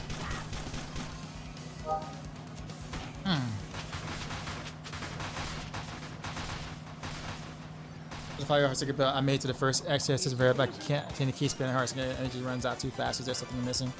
Innovation ranks. Innovation ranks tempers on your jewelry will help you a lot. And if it's still kind of also Beastfall boots as well. So if you have Beastfall boots, that'll also make it a lot easier. But in order for Beastfall boots to work, you need to have cold clip aspect. So without cold clip aspect, Beastfall boots won't work to be able to help you maintain your energy on the ancestral variant. If that makes sense. There's like a boss, but as they're so easier to kill with random arrows or you're tripping. No, that's literally every. That's really every rogue build. Literally. It's just more apparent on precision builds because of trick attacks and the scaling with that. Or precision key passes. So yeah. Bosses with minions are way stronger. I'm sorry, bosses with minions are way easier to kill that way.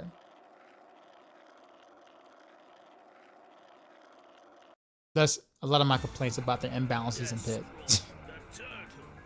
Risco, am I gonna play PoE too? Yeah, I will.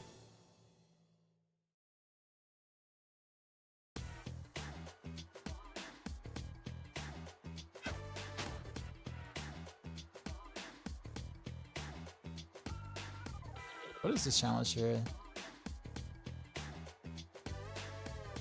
0 collectibles. Oh, that gets those 0 out of sale anyway, so.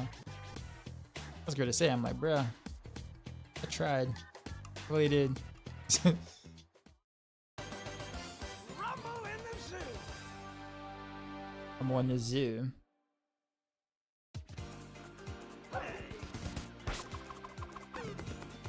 This ain't gonna be a walk in the park. Yeah.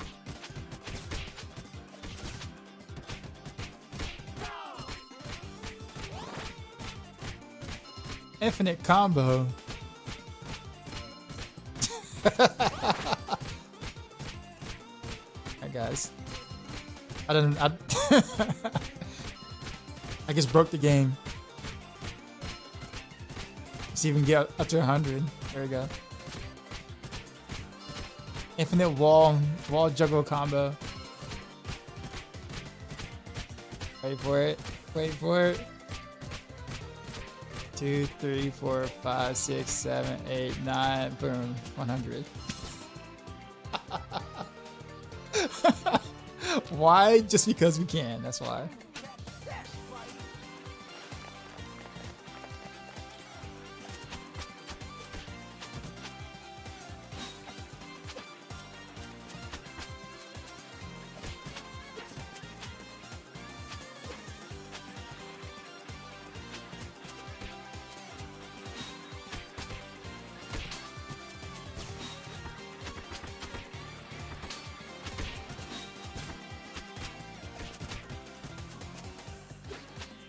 Okay, so they won't let me throw on meter. I have to like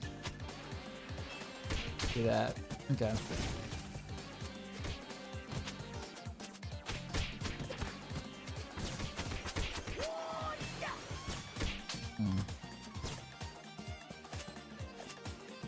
Is it just an achievement for 120, 150? Bro, I should have kept going. I don't know why I stopped then. Had I known that.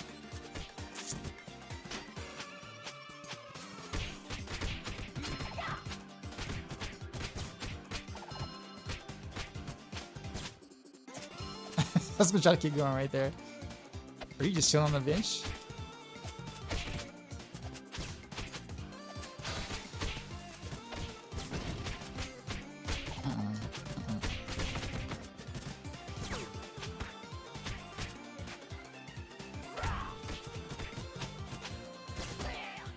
Oh, really? Oh, you got that range. I didn't know that.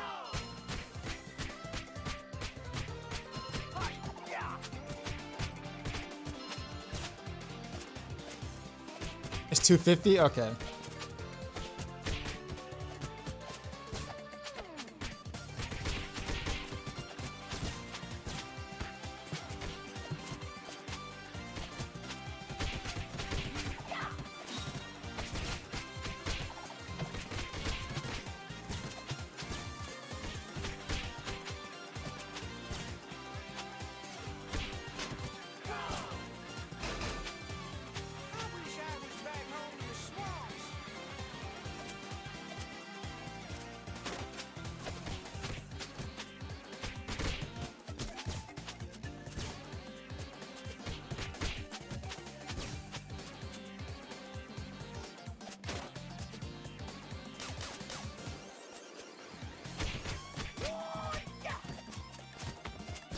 Oh, that combo's into it? Okay. Wow.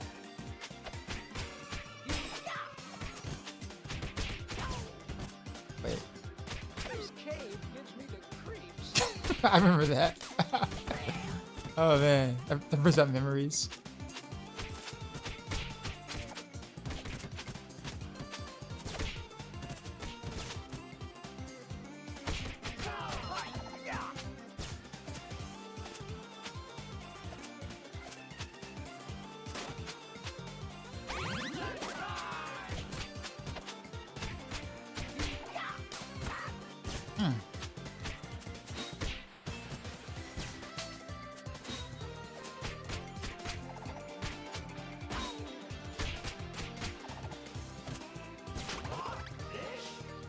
wasting extra points. Oh, oops. Okay.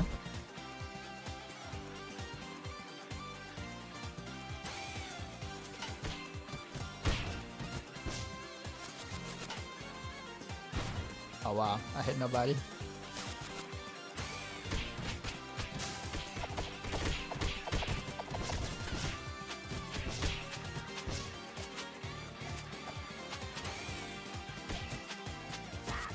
Eh.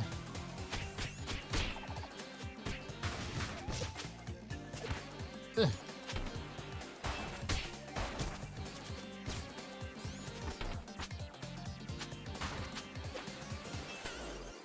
Oh, really? You caught me in the middle of that?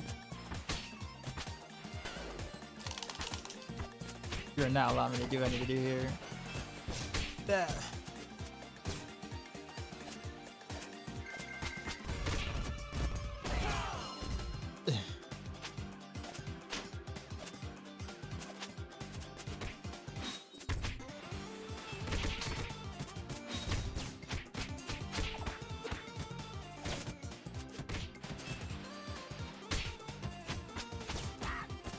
Oh, the monkey just did something at me? What?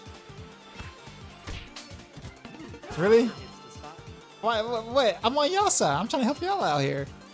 It's just.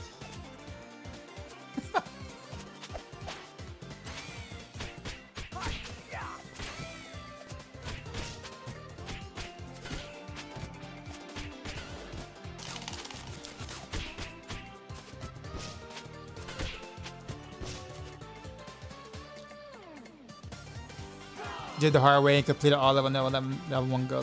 Never let him go combo, but also done your method.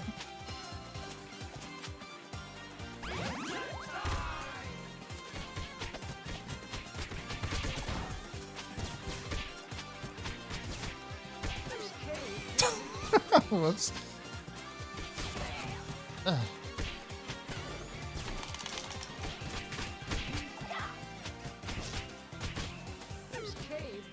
Right into the cave.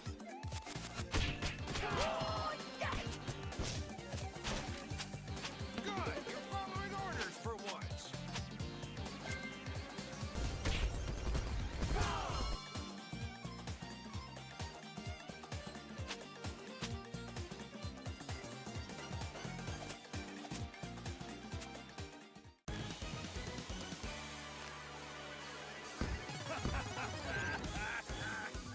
You're gonna get the horns, partner. Can you dig it, suckers?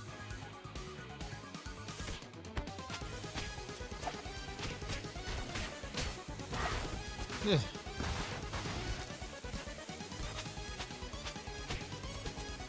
Yeah, I see you. Ow.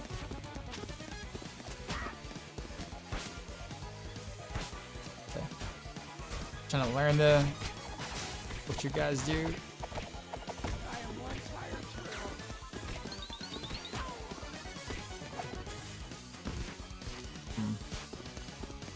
Okay.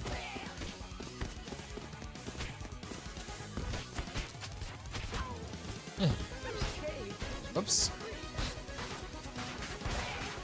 Ah, I didn't have anywhere to run.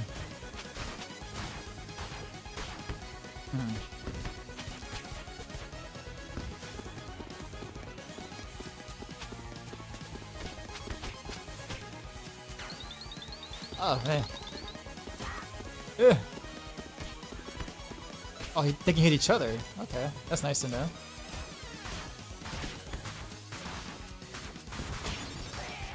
That's my life gone. Ready or not, here I come.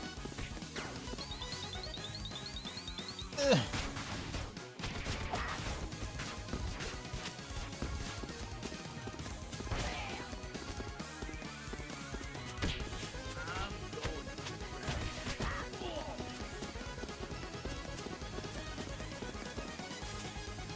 Oh, he's already gone. Okay. Let's go this way.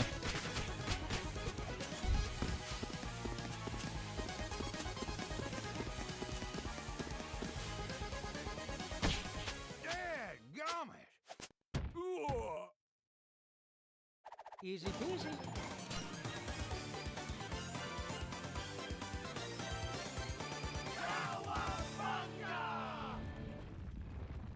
I gotta start doing these without like dying. Period. But I'm also like not trying to take too much time getting through it. But as I learn the attacks better, it'll be cool. I still kind of want to play Splinter at some point.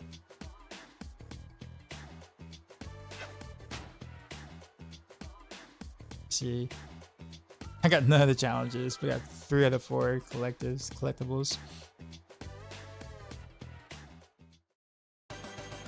King of the spill. I play Splinter Fate. That's next. That's next on the list, actually. Oh, wow. I thought I had more time. Give me something to drink.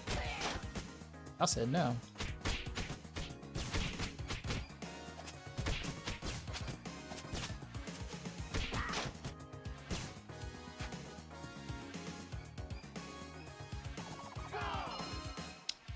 Because I like roguelikes a lot.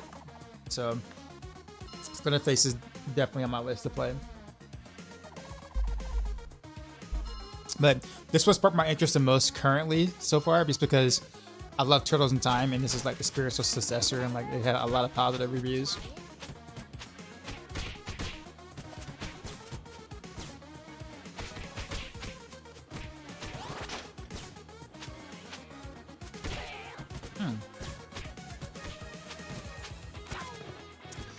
Ow.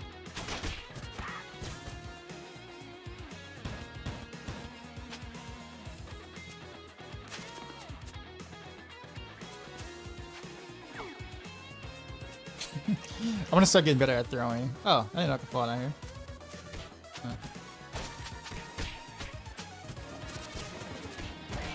Huh. Oh, that's a train. Let's not get hit by a train. This is so well done though. Like this is like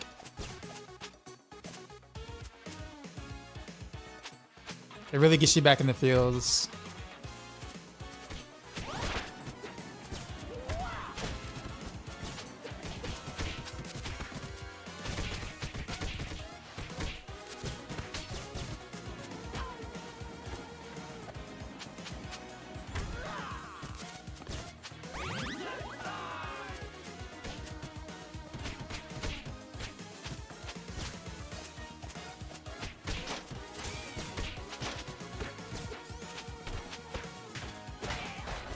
Ow.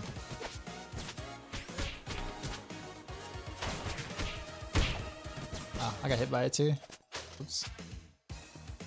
What's over here? Done.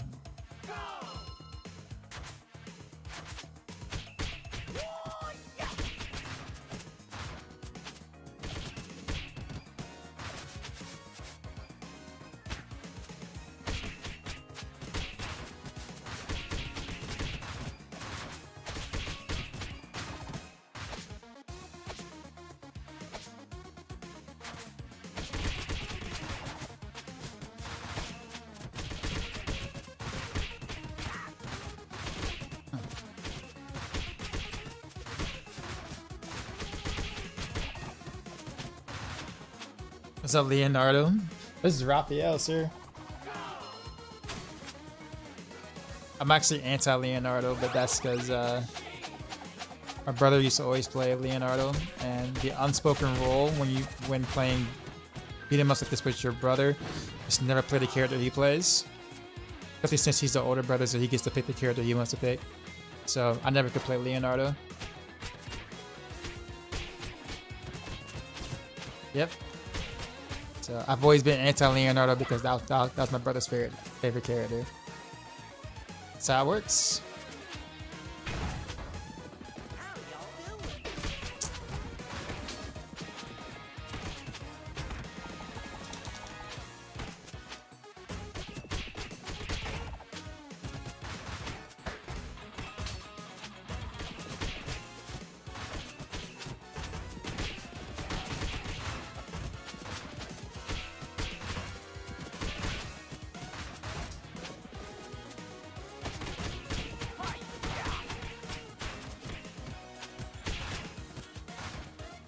I like how I can like interrupt any of my like combos with like a dash back or something.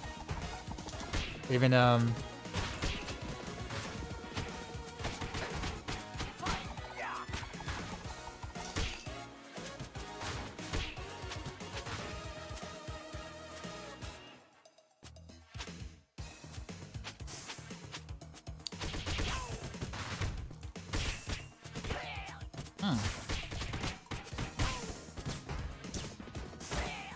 Oh, that's what's hitting me. I'm like, what's hitting me? Oh. Come and get me.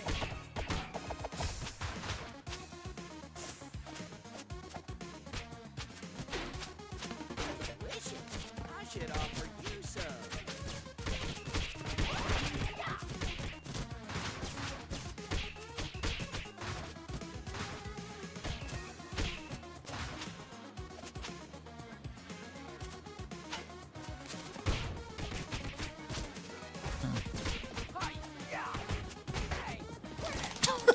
Really? That's funny. I know that can happen.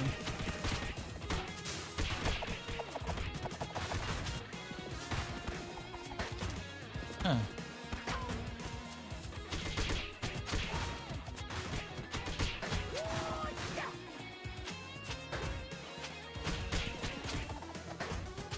Get the help though.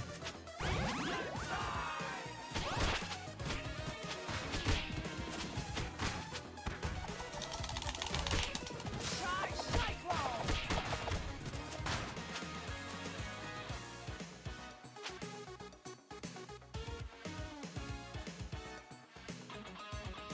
This guy jamming up there.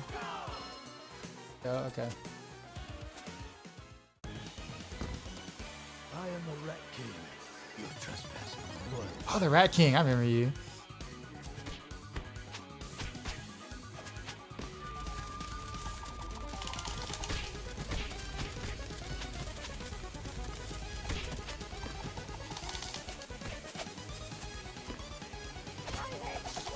Oh, what? Oh, wow, okay. Huh.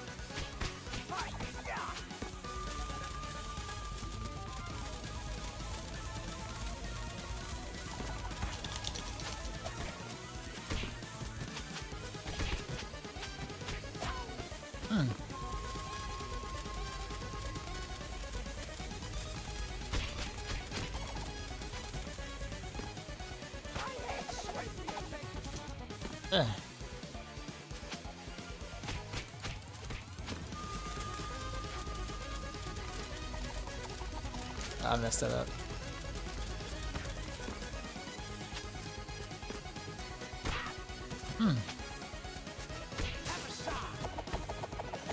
Oh, he fell down the first part of it.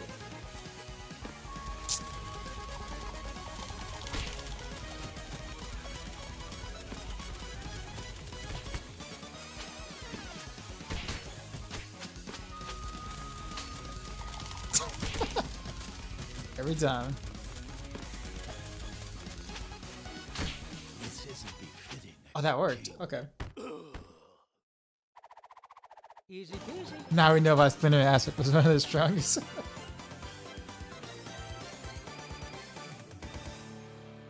You slipped through the ninja generator. Oh, really? You're still young then? Oh, man. Yo, this is like the game, or these like the turtle beat 'em ups were like the games, especially like in the arcades. There's so many quarters on that. Did you see they have a G.I. Joe beat 'em up coming out next week? No, I didn't know that. And Power Rangers in a few weeks. No, it's about the same creators, or is like just like on Steam. Or try playing Tekken games. I did in the past. Actually, I haven't played anything past Tekken 3 to be honest with you. Well, I did. Well, I lied. I did do a little bit of like Tekken 8, but like not very much. Didn't like it. I did. Well, Tekken 3 was like decades ago. You expect me to keep playing Tekken 3?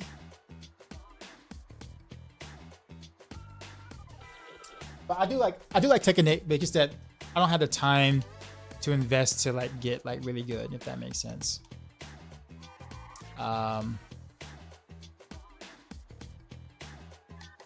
So it's like because of because of Diablo, like those kind of fighting games of like that, like Tekken 8, Street Fighter 6, like those require a lot of time to get good at, which I just don't have a lot of time. So that's really the only thing. Otherwise, I play it more, but like because I know me and I like games like that, I want to be good at. I just don't have the time to invest. Bloody War was so much fun, man. I love Bloody War. Bloody War 2, the new breed. Love that opening.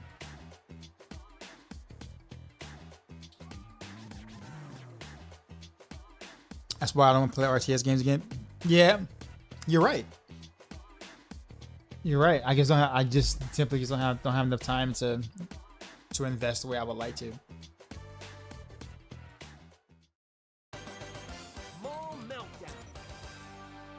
Use a keen throw combo. It will upset so many people. Yeah, because like you're stuck in like several throws over and over again. But it was a lot of fun to pull off. But it was hard.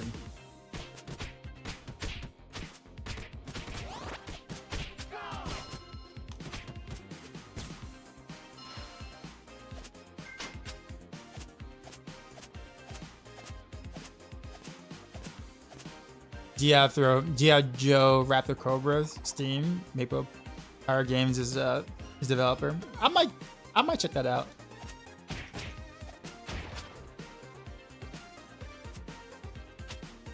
This one's about Super Irma. Me.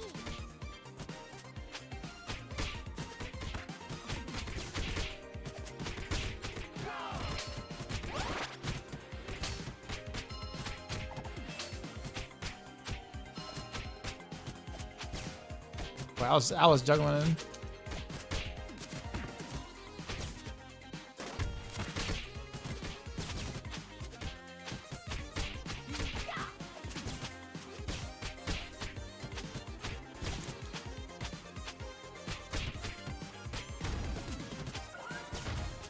What is that? Ugh. Oh.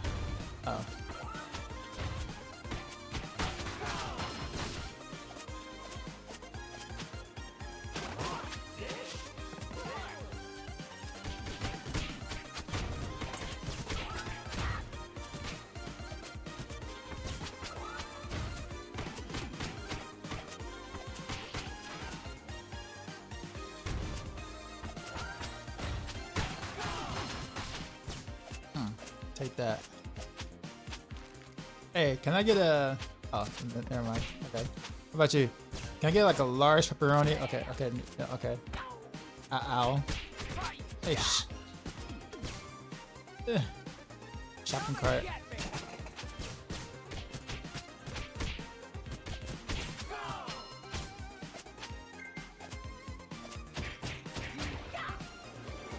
Power Rangers Readers Rewind. Oh, okay. So yeah, Decoy was telling me about that.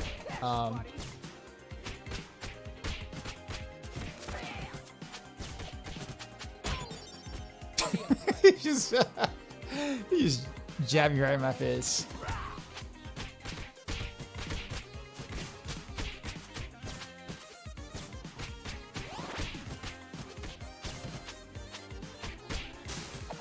Oh, wrong button. Guess that worked out though.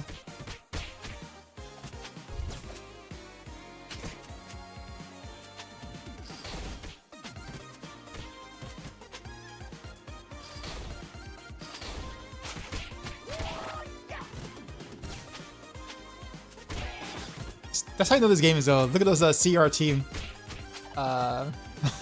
monitors. CRT TVs.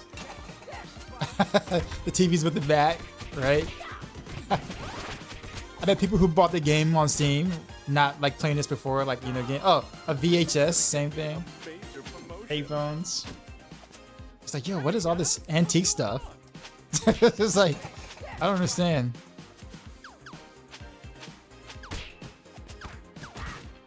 Ow.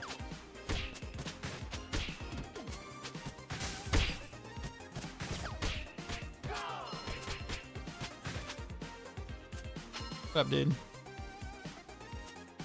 You still have that kind of TV?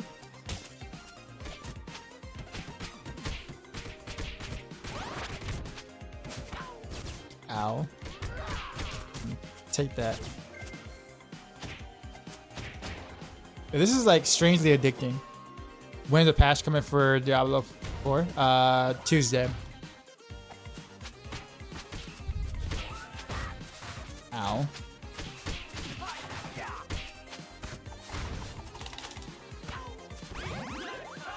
You knocked me into the pizza. I actually didn't want to take it yet.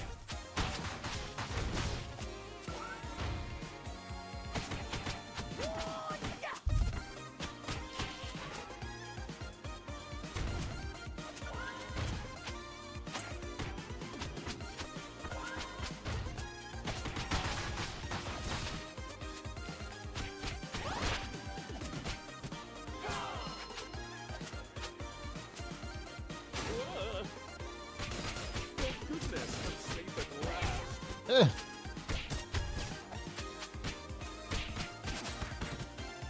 Can I hit the disco ball? No? Okay.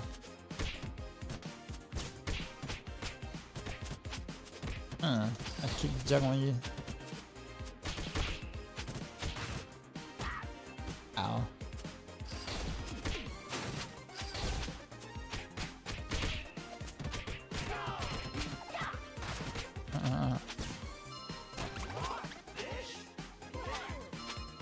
Hey, look at the telephone, the landline telephone.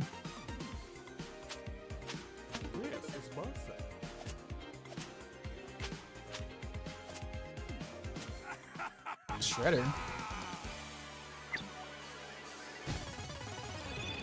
Yeah, I didn't think that I was gonna use a flusher already. Behold the light of Tempestra.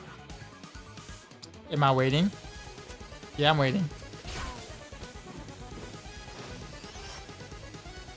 I have no idea how to fight this thing.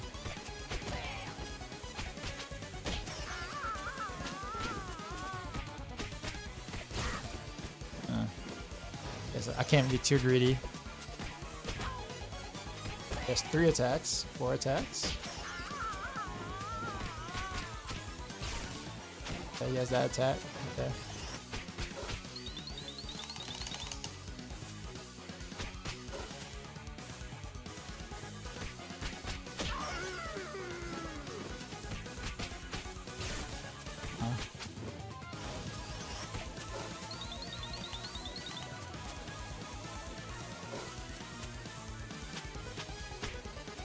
Did you do anything else besides that, sir? Oh, okay, you kicked me. Alright.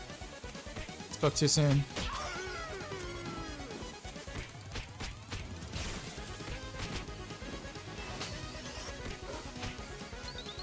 Oh, 2 of them at the same time now? Okay, that's fine.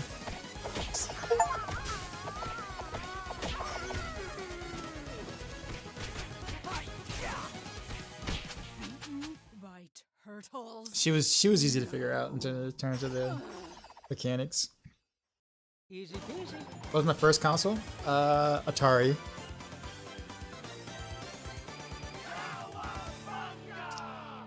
Infernal Horrors, if you're trying to farm OBD, should you... Yeah, Atari. Should just get the equipment chest and just spend everything on... Okay.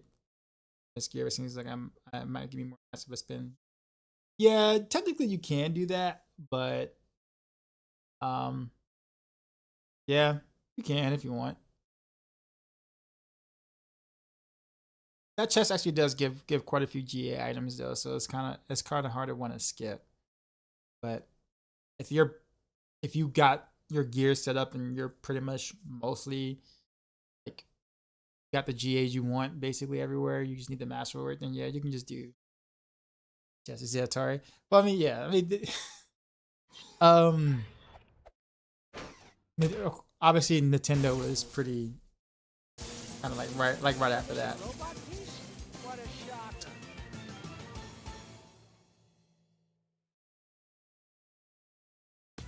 I really dislike the voice actor for Raphael on this. Like, it's not obviously you're not gonna be able to get the original voice actors. I get it, but man, it's like the ones playing Raphael right now is very cringe.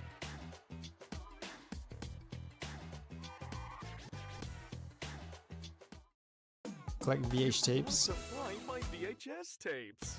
Do I? Do I really have to find your VHS tapes, sir? Can you please find my diaries? Please.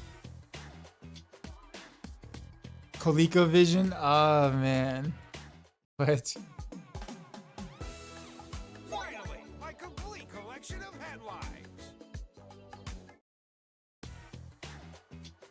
Could have got them yourself, sir.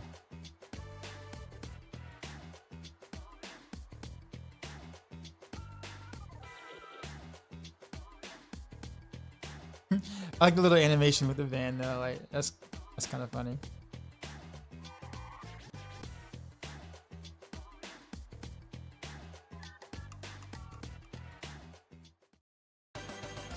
Roof running reptile.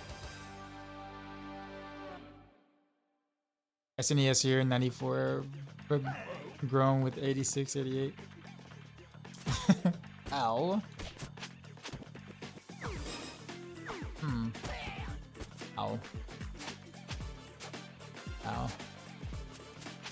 It's at that range advantage. Ah.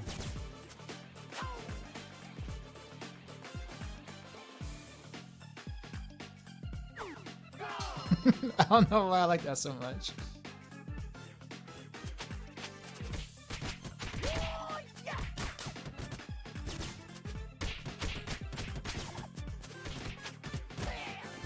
Oh, I got uppercut out of there. Anti-air, pretty good. No! I didn't know I could fall off. Memory lane. Oh, that was nice. That was alright.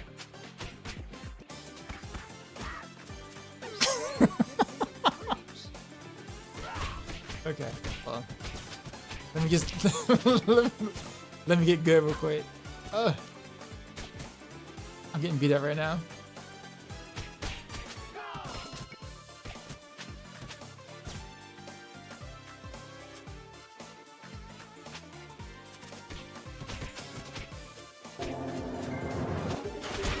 Yo, I Darkside, died. we just got raided, H crew son. with the rails up, man. Can't do the dance You right know now, how but we do. Drop my new beat for these how's new it going, man? viewers. How you feeling?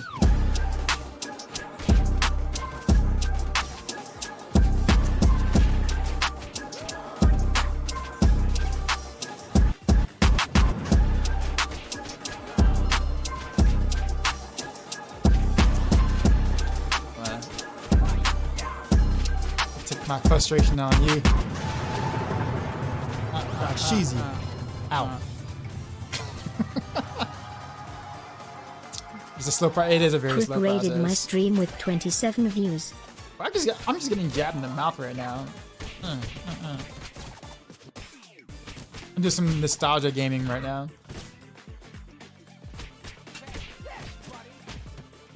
Got kicked in the mouth too.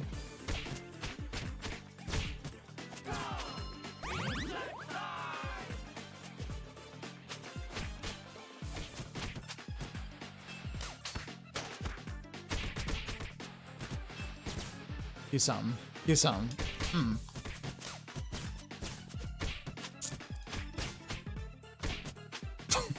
What kind of combo was that?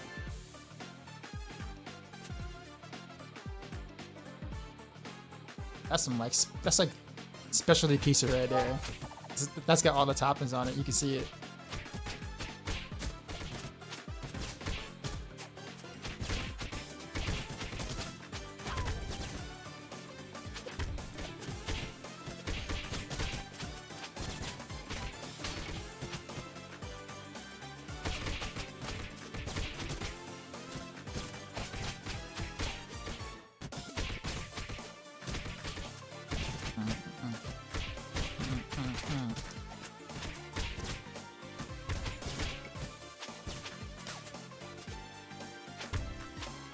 No, come back here.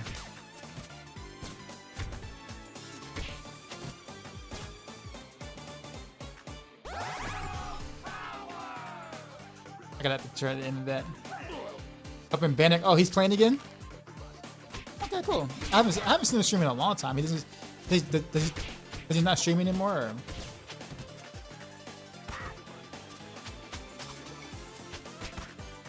Oh wow, you actually got some armor.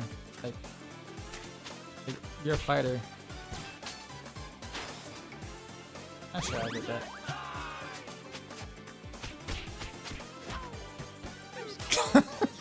And he ran through it himself. He literally suicided for that kill, man. Alright. I guess respect. You went all in. You got me though. This was for a high-risk assignment, but I love danger.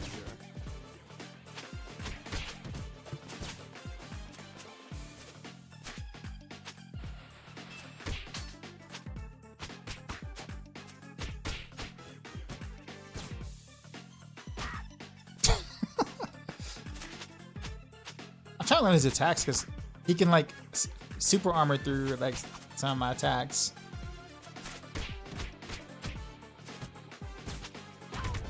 Oh wow. Okay.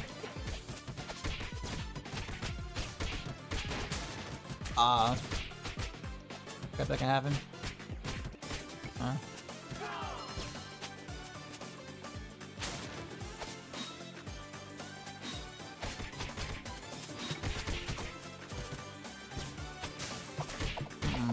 Special attack, screw all that.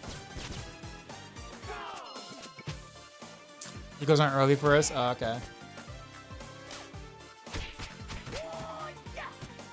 I mean, I usually watch like Woody Joe early. Like if I'm like watching anything early, I watch Woody Joe or Cell Kittens or whatever. But yeah, I guess never. Am I fighting them both at the same time now? We're gonna stomp you wimps. I'm good. Which one Okay, is so. it?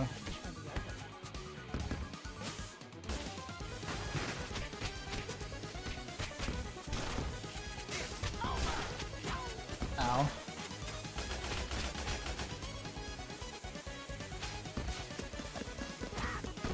Oh, they're both charging now.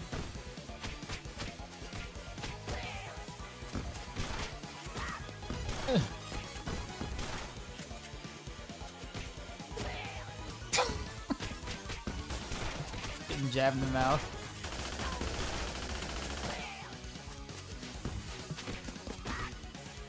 Oh, they ran into each other.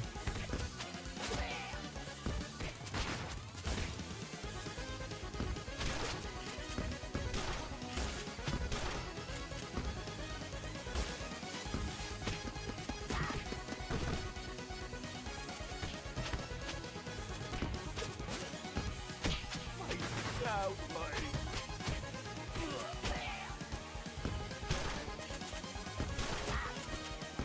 Yeah. Just keep kicking me in my face, Al.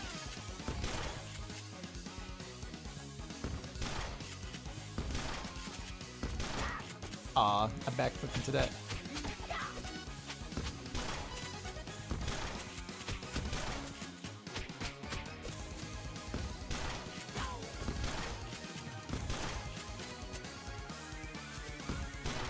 Just gonna keep doing that? Okay. Yep. I am one tired Okay. turtle. I almost died. Easy peasy.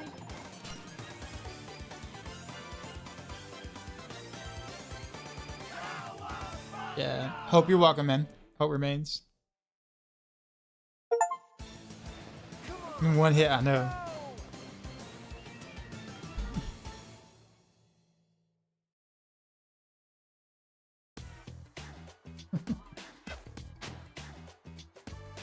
Sounds like my kind of HP. Yeah, I like the Rockwood. When that happens, I turn up the heat. It's like, okay, now I gotta really get serious. Well, that's one way to avoid New York traffic. I am one tired turtle. I am one tired turtle. Yeah, the voice acting is really bad on like Raphael. Like really bad.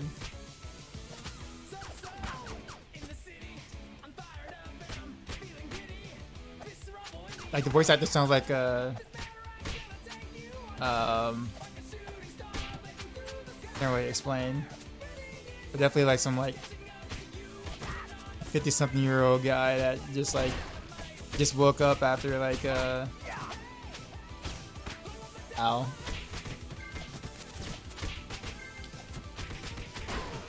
Ugh.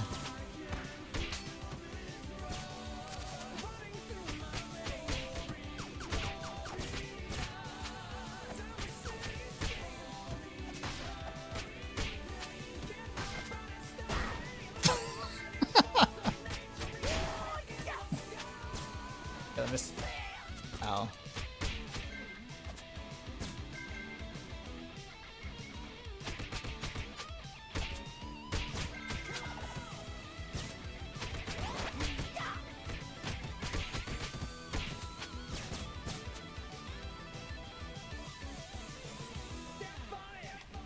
I like how I can go backwards. Like I can like somehow speed backwards on the jets or whatever. Like defying all sorts of physics and everything. Look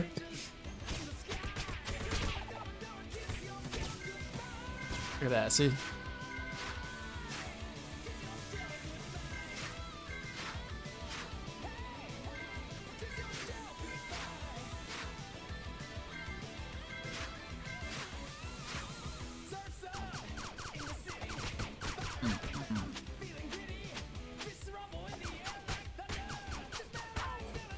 Ow.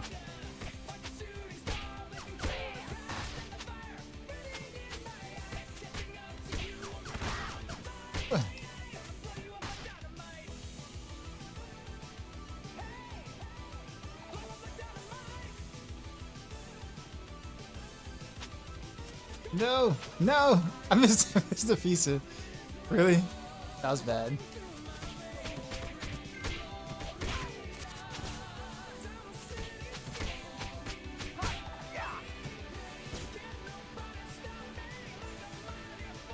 That pose though.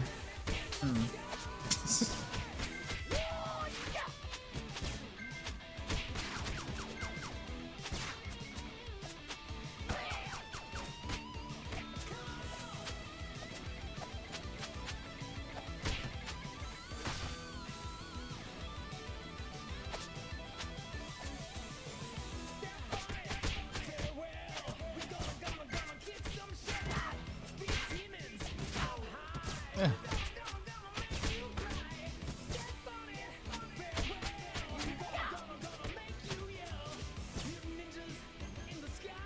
Alright, I'm looking forward to the D4 patch. Mostly. Lots of more rogues with it. Well, I mean, every class is getting buffed, so like, I don't think like where the classes sit right now is going to be the exact same after the patch. It's just that everybody gets buffed a little bit.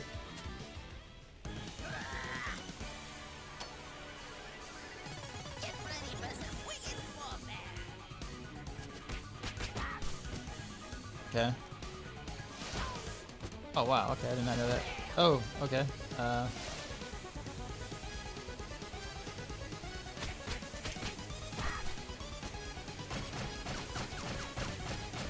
hate these guys. These guys in the air.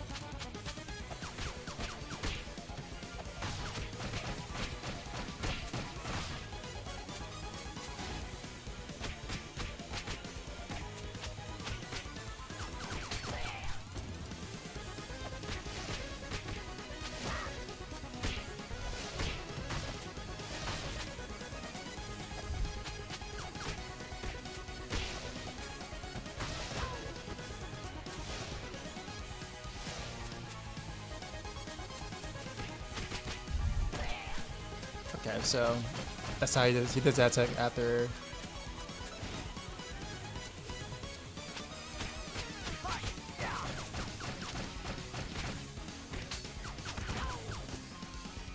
Wing nut. That's who that is. Okay. Oh, before I get my special off, I remember Wing nut. Easy peasy. I remember him in the Turtles fighting game. He was so annoying to play against. Those that remember.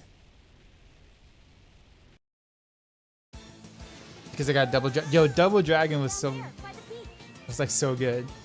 Double Dragon and Battletoads. Was it like Battletoads versus Double Dragon or something like that? Like the remix to it. That was also very fun.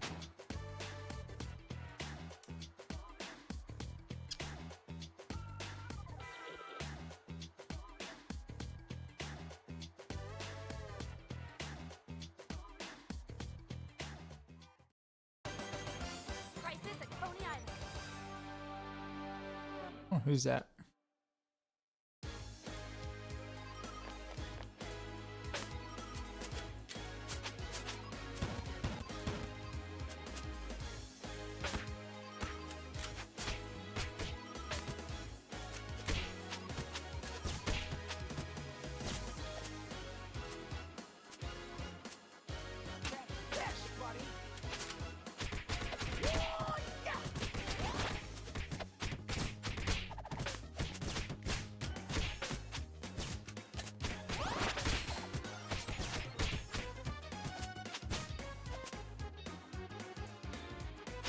I see you. There ain't no way that does that much damage. I refuse to believe that little plank right there did not knock me like that far. Nah, I don't I don't believe it.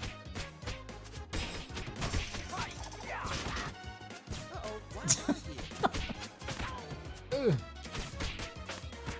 Ow.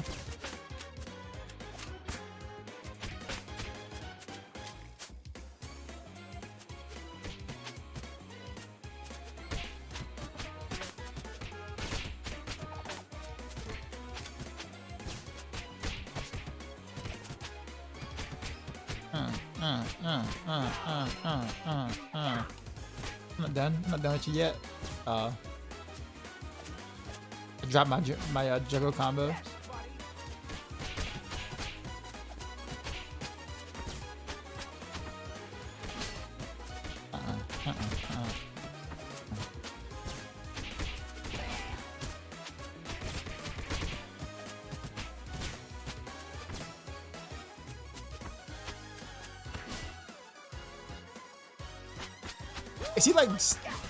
Is he like blocking my throw? I try to throw him and he just, oh, he's like actually like, he's resisting my throw. Sorry, dude. I know you were just enjoying your popsicle. I'm sorry. Nice.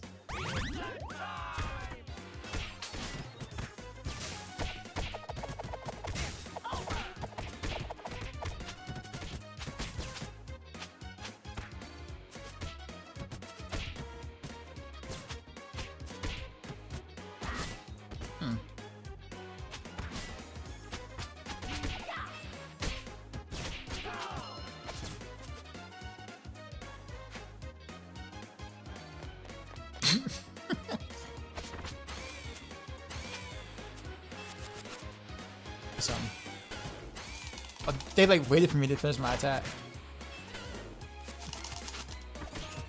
I probably should say my special move from here. So what's this? There we go.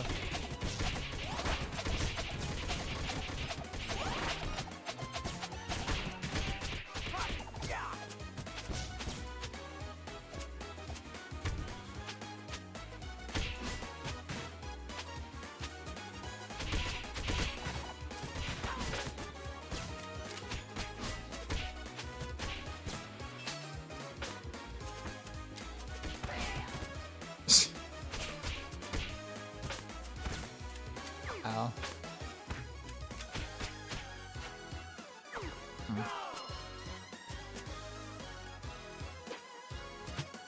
You got side too, huh? Oh.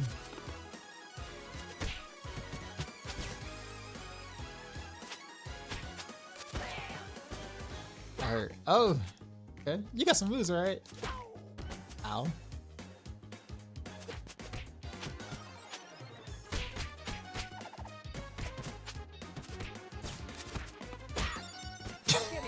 Well, okay. All right. I see you. I see you. Okay, that's what you do. Okay. Delicious. I should offer you some.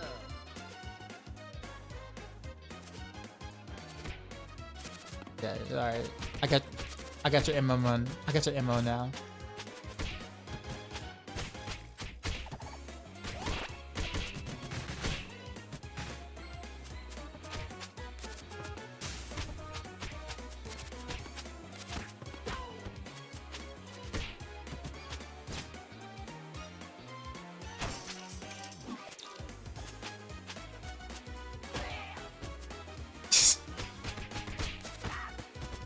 come on. I moved.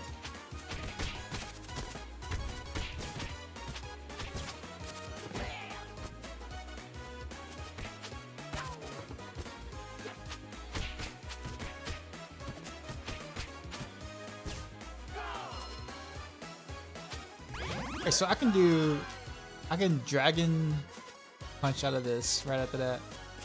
I know that. Yeah, it's like a smooth okay.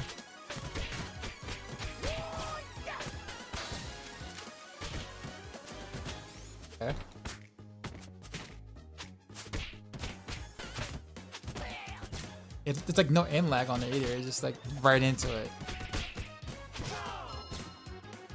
Huh. I wonder if that's on purpose. Pop a balloon.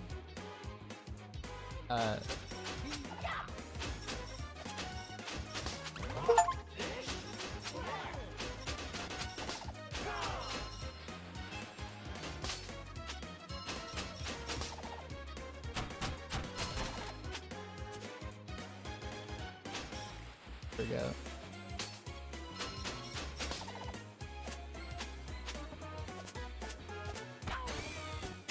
I swear, that little plank, seriously?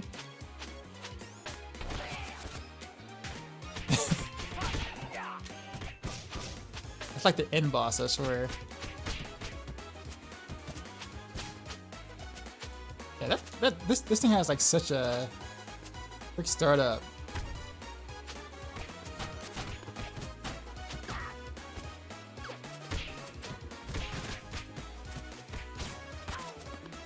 Oh, what?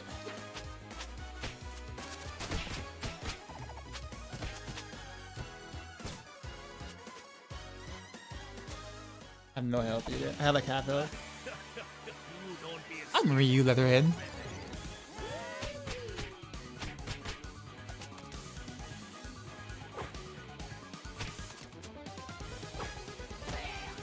Oh, okay.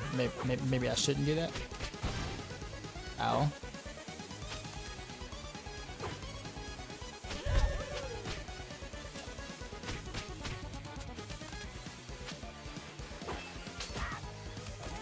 Ow.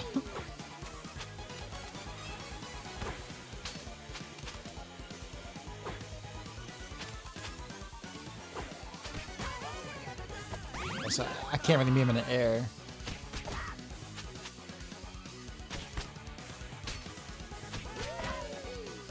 Okay, he uses his tail attack to catch me off guard, okay?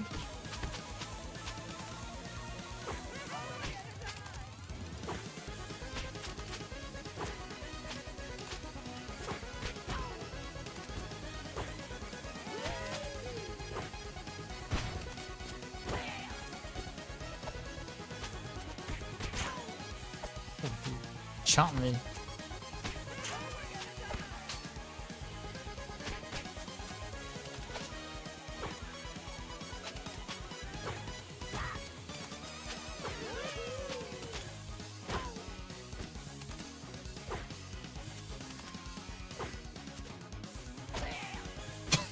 What a move.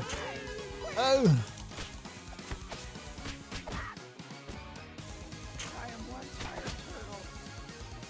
Okay, last hit. Who's gonna get it? Got it. Down to 1 HP again. Try to do my best work.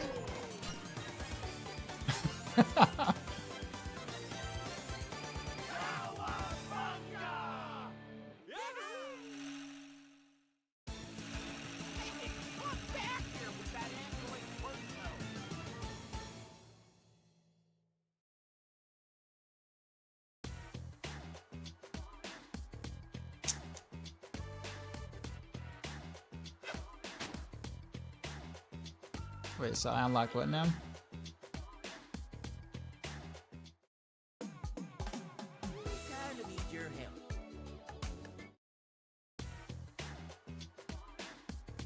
Should need to go back and see if I got the other stuff. You've got to find my VHS tapes. It's done. How about you? Please find my diary. Missing diaries. Okay.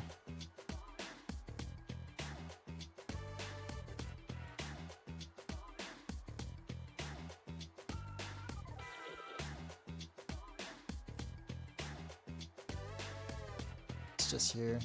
Here. A few screws loose.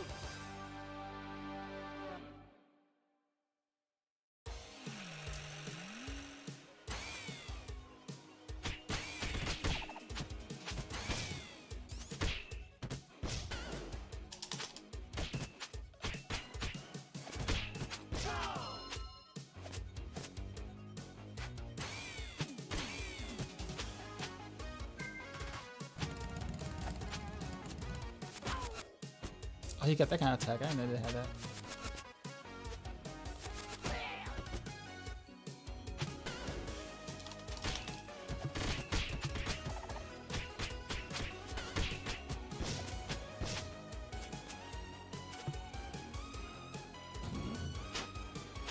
That sure hits the spot. Good.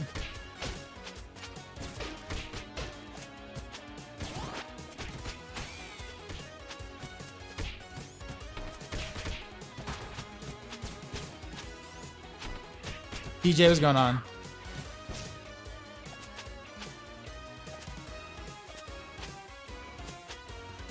I can't do anything with the boxes up here? Oh, that's why.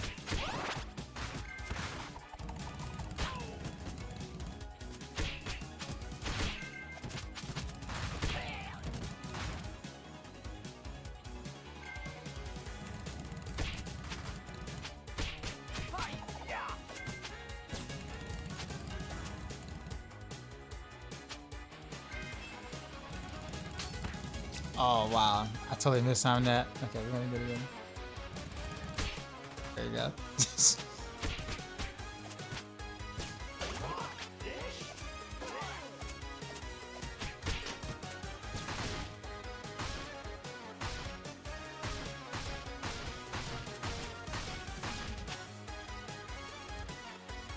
No idea when the message, what time the message batch is coming.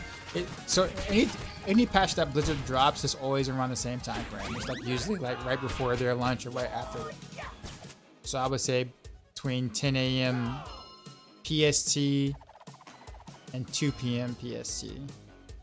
So usually within that 4-hour window. Wow.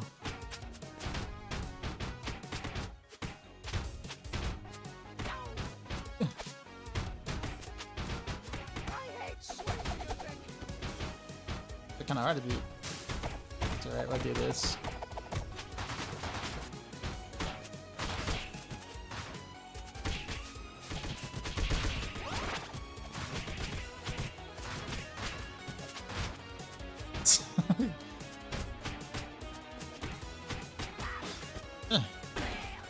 Wow, okay.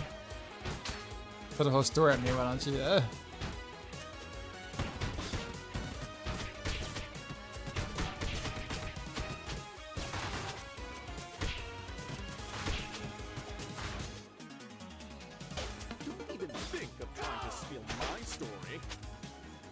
Hey, PSA 6.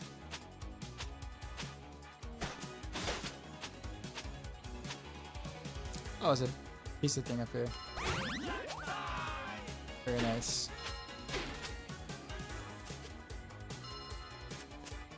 You're welcome.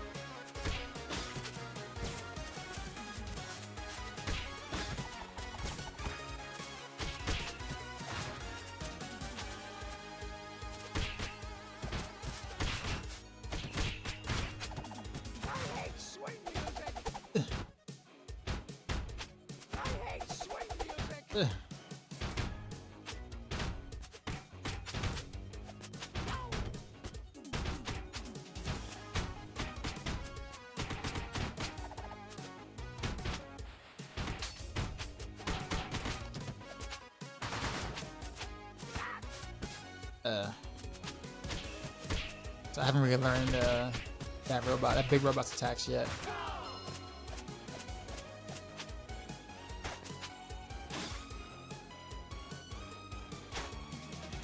Wait a minute, what about that fire extinguisher?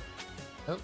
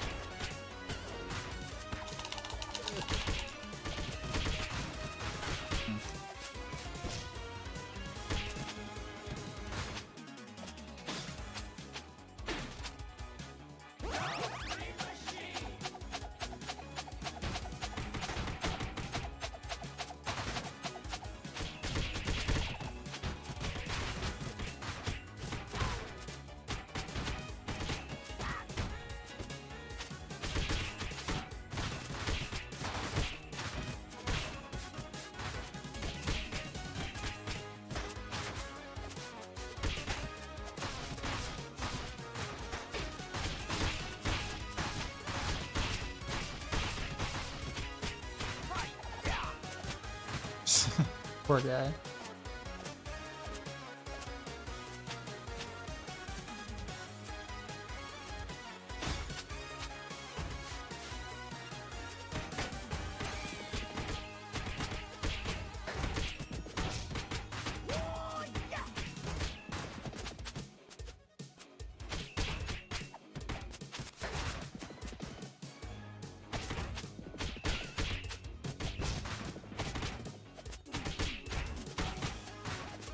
Yeah, that had like no end lag. That's so. Oh, sorry, no startup lag. Sort of animation. They just you can go right into it from the dive kick. That and get like an extra hit.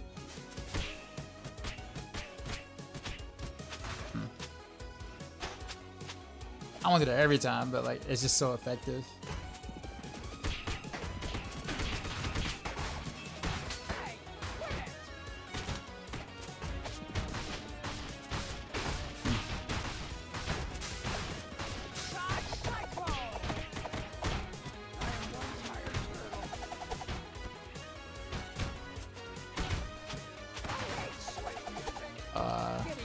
It's my life.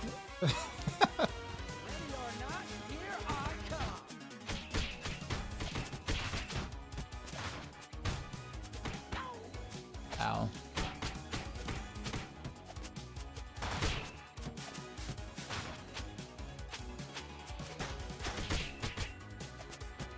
Oh, now I get the pizza? A full health can't grab it. Oh, well, I guess this works.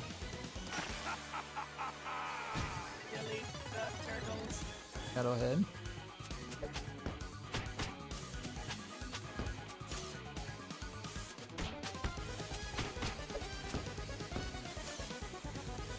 Something.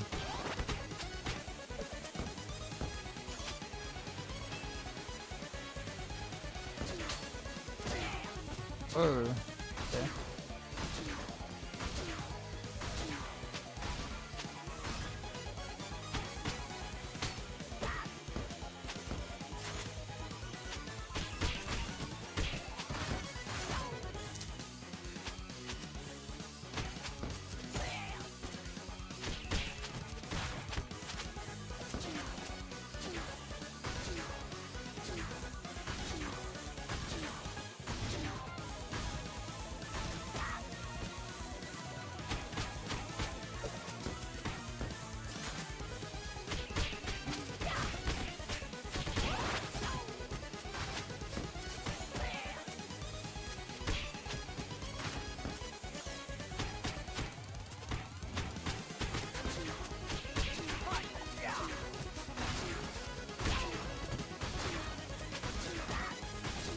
I keep running right into his force field.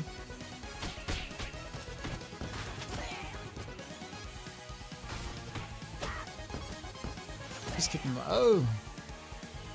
Alright.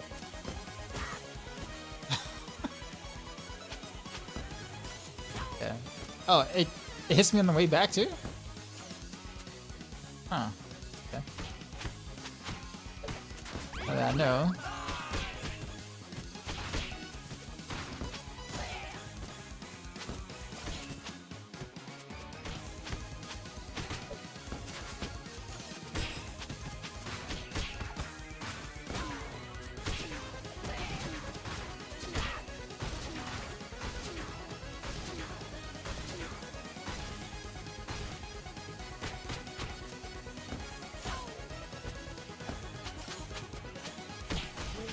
It's also clear to me now. The turtles are my friends. System crash. Easy peasy. God. That voice after those so bad. It's okay. What time is past Diablo forward? So they never give you an exact time. It's always between like 10 a.m. PST to 2 p.m. So it's like a 4-hour window. It always drops between that 4-hour window. And it's on Tuesday.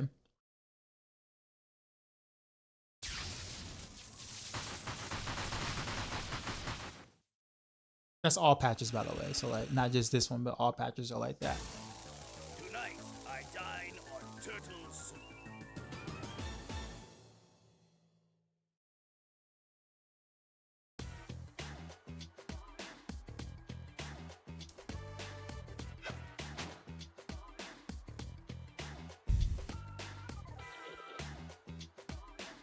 I can take a shortcut now.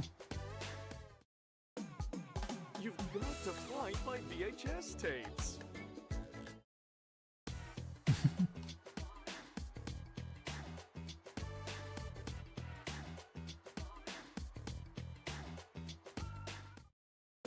Okay, I complete.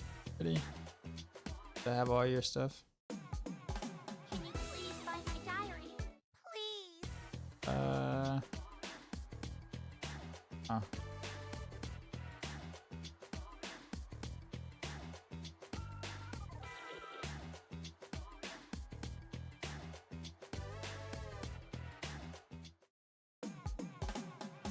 Kinda need your help. Guess I don't have all the bugs either. Okay.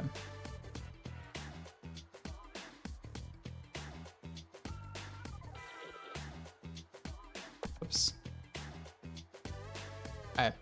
So I think this is where I'm gonna stop for today, just because I have a long day. I actually was supposed to start playing this earlier in the stream, but I kind of got into some deep D4 talks, so I actually didn't start until like an hour and a half later than I wanted to. But we'll pick this back up a little bit tomorrow. We'll still do some D4, of course. Towards the beginning, I'm just gonna farm some mats, and then back to some turtles, because this is a lot of fun. This is a lot of fun, and definitely brings me back to you know, the old days. Oops, I do. Actually, how do I exit out of this? It's like no good way to get out of this. It's like a start button or see turtle layer.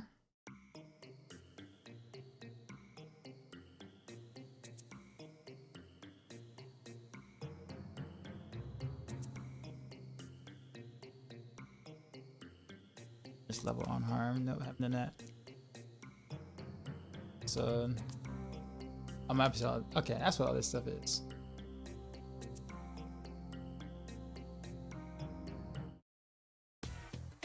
Yeah, I have no idea how to actually get out of this.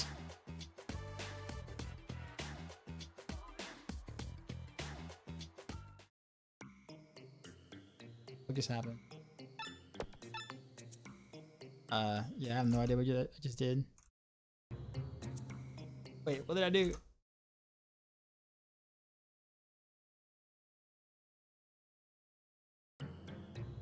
Okay. That was weird. Alt F4. I mean, oh, there you go. And whatever I just did with this thing, Steam thing. Right. that window. Oh, it's still up there. Why? Okay, there we go. All right, let's come back to music real quick before we find someone to raid.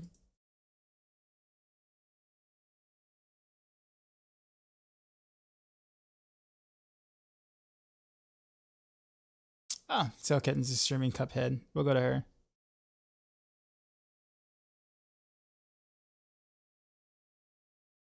The first playthrough is going so well.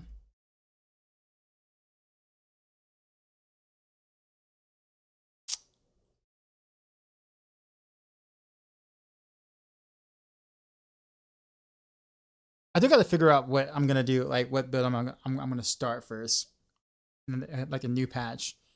Like how much do I want to invest in like trying to play early, or just get on at my normal time and play? Because I haven't decided yet what I want to do. Like, do I want to make it an all-day event for Tuesday patch, or do I just want to just jump on at nighttime and just play my normal hours? But there might be interest in the patch though, so like I might actually start earlier in the day.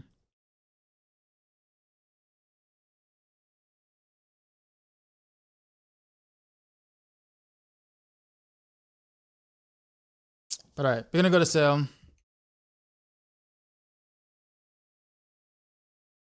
I will see y'all tomorrow, or better yet, later on tonight.